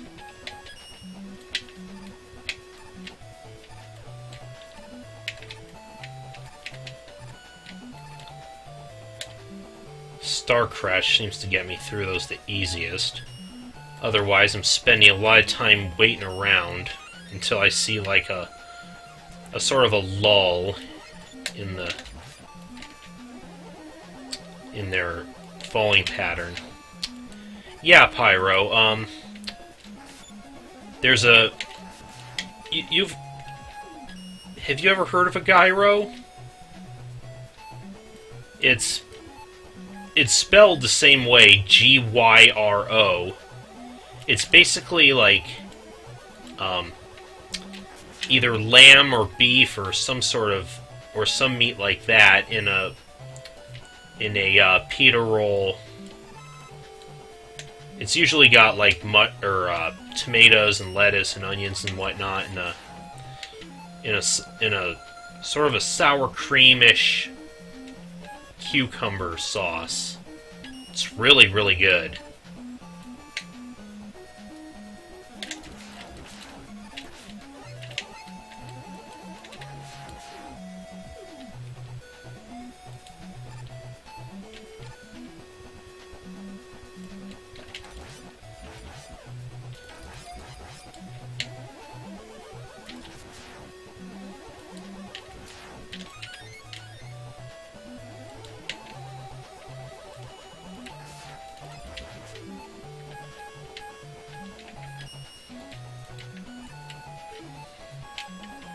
I don't think we used this game's Rush Coil yet.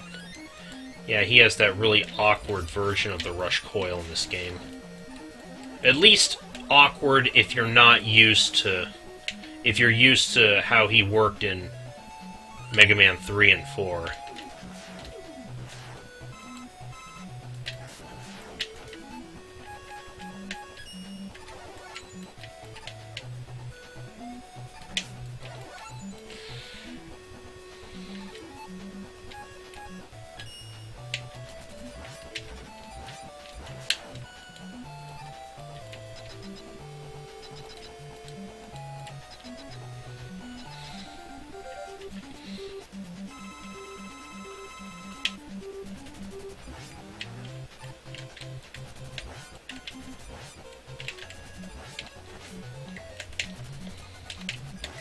You have Danmaku Man now. He tends to have lots of projectiles on screen at a time.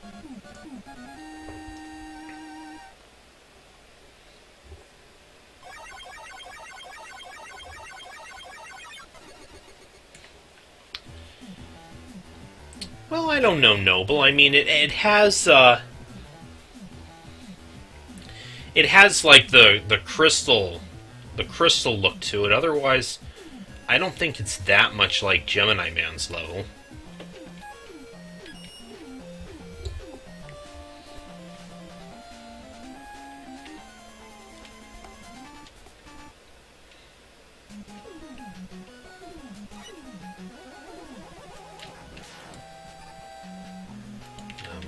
My least favorite enemies in this game is these damn tigers.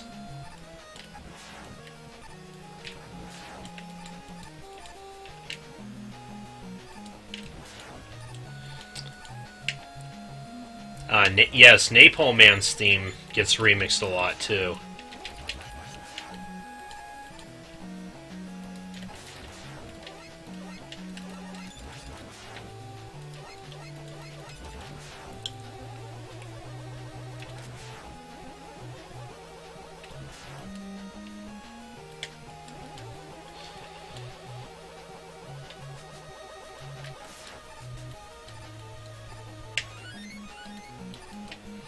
Napalm Man himself has also appeared in a lot of other Mega Man games outside of this one. I mean, there was Mega Man 4 for the Game Boy, there was the Game Gear Mega Man game, and he was in both arcade games. So yeah, someone working on all these games really liked Napalm Man.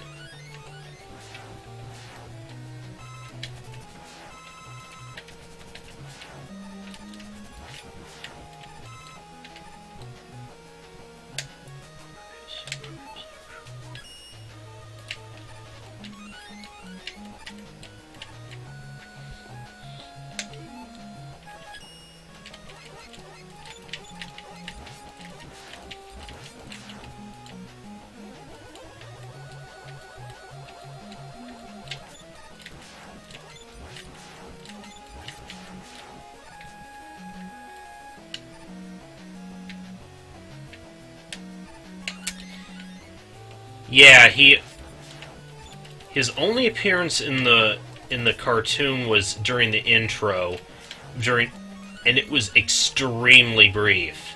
Like, as in blink and you'll miss it. Brief. He never actually appeared in one of the episodes.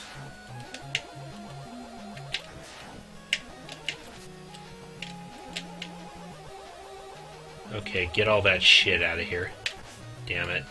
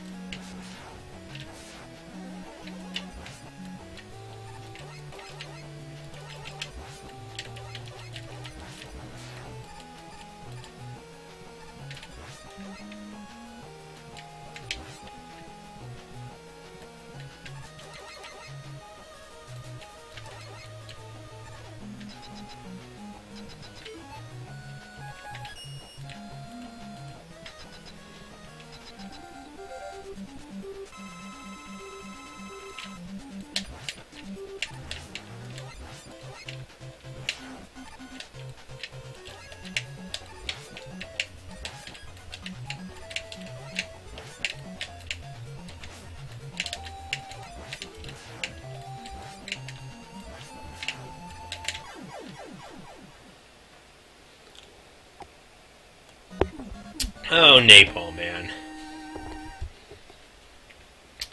Such a cool concept. Such an underwhelming boss fight.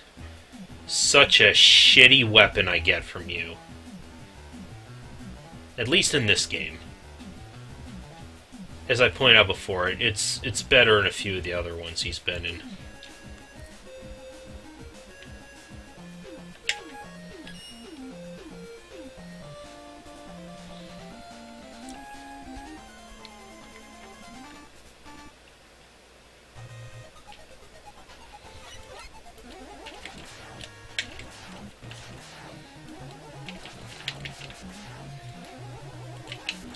Yeah, Stone Man and Guts Man seem to be buddies.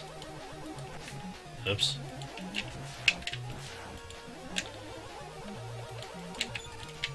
And if the comics are any indication, Concrete Man as well.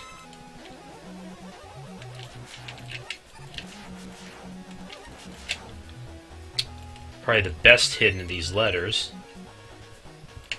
Hiding behind those little blocks there.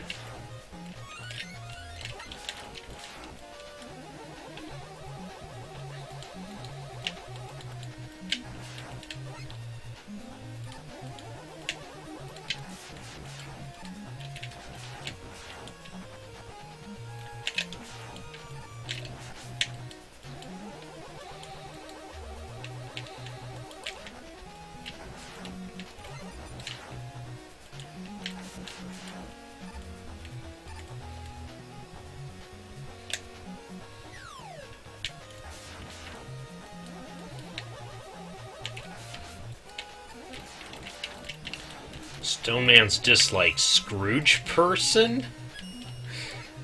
How does that even make any sense?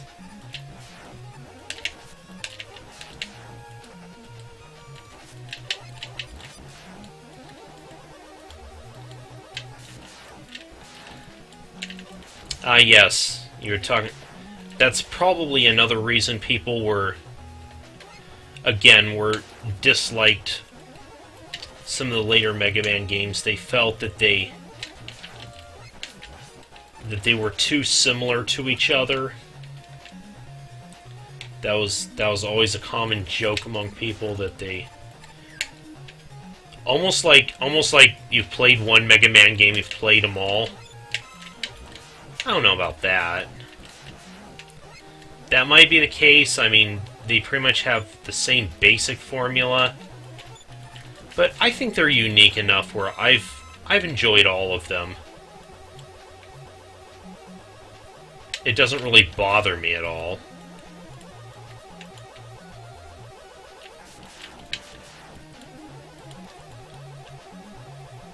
What does bother me is how much people complained about the sequel stagnation, and then, when Capcom gave Mega Man a break, then they complained even more, talking about how Capcom doesn't care about Mega Man anymore, Capcom is trying to kill the franchise, etc., etc. It's like, which is it? It can't be both, can it?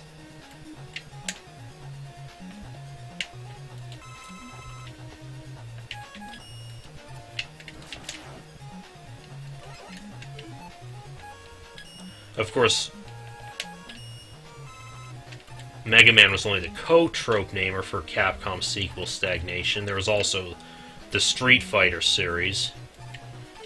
I mean, they were infamous and still are for even more than Mega Man, I think. Basically, just re-releasing the same game with just a few tweaks to it, be it a few extra characters or like tweaked mechanics and whatnot.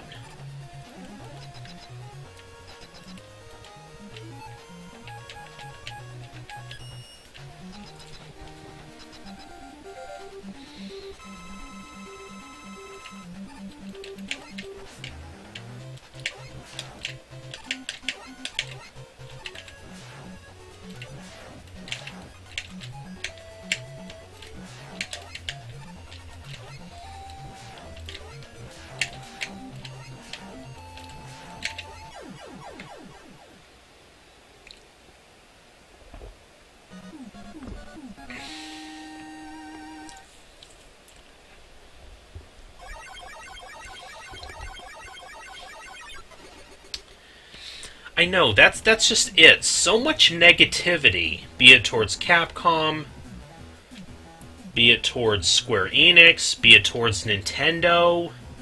Yeah, Nintendo too is like so much negativity towards it. Like, I mean, you might have seen the thing I wrote on the Low Bias Gaming site about people's reaction to Nintendo's E3 a couple months ago.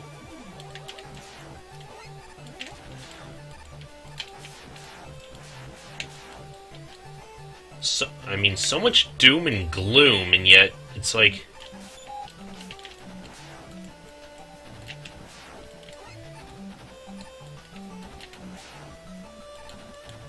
I don't know.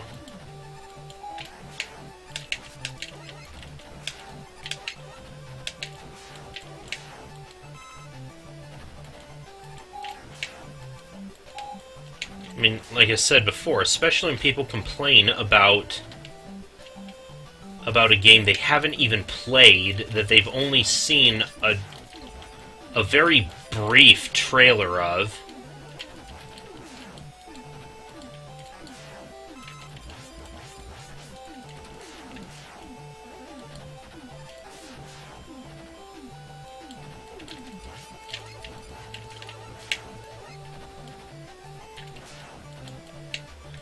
Oh, and then the guy you were complaining to about it all, yeah, by the way, he was on his deathbed when you were making all those... while you were bitching. Don't you feel like an asshole now?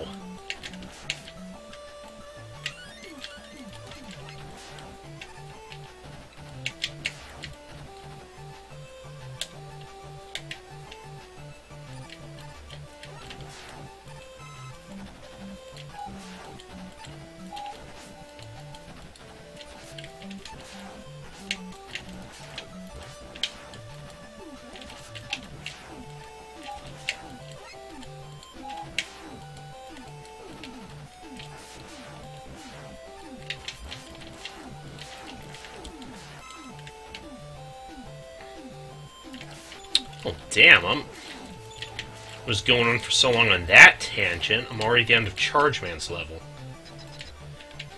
As much as I hate Chargeman, I really like his music. Okay, how much of an asshole is Chargeman gonna be this time?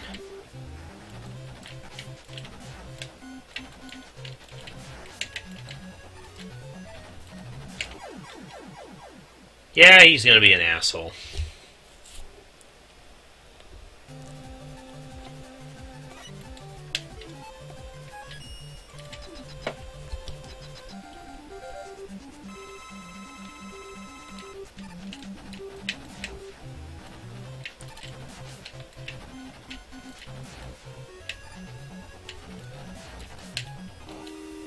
He always likes to... He likes to follow me underneath. As I try to jump over him, he then likes to... He'll stop and then follow underneath me. I really hate this guy. There we go, got him.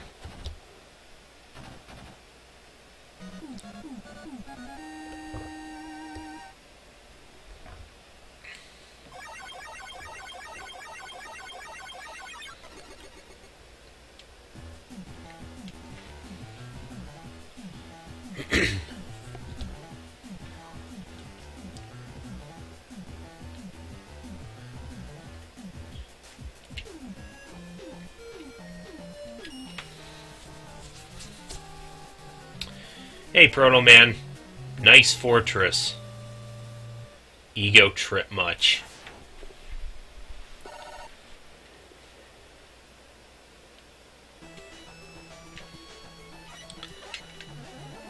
Okay, we're starting Proto Man's fortress. Starting right off with these tiger assholes.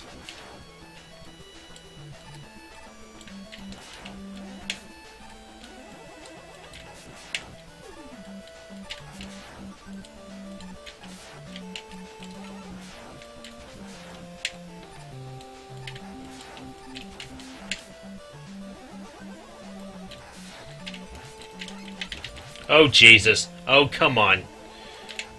Tigers, tigers everywhere.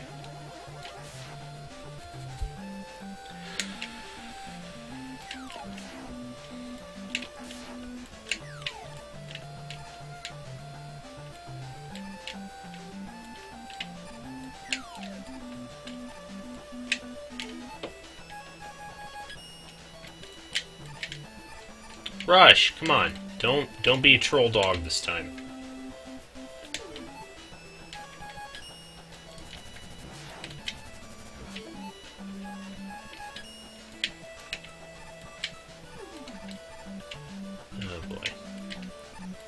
And is it just me, or does Rush stop being a bad dog? I think he actually uses up a little more weapon energy in this one than he does in most others. Because I think he might use 3 bars of weapon energy as opposed to 2.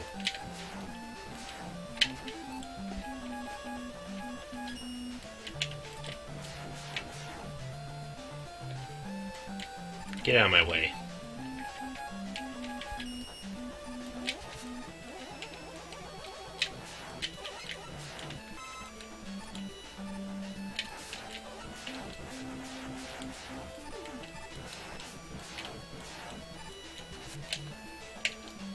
Oh, why didn't I...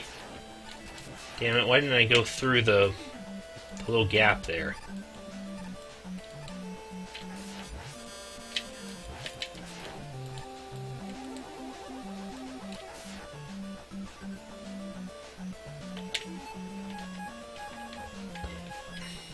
Oddly enough, I think this is the only Yoku block segment in the game. These 2 screens. Yep.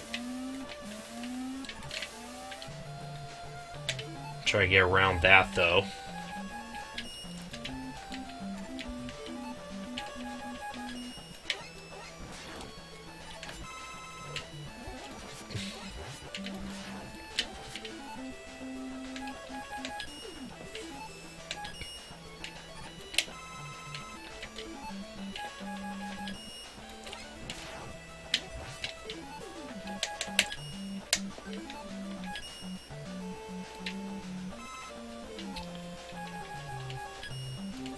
Rounders, I think these guys are called. If they do hit you, they deal a lot of damage.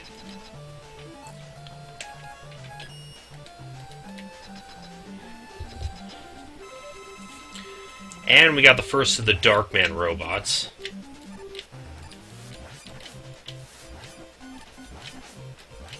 He starts to get more spastic as he loses health, which starts to become a problem now. Come on, get him!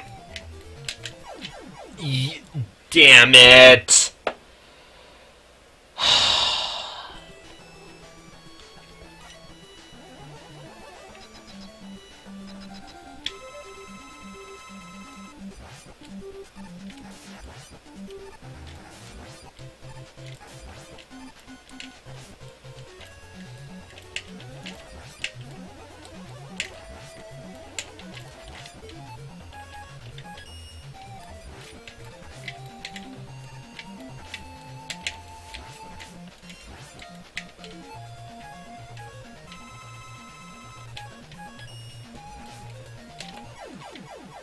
Okay.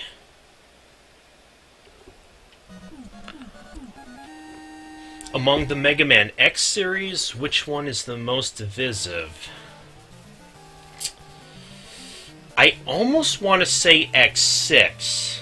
Oh, that might just be my personal opinion, because a lot of people really hate X6. Consider it either the worst game in the X series or the second worst after X7.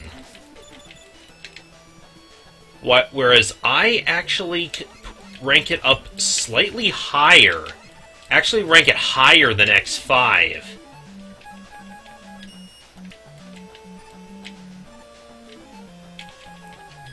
Although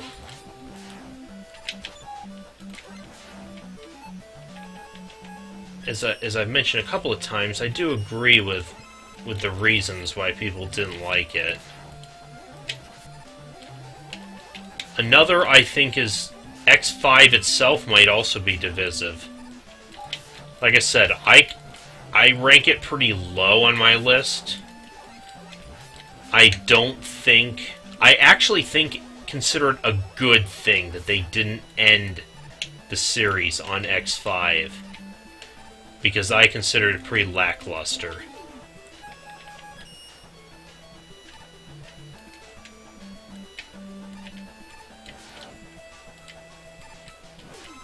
Hold up.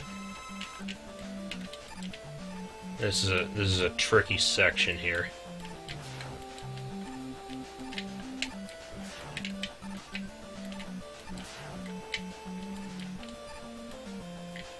Okay. X3 might be another one. X3 is actually one of my favorites. But again, the general consensus being that X1 was the best, whereas and then gradually got worse after that. Might put a damper on where most other people would place it on their list. Anyway, should probably go for that E-Tank. There we go.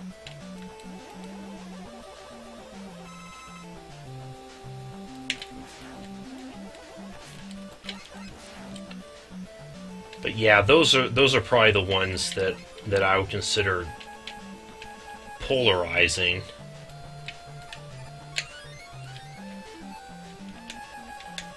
Most people consider X1 to be the best of the Super NES X games, and X4 to be the best of the PlayStation ones.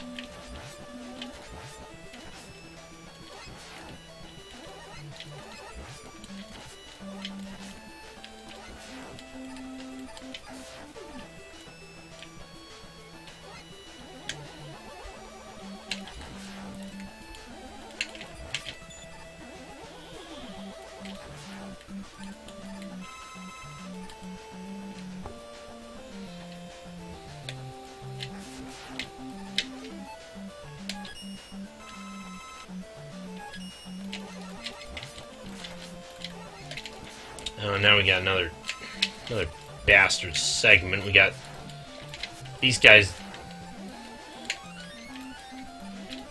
We got these guys all over the place. We got the freaking tigers. It's a whole clusterfuck going on up in here. There we go.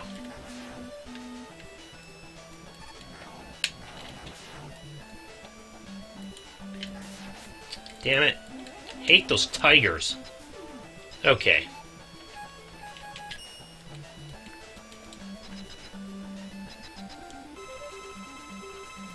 Darkman number 2. Napalm bomb goes through his shield pretty well. That's his main thing. He's got that force field. But napalm bomb goes through it.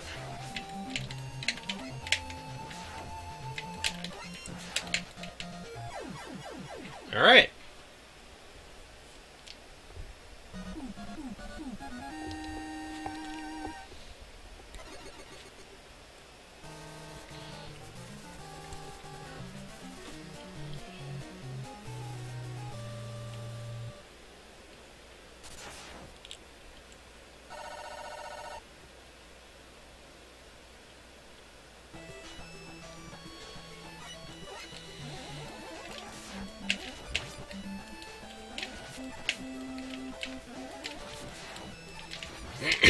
Yeah, Mega Man 7 is pretty divisive as well.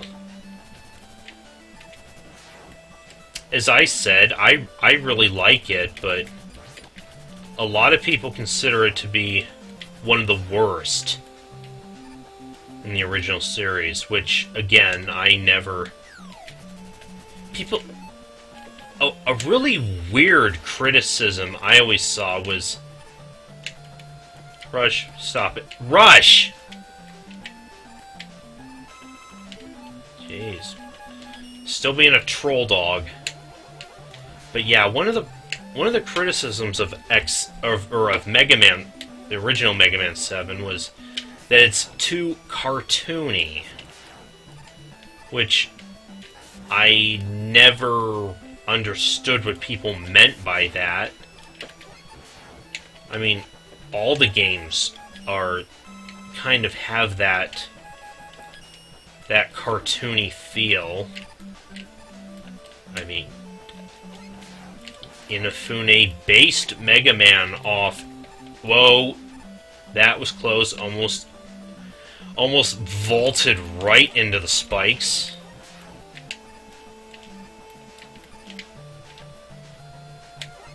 But yeah, Inafune based Mega Man off Astro Boy. In fact, I think I heard somewhere that the original Mega Man was originally meant to be a licensed Astro Boy game, just Capcom just wasn't able to get the rights to it.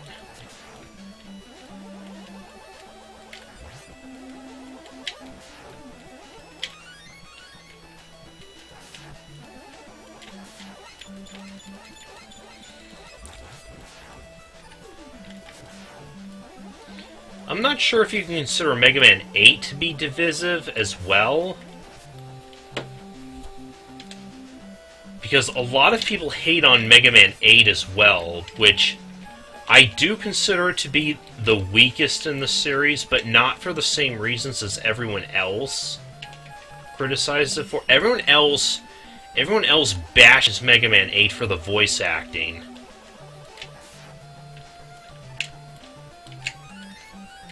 Which, yeah, it was bad, but it was a novelty for its time. I mean, I will admit, back when I was a kid and I first saw that in Mega Man 8, I thought it was so friggin' awesome. So, and like I said, it was new for its time, so I can't really come down too hard on it for that. My biggest problem with Mega Man 8 was the music. I didn't like the music as much as the other games, and I come down harder on that because it was on a CD-based console. It should have had a much stronger soundtrack than it did.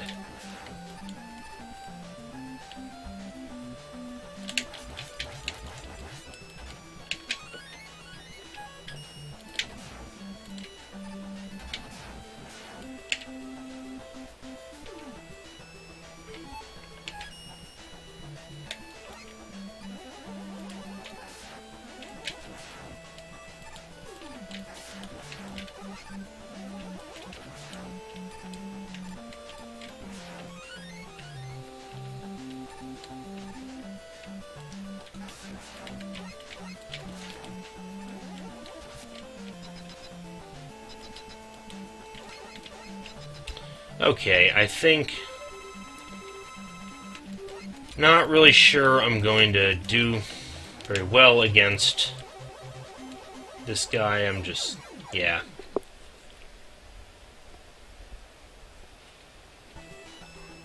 Let's just go in with full health, shall we?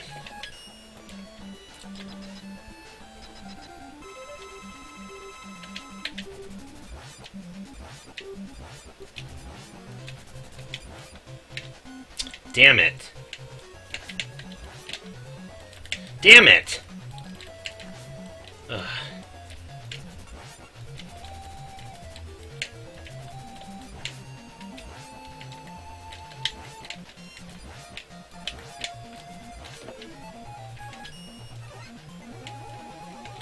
There we go.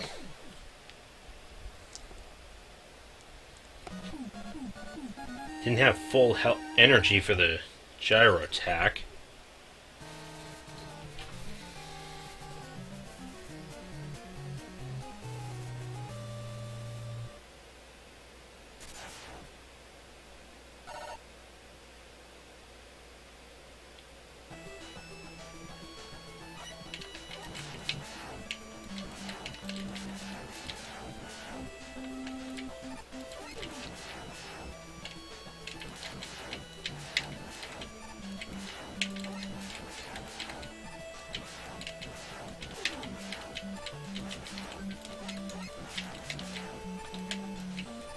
Yeah, the thing about Mega Man and Bass is that I think, frankly, I think the levels were designed with Bass in mind. The difficulty when playing as Bass is about on par with most of the other Mega Man games. When playing them as Mega Man, it is the hardest game in the series, by far.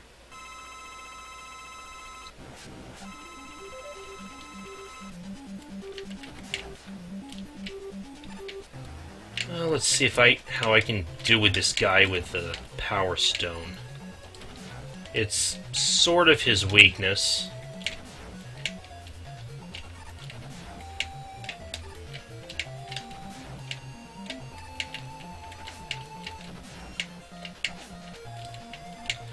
If I can actually avoid his attacks here.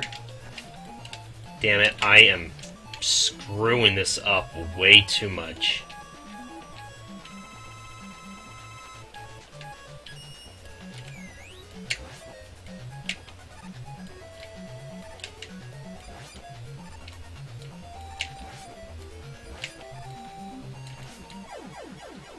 Okay.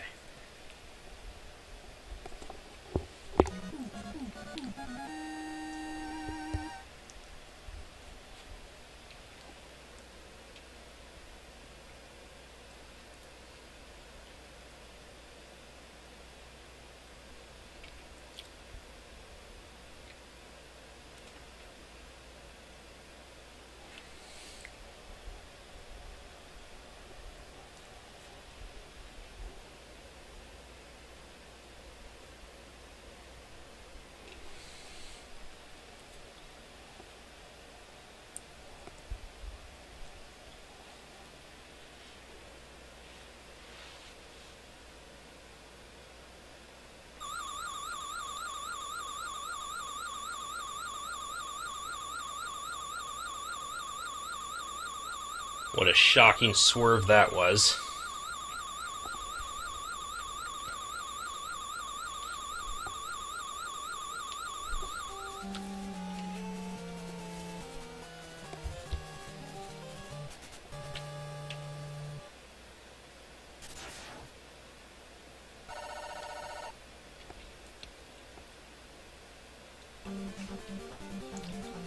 I do really love the Wily Fortress theme from this game, though. I've heard some kick-ass remixes of this theme, too.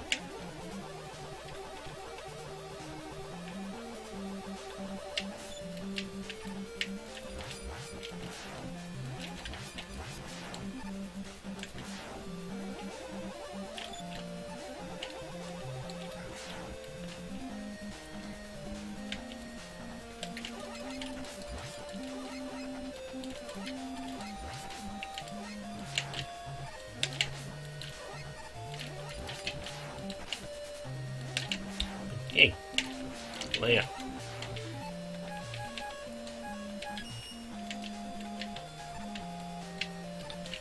Oh my god, Rush.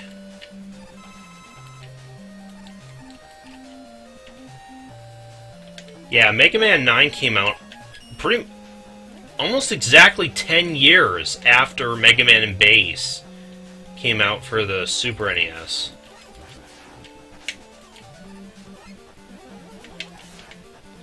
I don't think any of us saw it coming either. I think most of us pretty much assumed that the original series was dead and buried. Which is actually why I'm not as pessimistic as some people might be as far as the Mega Man series is concerned, because this isn't the first time we've seen a lull in the series like this. Granted, maybe... I guess it depends, though. Because there are many different Mega Man series out there.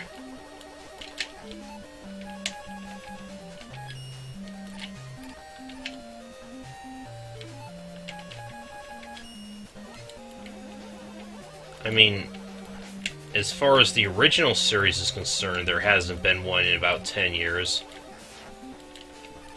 As far as the entire series is concerned, they've had at least one new game about every year or so.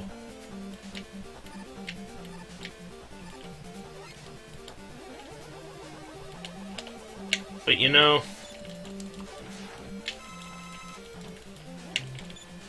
Again. Figure they're just giving the series a break. For that reason.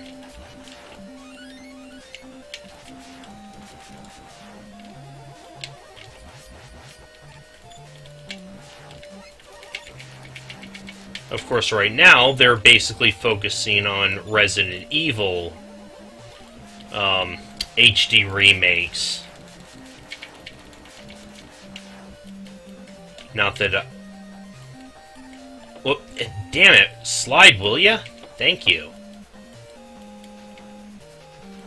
They've just recently announced that they're going to be doing a HD remake of Resident Evil 2.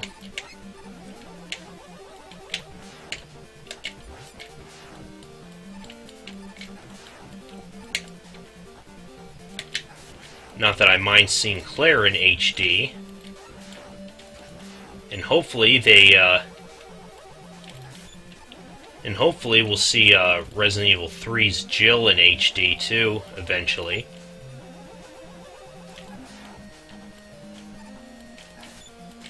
But still, it's like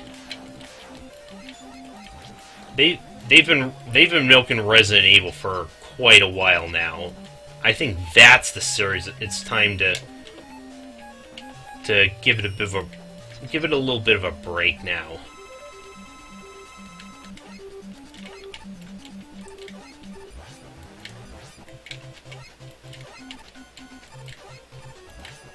As well as Street Fighter. I mean, they just released... I mean, no sooner did they release Ultra Street Fighter 4 then they announced Street Fighter 5. I'm like, come on. Really?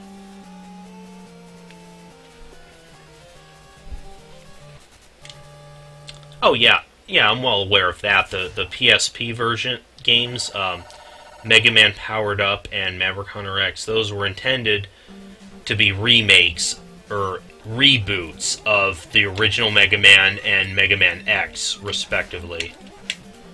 But apparently they didn't sell very well, so they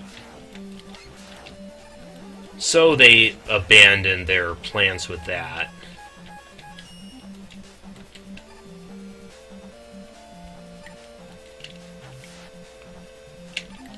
Which kind of sucked as far as the Mega Man X collection is concerned, because I heard that the Mega Man X collection, it turned out being a pretty bare bones compilation. But it was originally meant to have a lot more.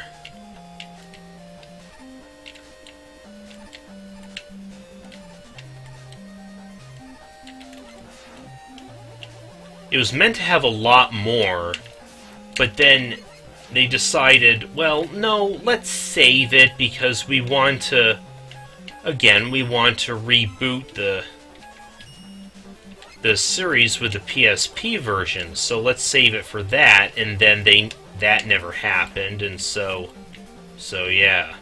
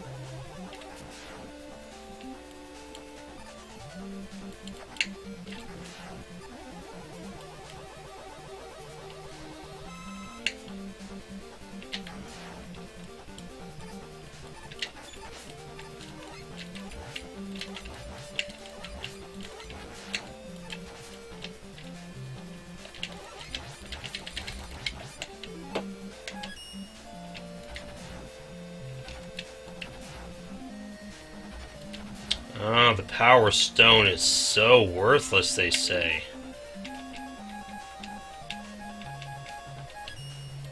I find it pretty useful in those situations.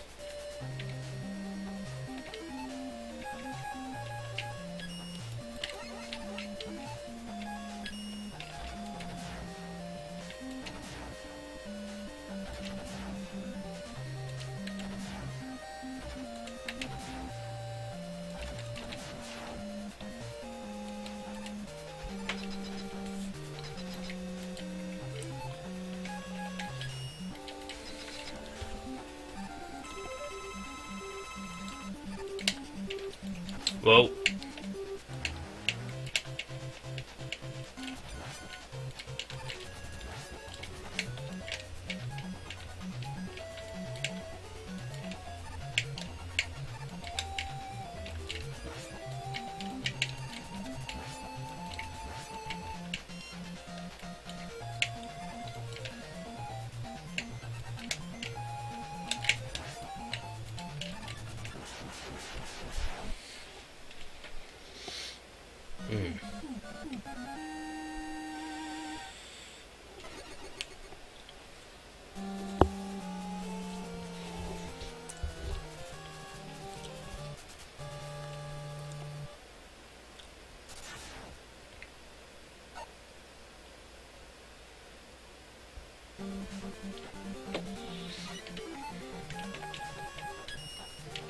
Ah, crud.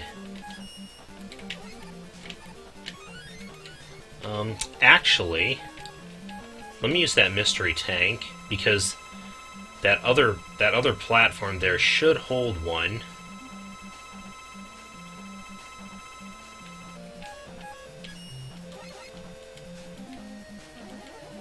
There we go.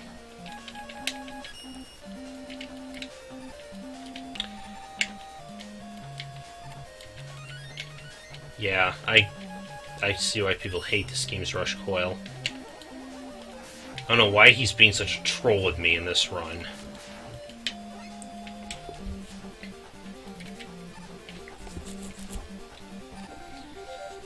Now this is a weird boss rush. Rather than having like new...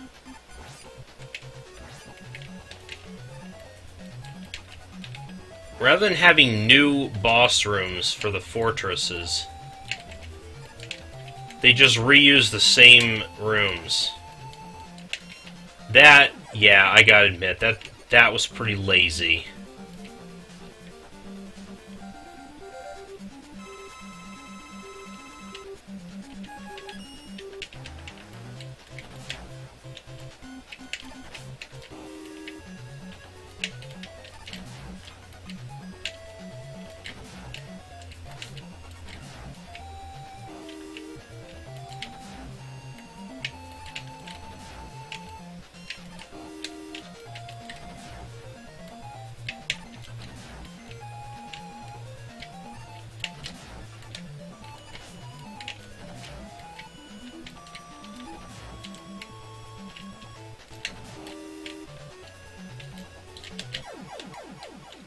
Okay.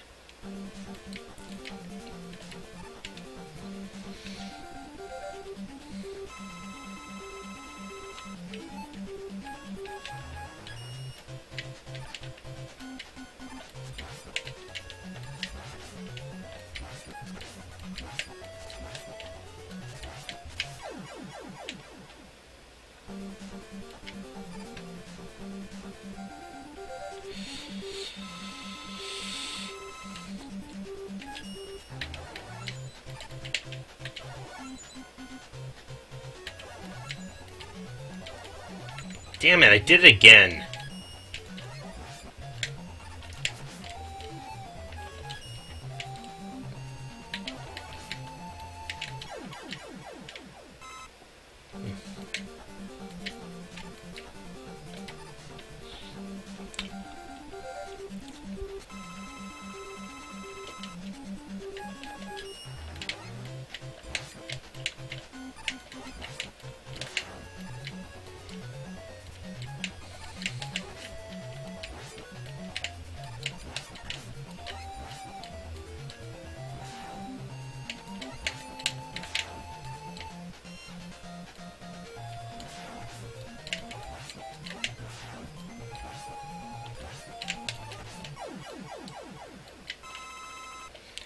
some reason, the whole scattering deal with, trying to scatter the crystal shards there doesn't seem to work as well in this game as it did in the Game Boy game.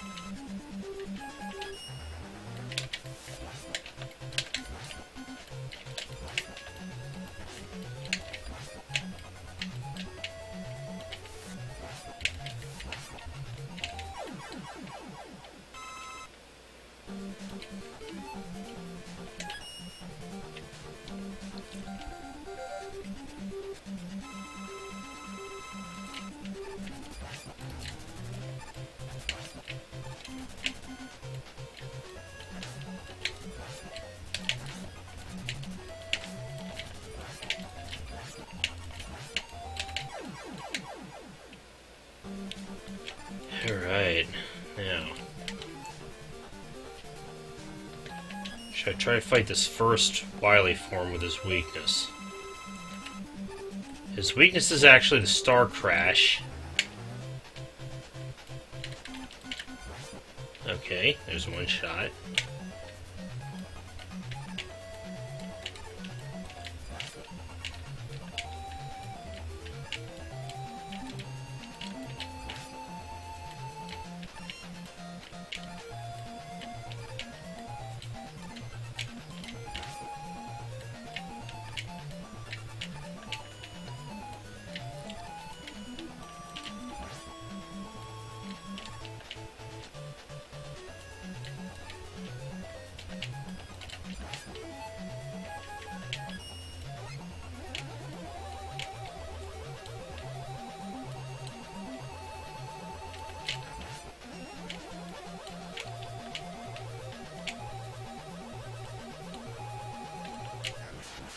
Alright.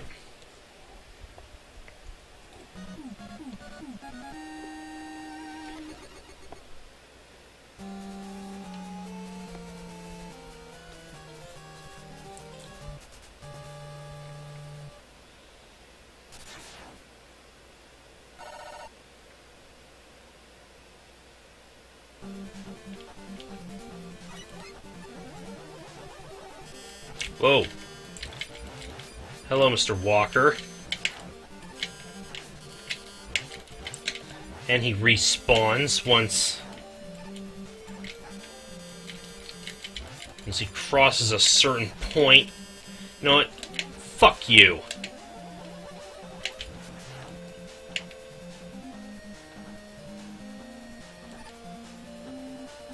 Another one. Die. Shit. Well, I got E-tanks to spare, so I guess it doesn't matter that much. Okay, strangely the Wily Machine doesn't seem to be weak to any conventional Robot Master weapons. Rather, the first form's weak to the Super Arrow.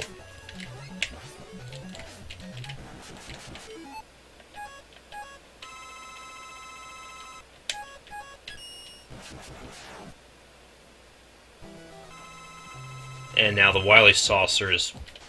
It doesn't seem to have any real weaknesses except to Beat. Which, for some reason, sometimes Beat will use up more energy than he's supposed to. Which is dumb.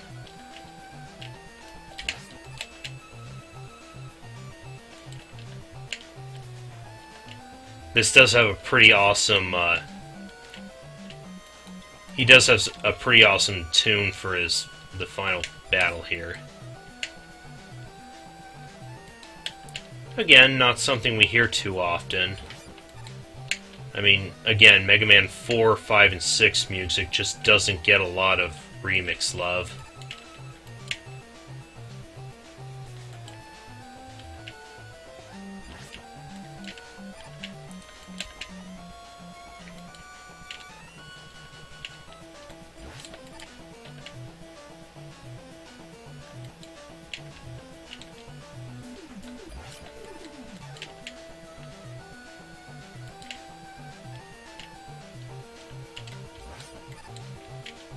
Yeah, see, sometimes I think it's while he has those invincibility frames, Beat will still try to hit him again. Oops.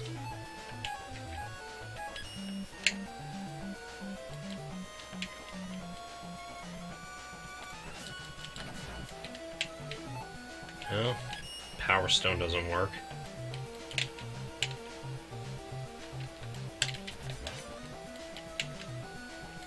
Gyro Attack seems to, though.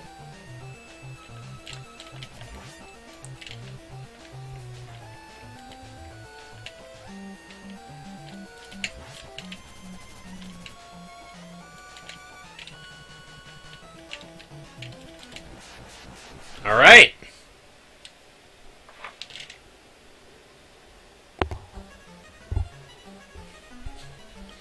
I always like this little ending sequence. The little music that plays there.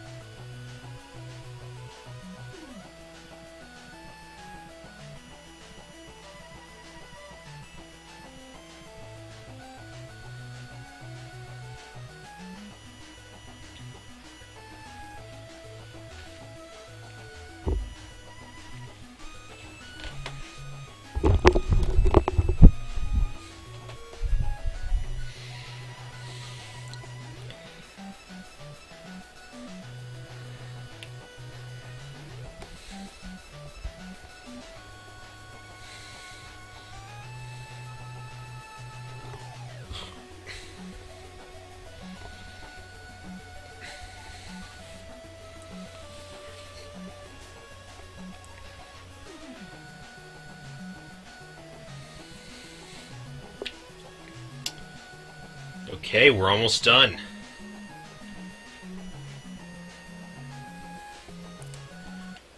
Looks like I'm ready to go all the way in this this little marathon.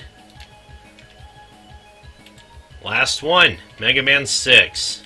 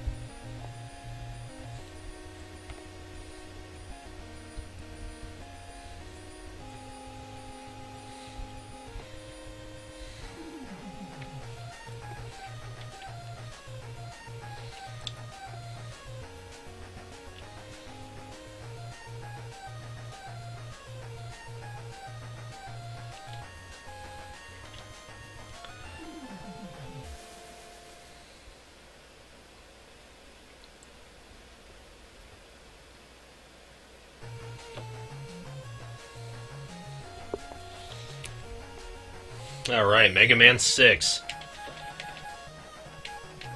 Battle. Totally not Dr. Wily with glasses and a fake beard.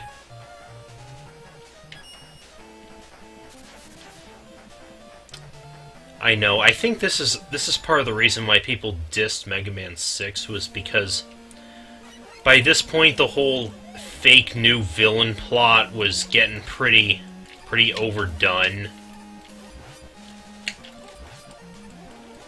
Although I gotta say, it has to have been tongue-in-cheek at this point, considering Mr. X is such a paper-thin disguise for Dr. Wily. I can't think they were intending to fool anybody with that.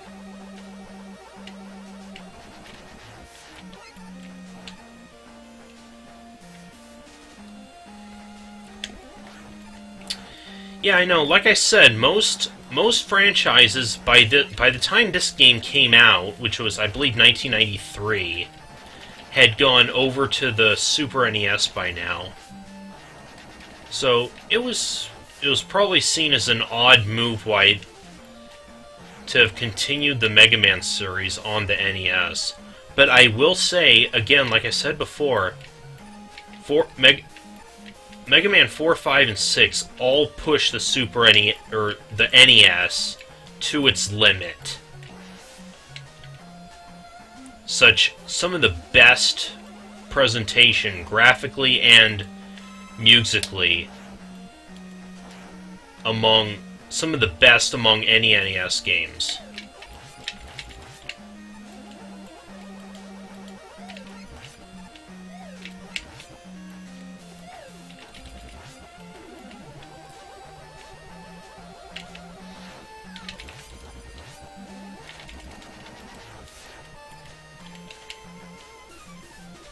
And hell, maybe it's for that reason why the NES style is seen as so iconic that when they did do Mega Man 9 and 10, they stayed with the 8-bits. They went back to the 8-bit style rather than try to do something modern gen.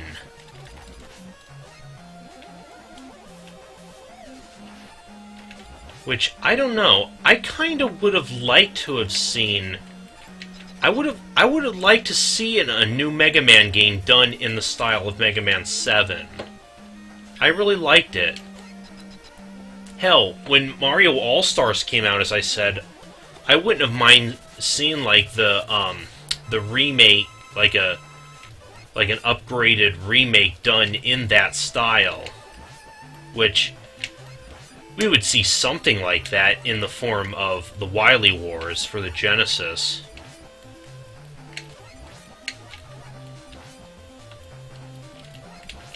Which was still good. Still, I like that Mega Man 7 style, and it's a shame that we only saw it after that in the form of the arcade games.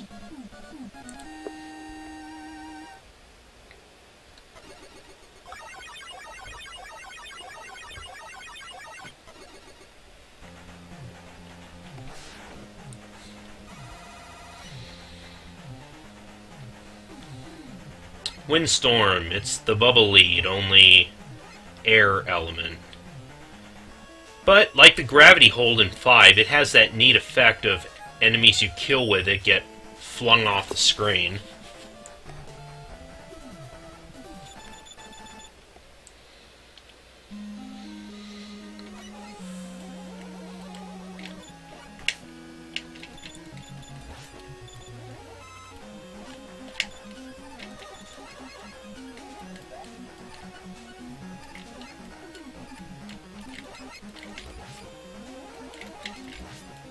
Tellies that drop fire.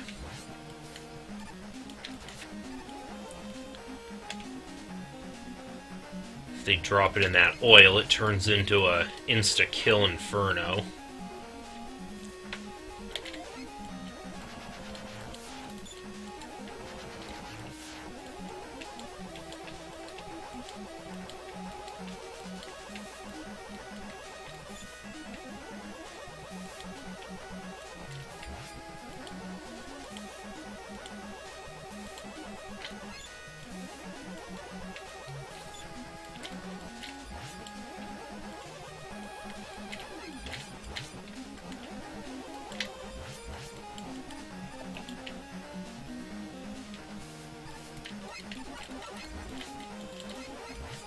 Me too, I like the Robot Masters of this game too.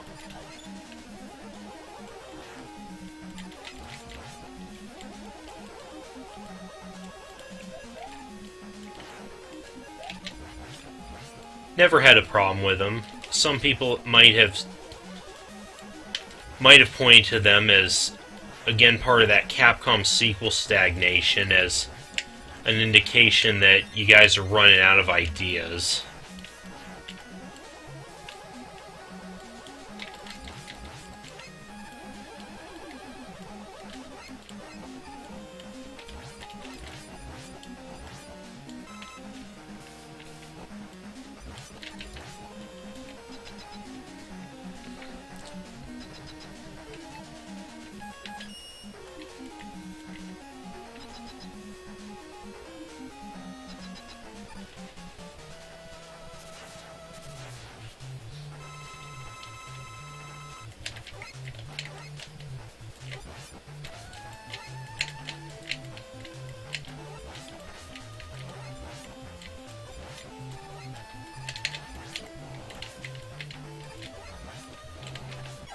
Damn it, when he does that...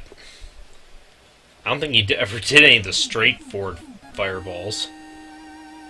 Just the flame blast along the ground.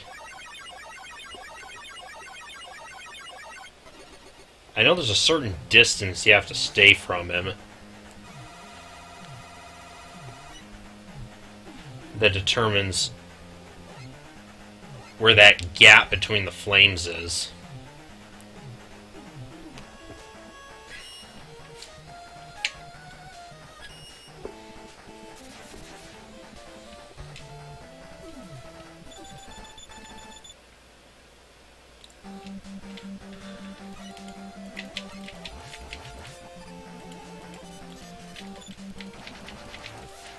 Trapped those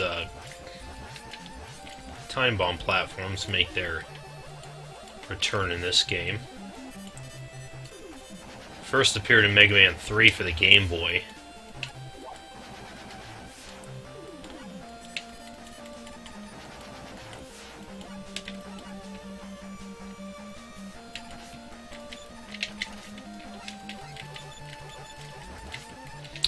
Yes, and how could I forget the major innovation of this game was adding these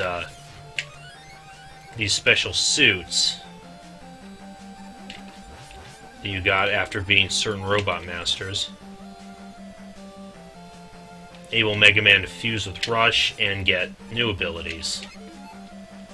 Like the power suit there, pierces armor, and is pretty powerful. Breaks certain blocks too.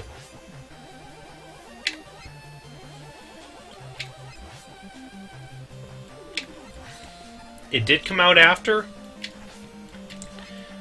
I thought that that this Mega Man 4 for the Game Boy and Mega Man X all came out around the same time.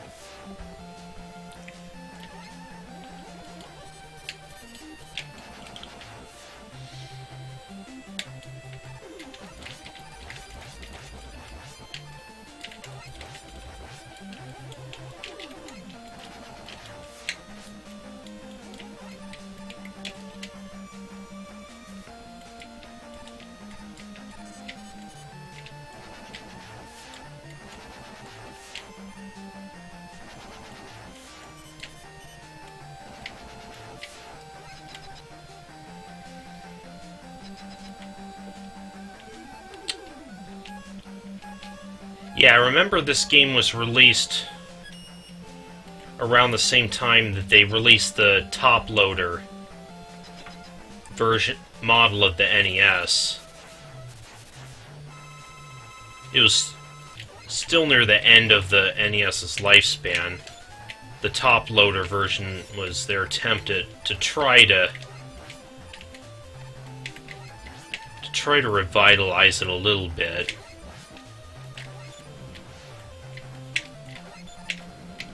I know some of the last games released for the NES were this, Wario's Woods, Star Tropics 2, DuckTales 2, I think.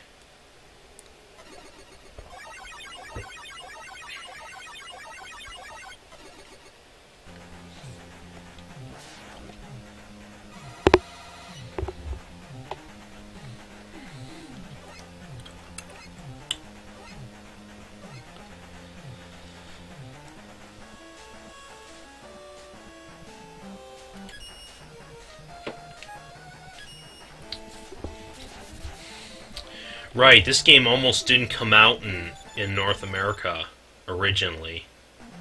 At least Capcom wasn't going to do it.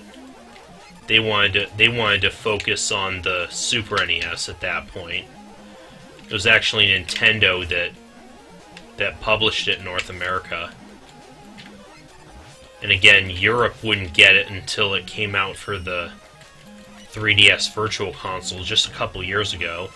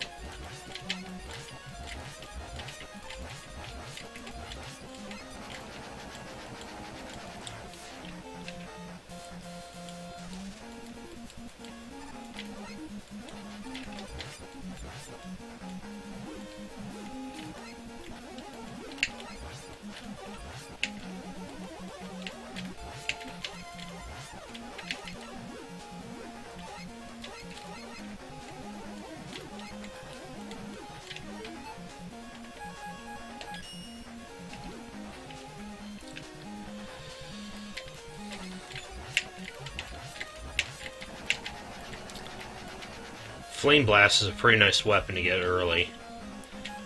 Those fireballs it shoots may not go very far, but they seem to be about as powerful as a charged Mega Buster shot.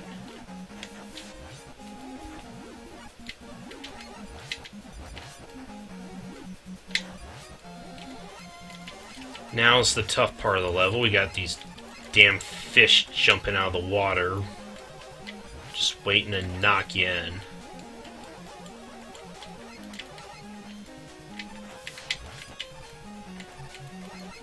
Combined with these springs. And, yeah, bullshit like that, where you don't clear the gap, even though it looks like you should have.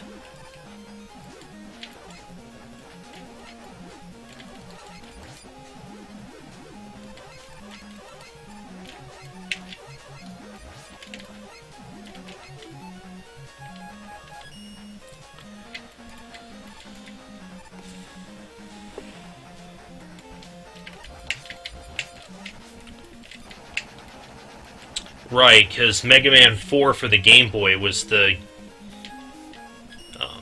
it is considered one of the best for the Game Boy, and also is what introduced the shop system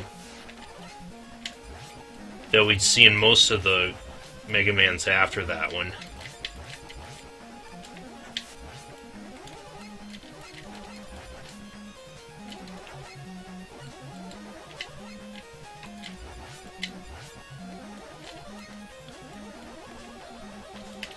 Well, I mean, in Mega Man's case, it's defensible. I mean, he is a robot. He's made of metal. Metal doesn't float very well, so I can kind of see it. Of course, he doesn't drown either. So yeah, there's that too.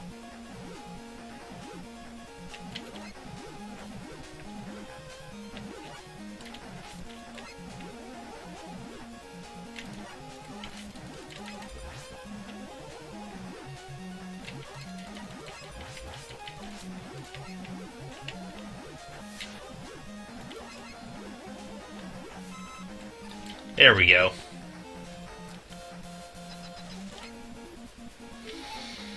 Now then.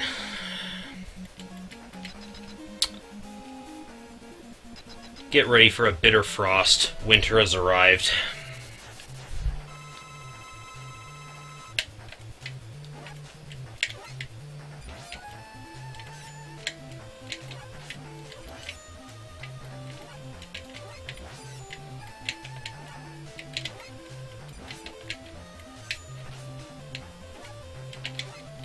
Shit.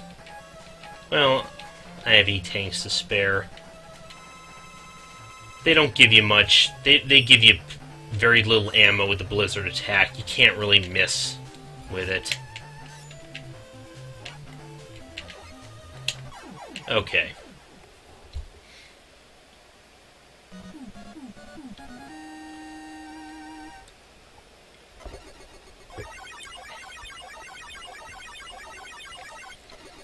Yeah, really, they didn't give a shop system in this game. They added the beat plate system and give you the energy balancer that you can find as a hidden item. Again, the main innovation was the rush suits.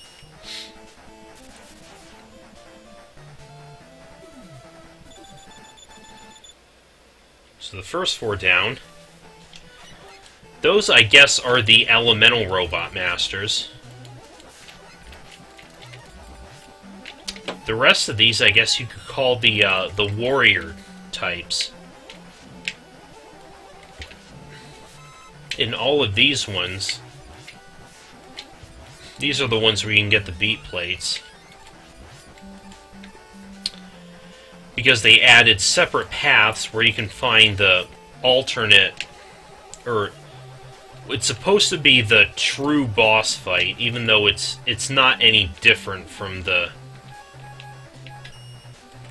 there are like 2 different paths you can take to the boss. One's supposed to be the true boss, the other is supposed to be a fake, even though there's no difference between them. The only difference is being the real boss gets you the beat plate.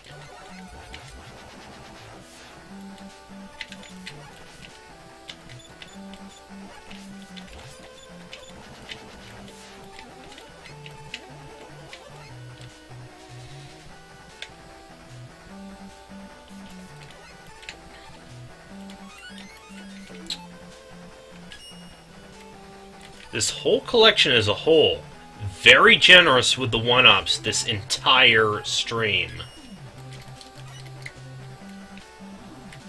The jet suit is quite nice, though. Since you have unlimited, well, you kind of have unlimited energy. I mean, you have a limited charge before it runs out, but then it regenerates as long as you're standing.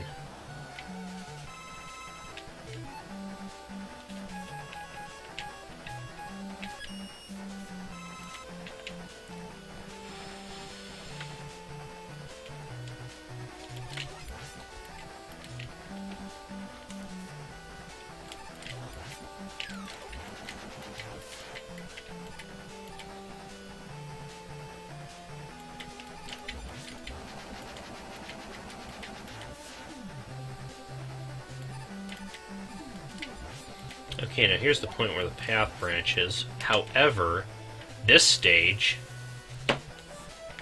throws a bit of a curve.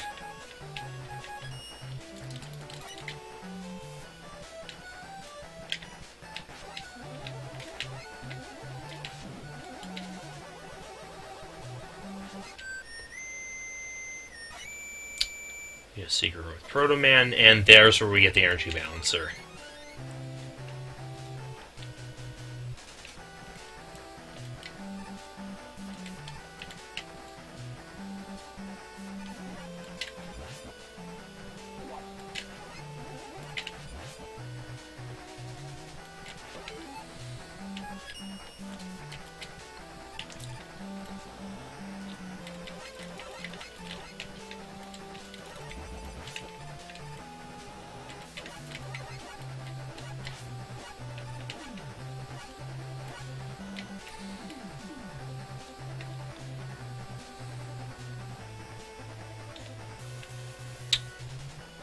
Is that right? I mean, I know Ballad had a bit more of a personality than most of the other Mega Man killers from the previous games, anyway.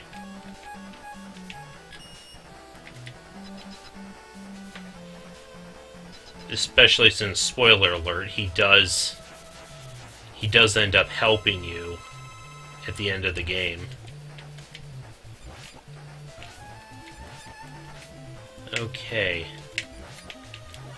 Now, I'm still trying it, and it's not actually firing.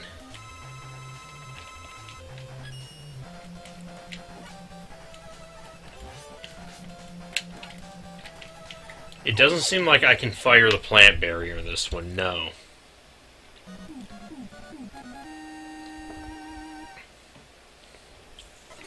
So I still maintain, the plant barrier behaves exactly like the skull barrier, just eats up a ton more weapon energy.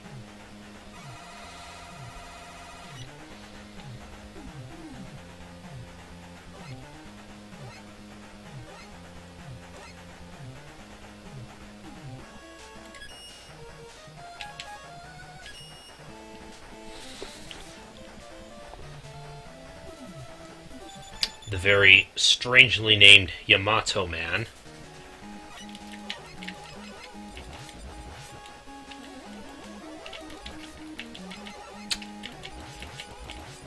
And his level has Tanukis that throw balls at me.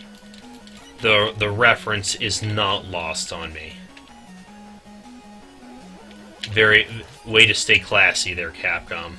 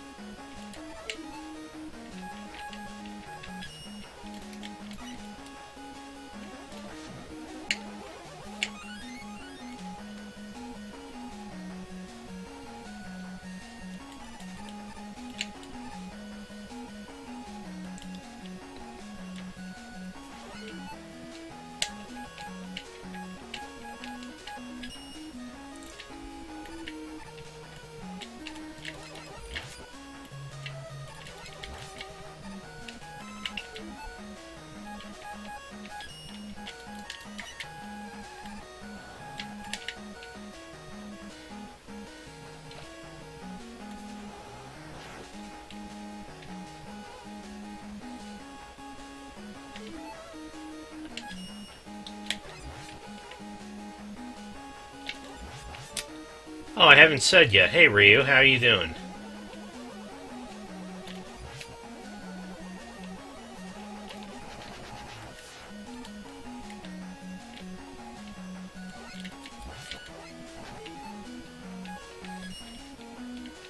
Oops, no, that's not what I want. I want Jet.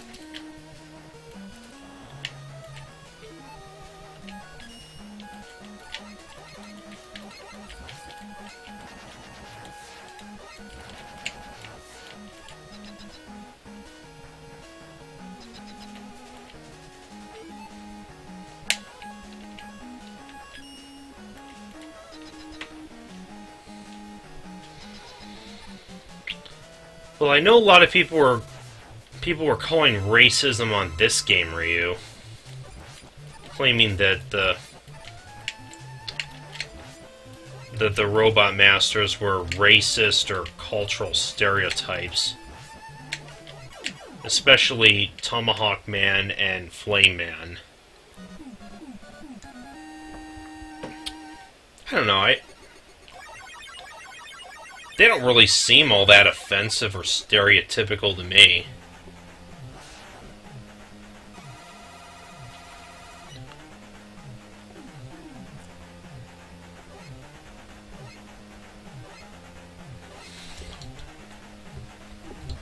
Yamato Spear. Essentially, it's the needle cannon from Mega Man 3, except it can actually go through armor now. And now Nightman, one of probably my favorite Robot Master from this game. Nightman and Flame Man, actually.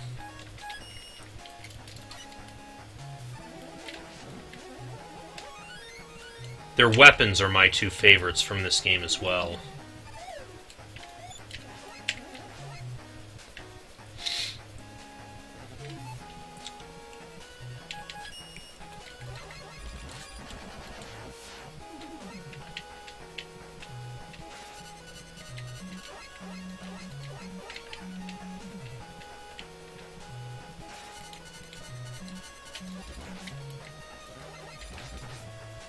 Damn it.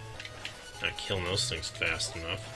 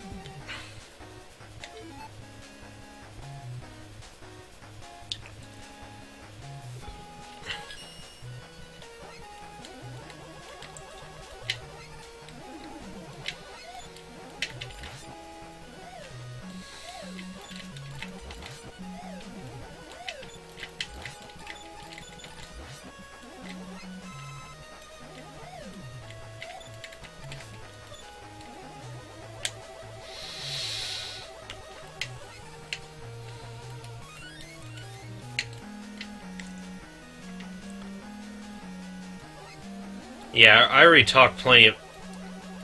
Probably I know what you're talking about there, about how much people talk about Samus.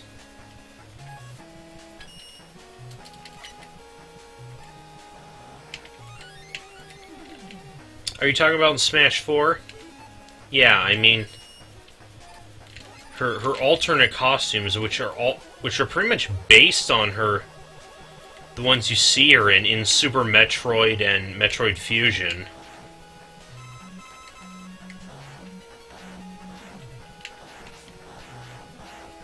Super Metroid, at the very least, being the one that most people consider is everyone's favorite.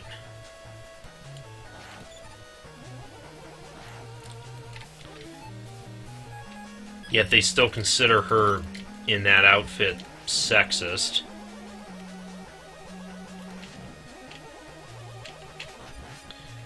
Yeah, the same game, as I've seen in one thing, has Shulk in nothing but a pair of swim trunks, and that's perfectly fine.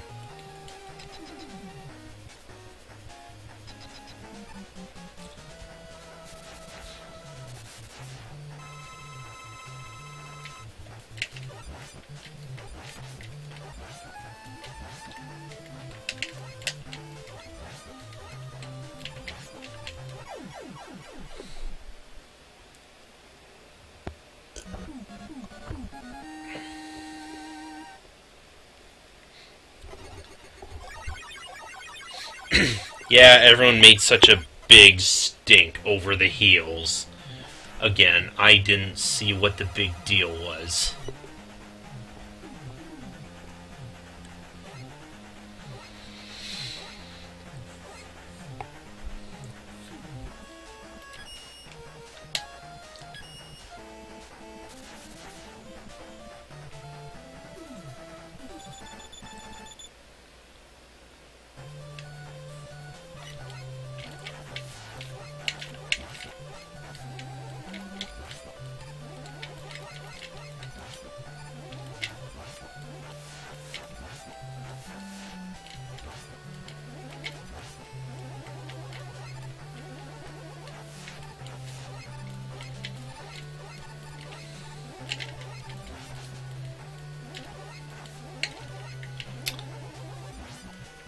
I know, right? That would have been pretty shameful if I died to Nightman.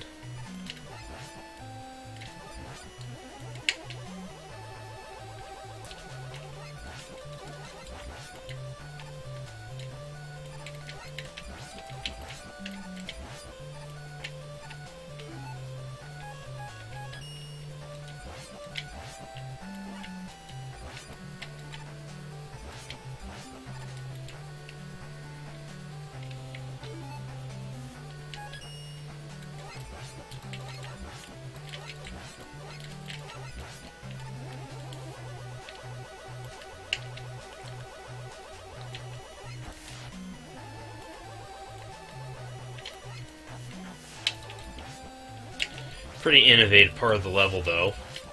The upside-down water segment.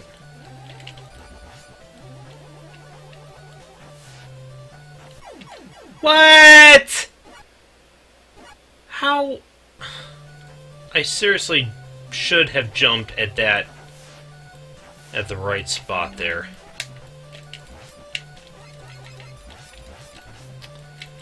Okay, you assholes, get out of my face. That, yeah, just like that. Don't know what I did differently the first time.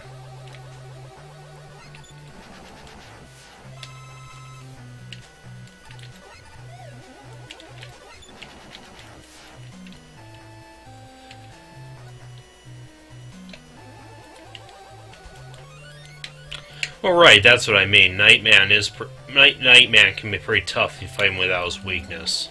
Since he's got his little shield there, which deflects any frontal attacks.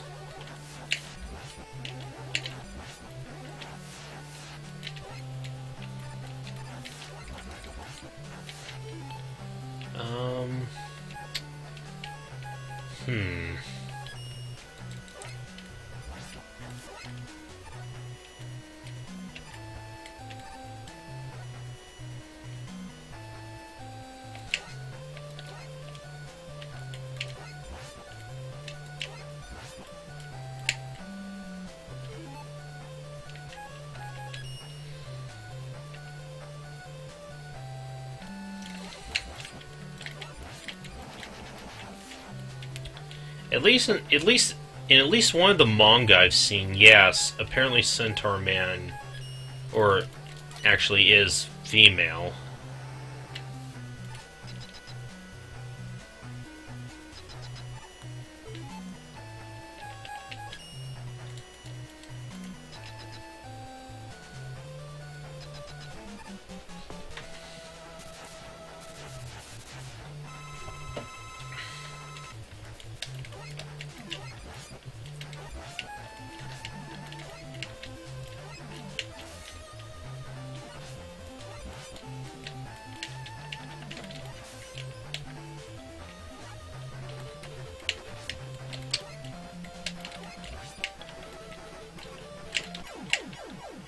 Right.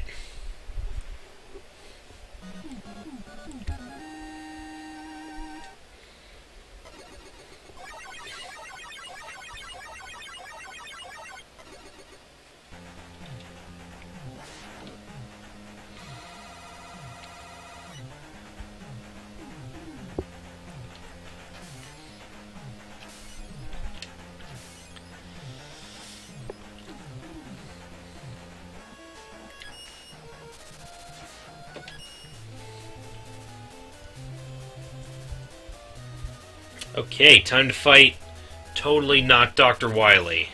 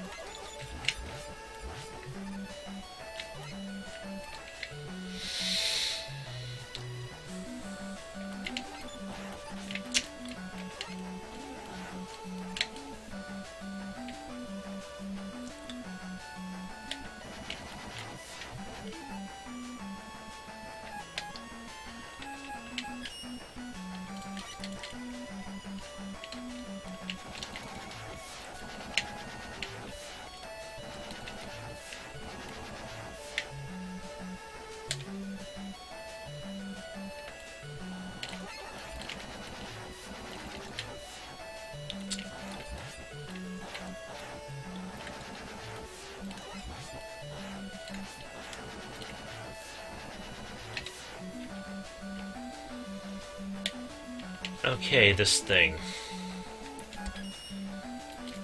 Should I attempt this?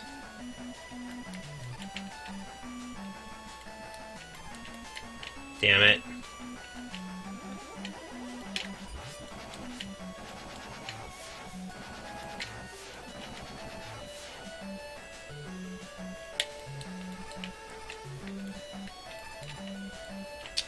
Damn it.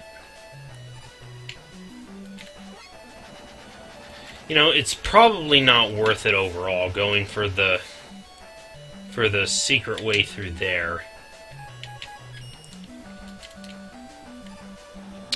At least I think it's more trouble than it's worth.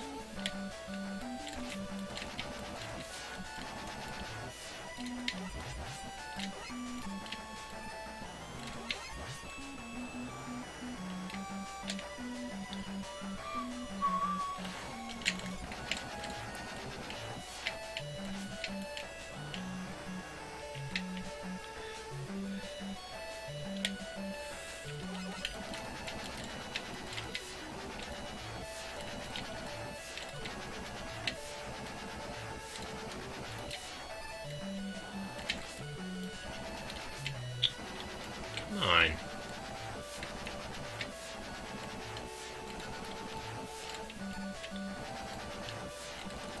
Getting real tired of you. There.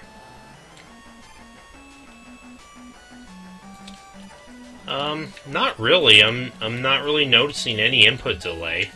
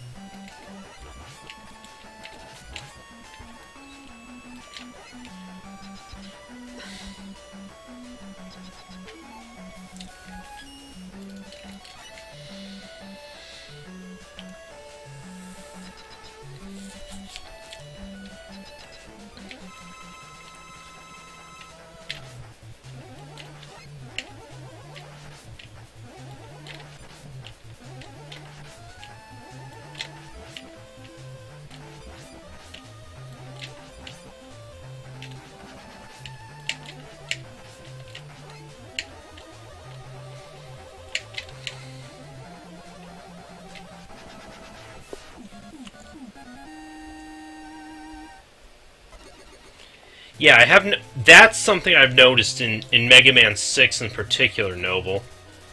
Is it's harder to cancel, to like jump cancel from your slide.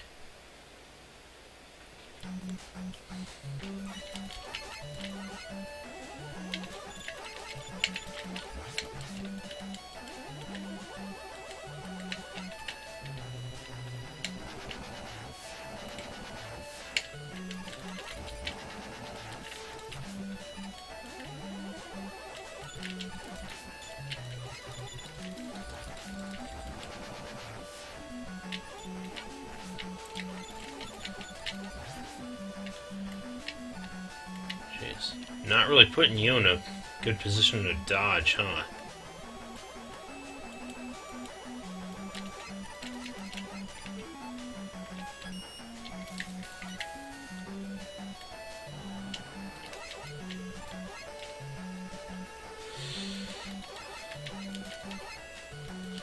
I don't know, I didn't really notice that as much in Mega Man 4 or 5, for that matter. Only in 6.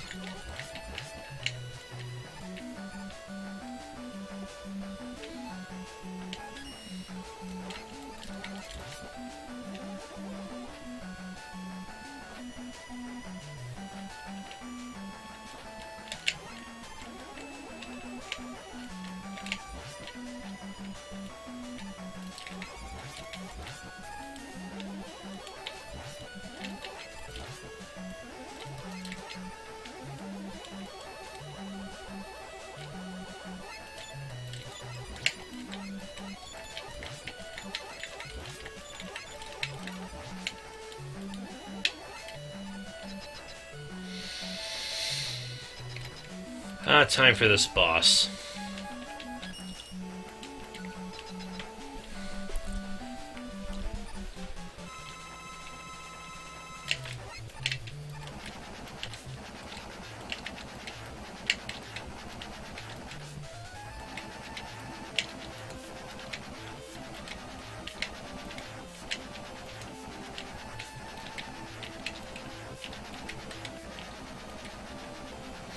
Oh good, didn't need any tank for that one.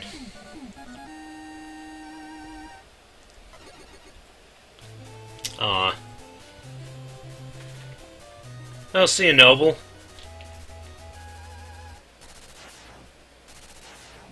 Thanks for sticking out through almost the whole thing.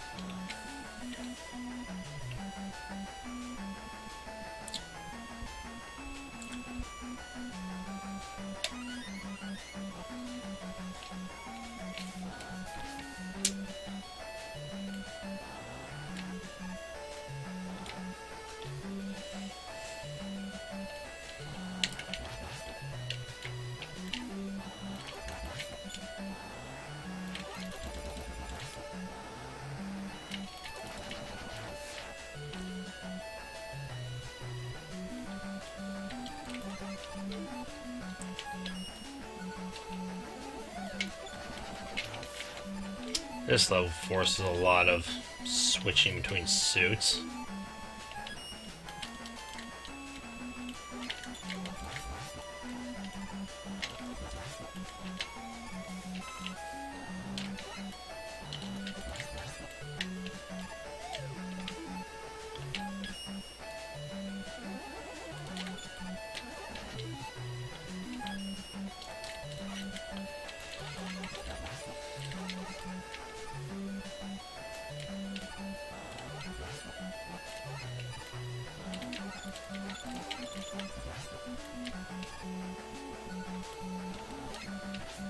No! Ah, bastard.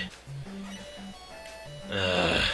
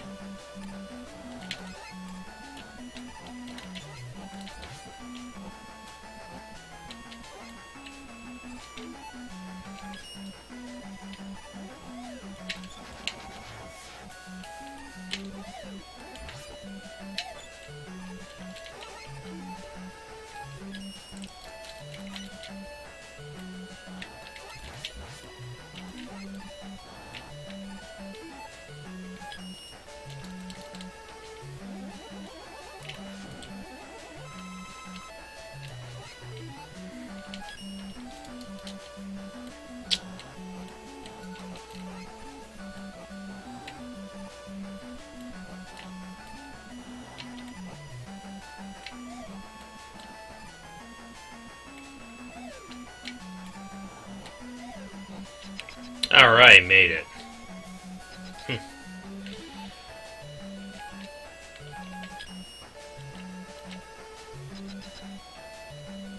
That stage is a bit dicey. But the boss is easy enough at least.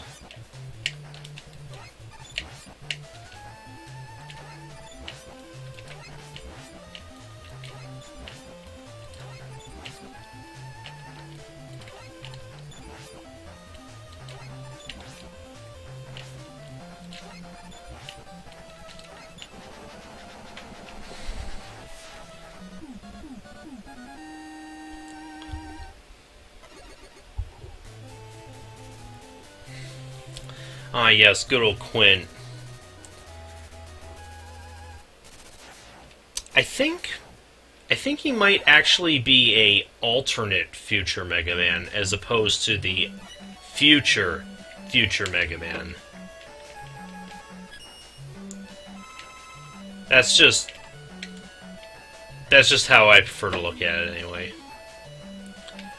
Otherwise, yeah, it's pretty dumb that the Mega Man of the future just uses a dumbass pogo stick.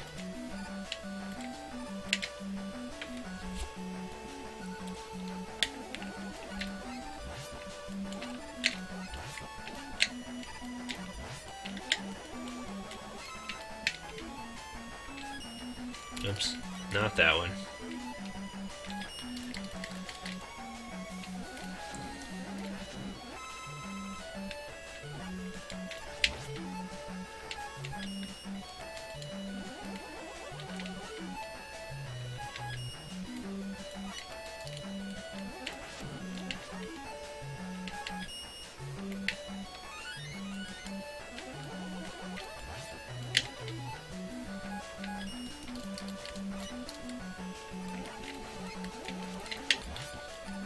Something I didn't know about until more recently is how you can push those blocks into these chutes.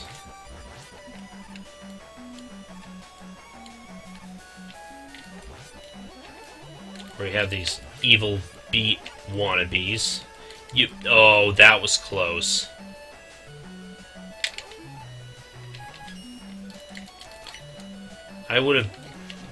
I was thinking that would... No! Get back up there.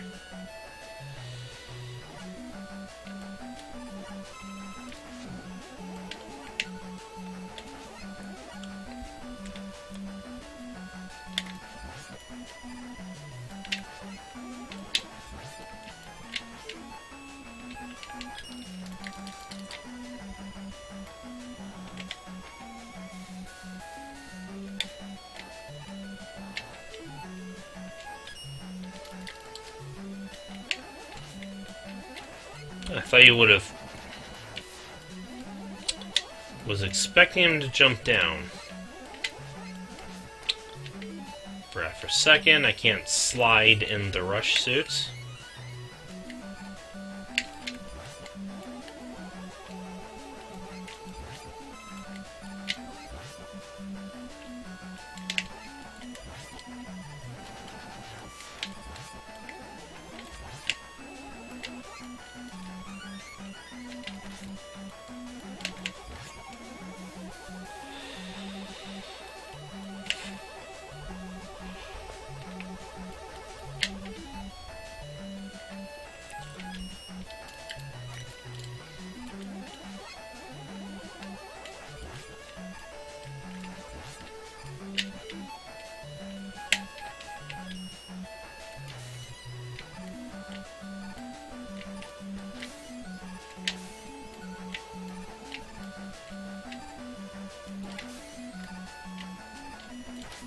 No. Oh, that was another close one. Stop it with all these close calls.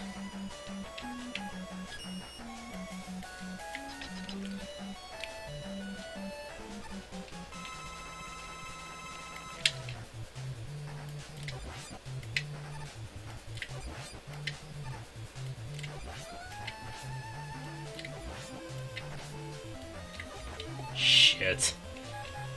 Oh well. have E-tanks to spare, might as well use them.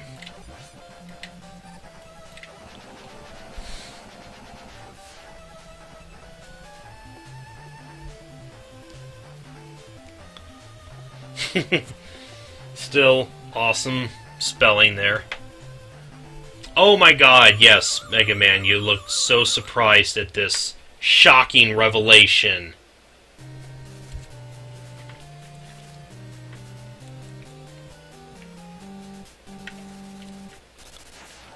Ah, the final Wily Fortress of this stream, anyway.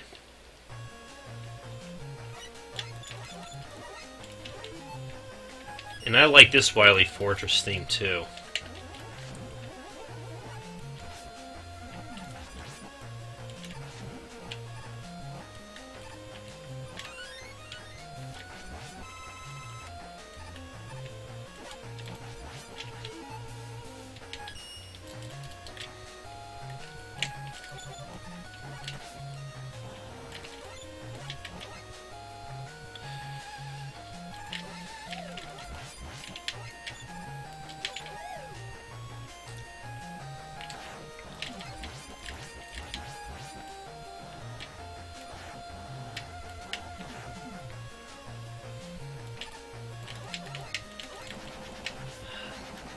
This level can be pretty easy or really hard, depending on whether I can get it into that little secret room.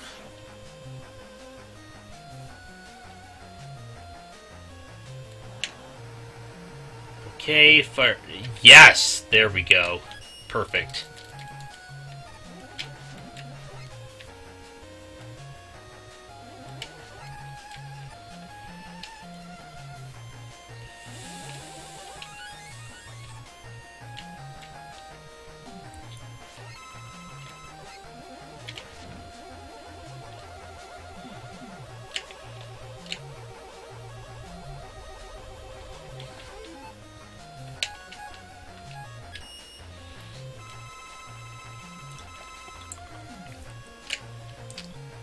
Well, like I said, they pretty much just they ported the NES versions pretty much to a T. They didn't make any adjustments to them.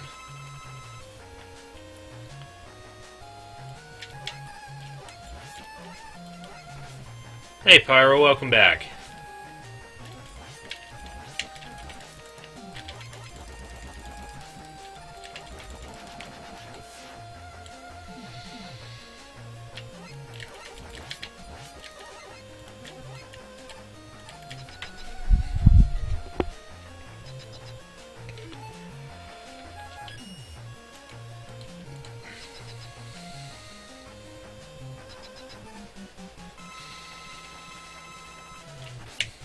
Alright, Jurassic Park shit here.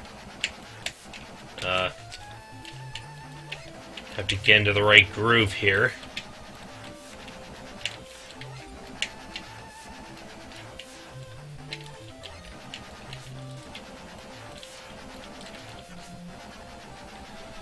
That was close.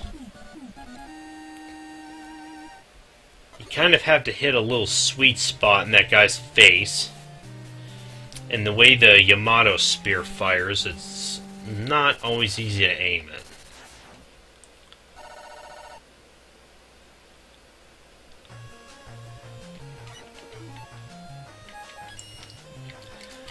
You're talking about Ruby Spear's Darkman there, Pyro? Well, I mean, he's... What they did was they based him off the... They clearly based him off the second Darkman you fight in the fortress. The gray one.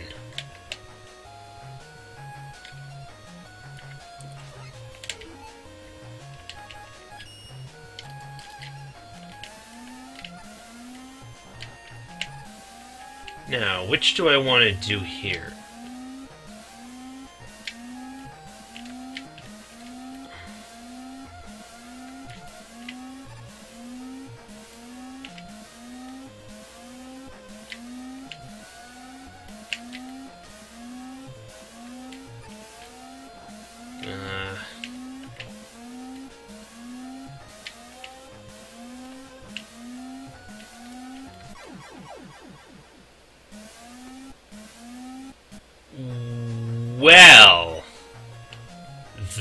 that's new.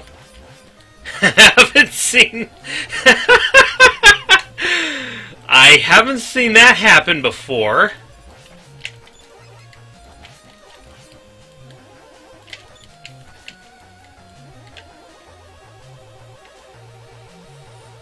Okay, enough of that. As opposed to dicking around trying to get up to the upper left side. We'll just go this way. I don't think we're missing out on that much anyways.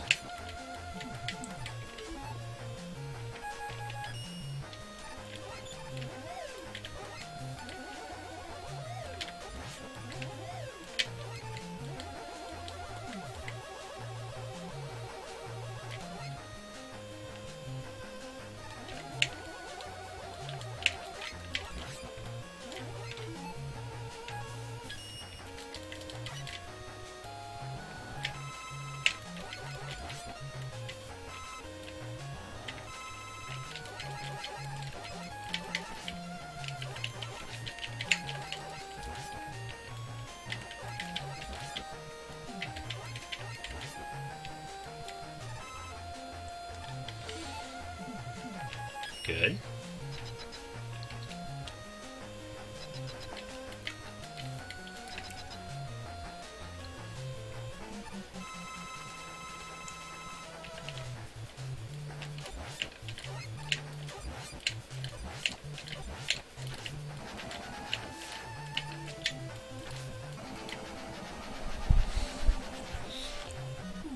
Wow, that was such a hard boss.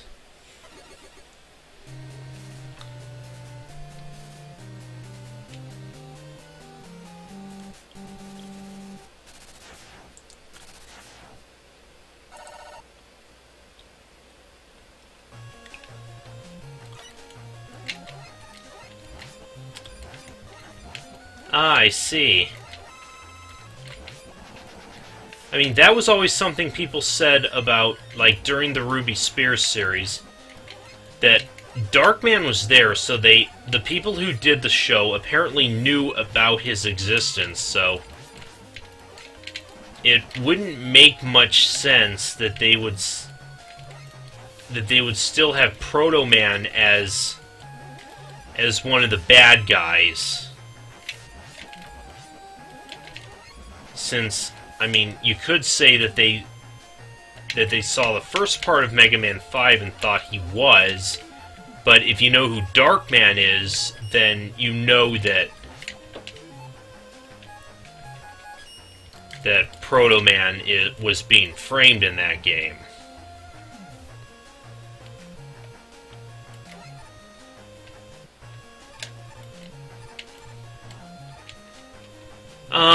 Time for the last boss rush of the stream. Almost sad to see it.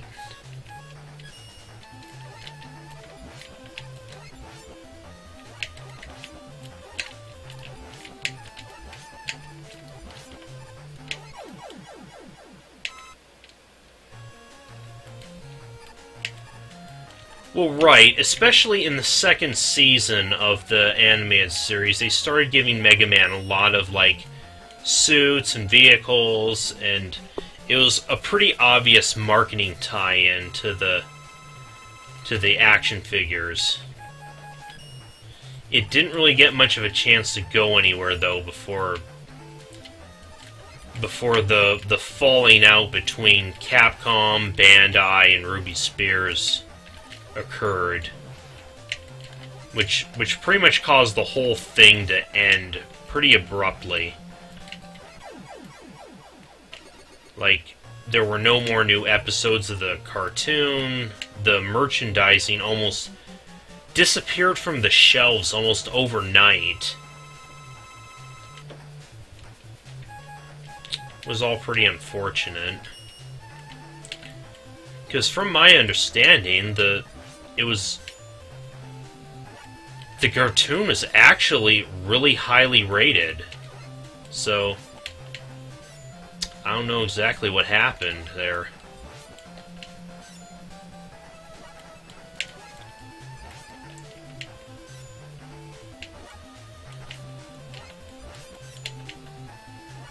Actually, Pyro, I tried out the plant barrier. You can see Plant Man can fire it, but I tried firing and it doesn't work in this game. Only in the arcade games, I think, does that work.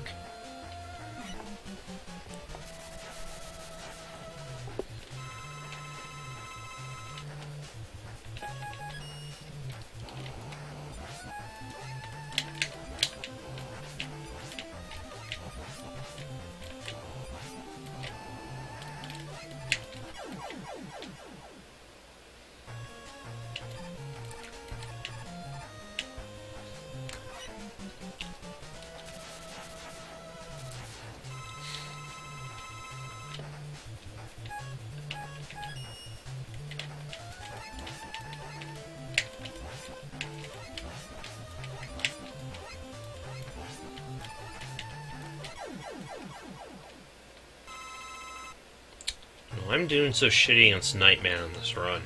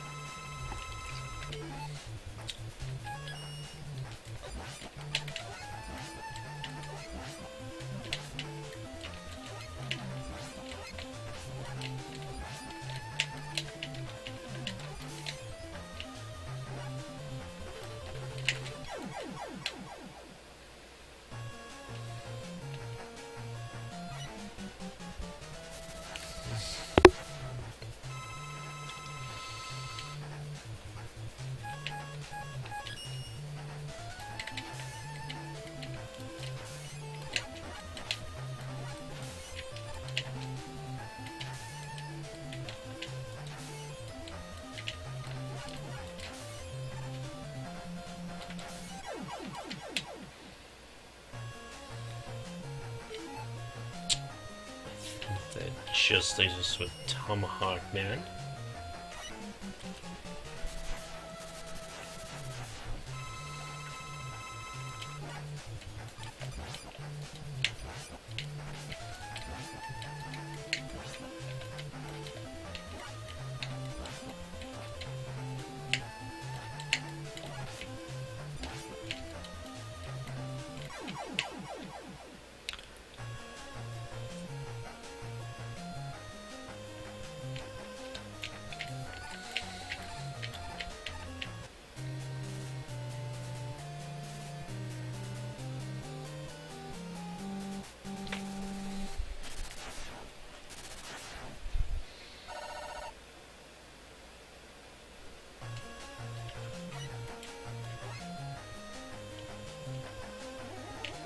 Oops.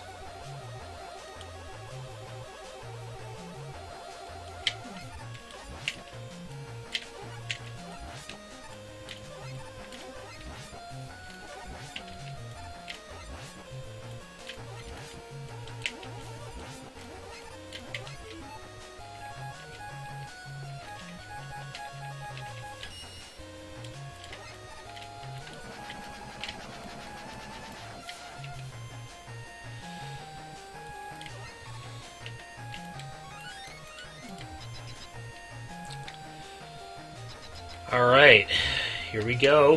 Final battle time.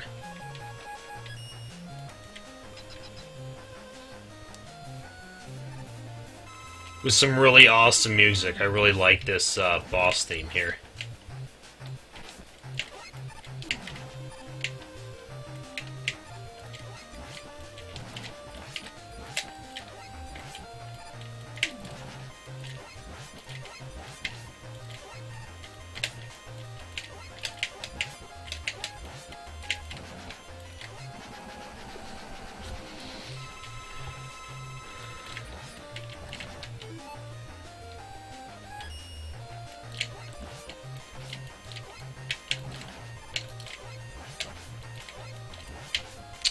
Damn it. Still making dumb mistakes against him. Thank goodness for all the A-tanks I picked up.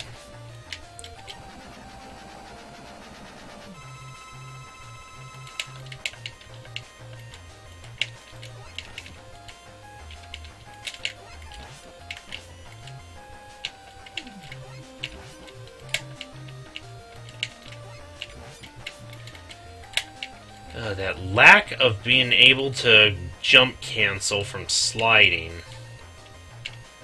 That, I think, is the reason I'm taking so many dumb hits there.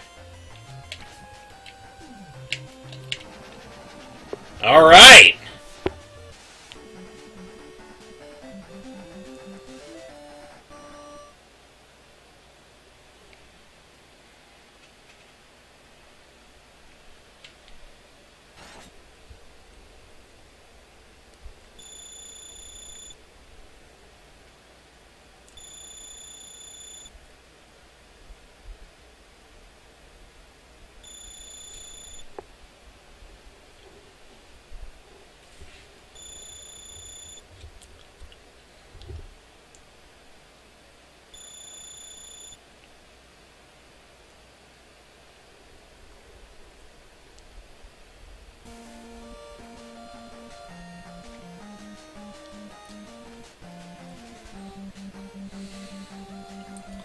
I like this ending theme here. Kind of just... It's a little medley of all the Robot Master themes.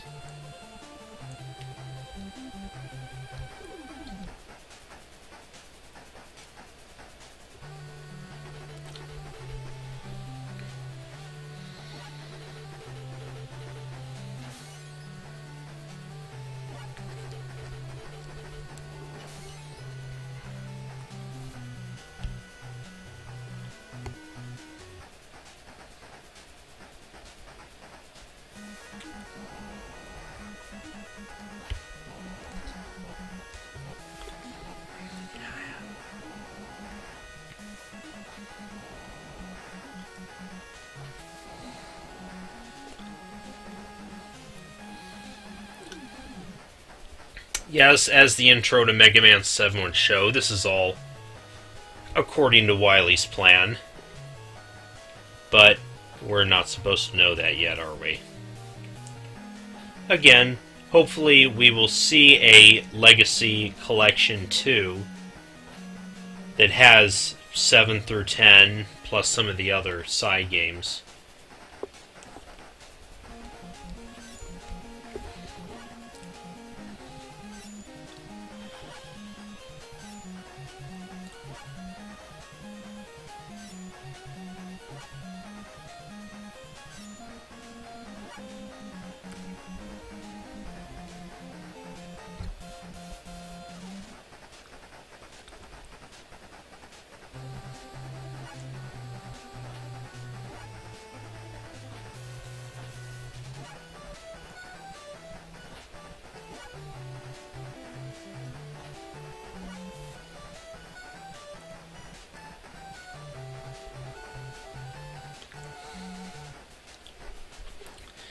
That would actually explain why Mega Man sounds so feminine in Mega Man 8. I gotta say.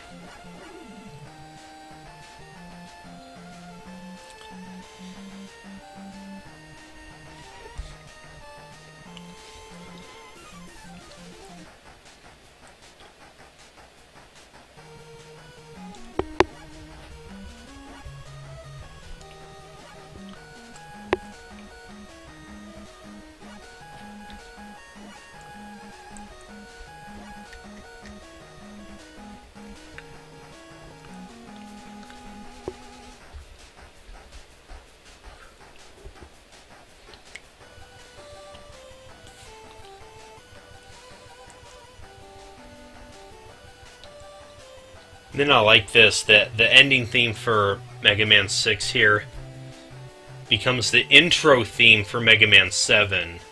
Similar to the ending theme for Mega Man 1 was the intro to Mega Man 2. Pretty neat. Pretty neat how they do that, I think.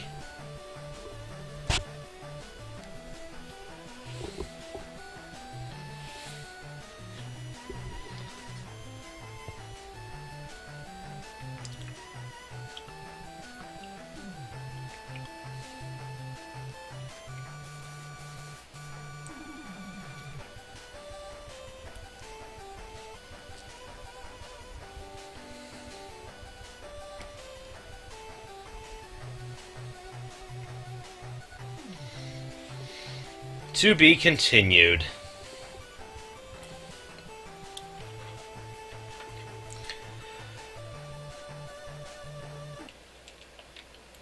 Okay. So, that was all the games in the Mega Man Legacy Collection. Let me see what some of the other features here. It looks like this is just... yeah, just some of the... they have a bestiary here.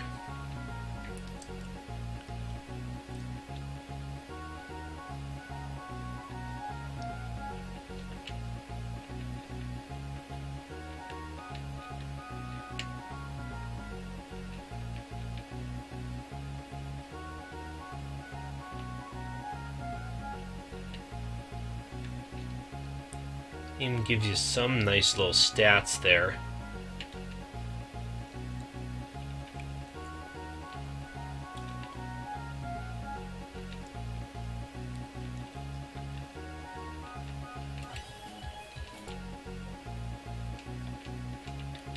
Production art.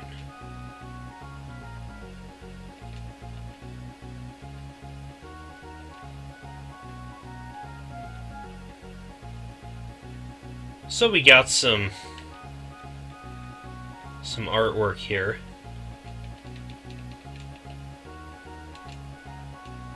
That looks like the Springer enemy from Mega Man 2.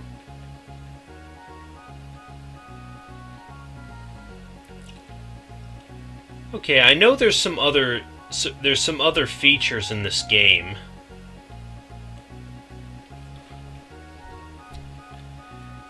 Not just the artwork here, but also some extra challenges to complete in this game. Maybe I'll do that in another stream, but you know what? I've been at this pretty much the better part of the night. I'd say I did pretty good marathoning Mega Man 1 through 6 in one go. So, I think I'll call it here, and I'll see you guys later. Have a good night, everyone.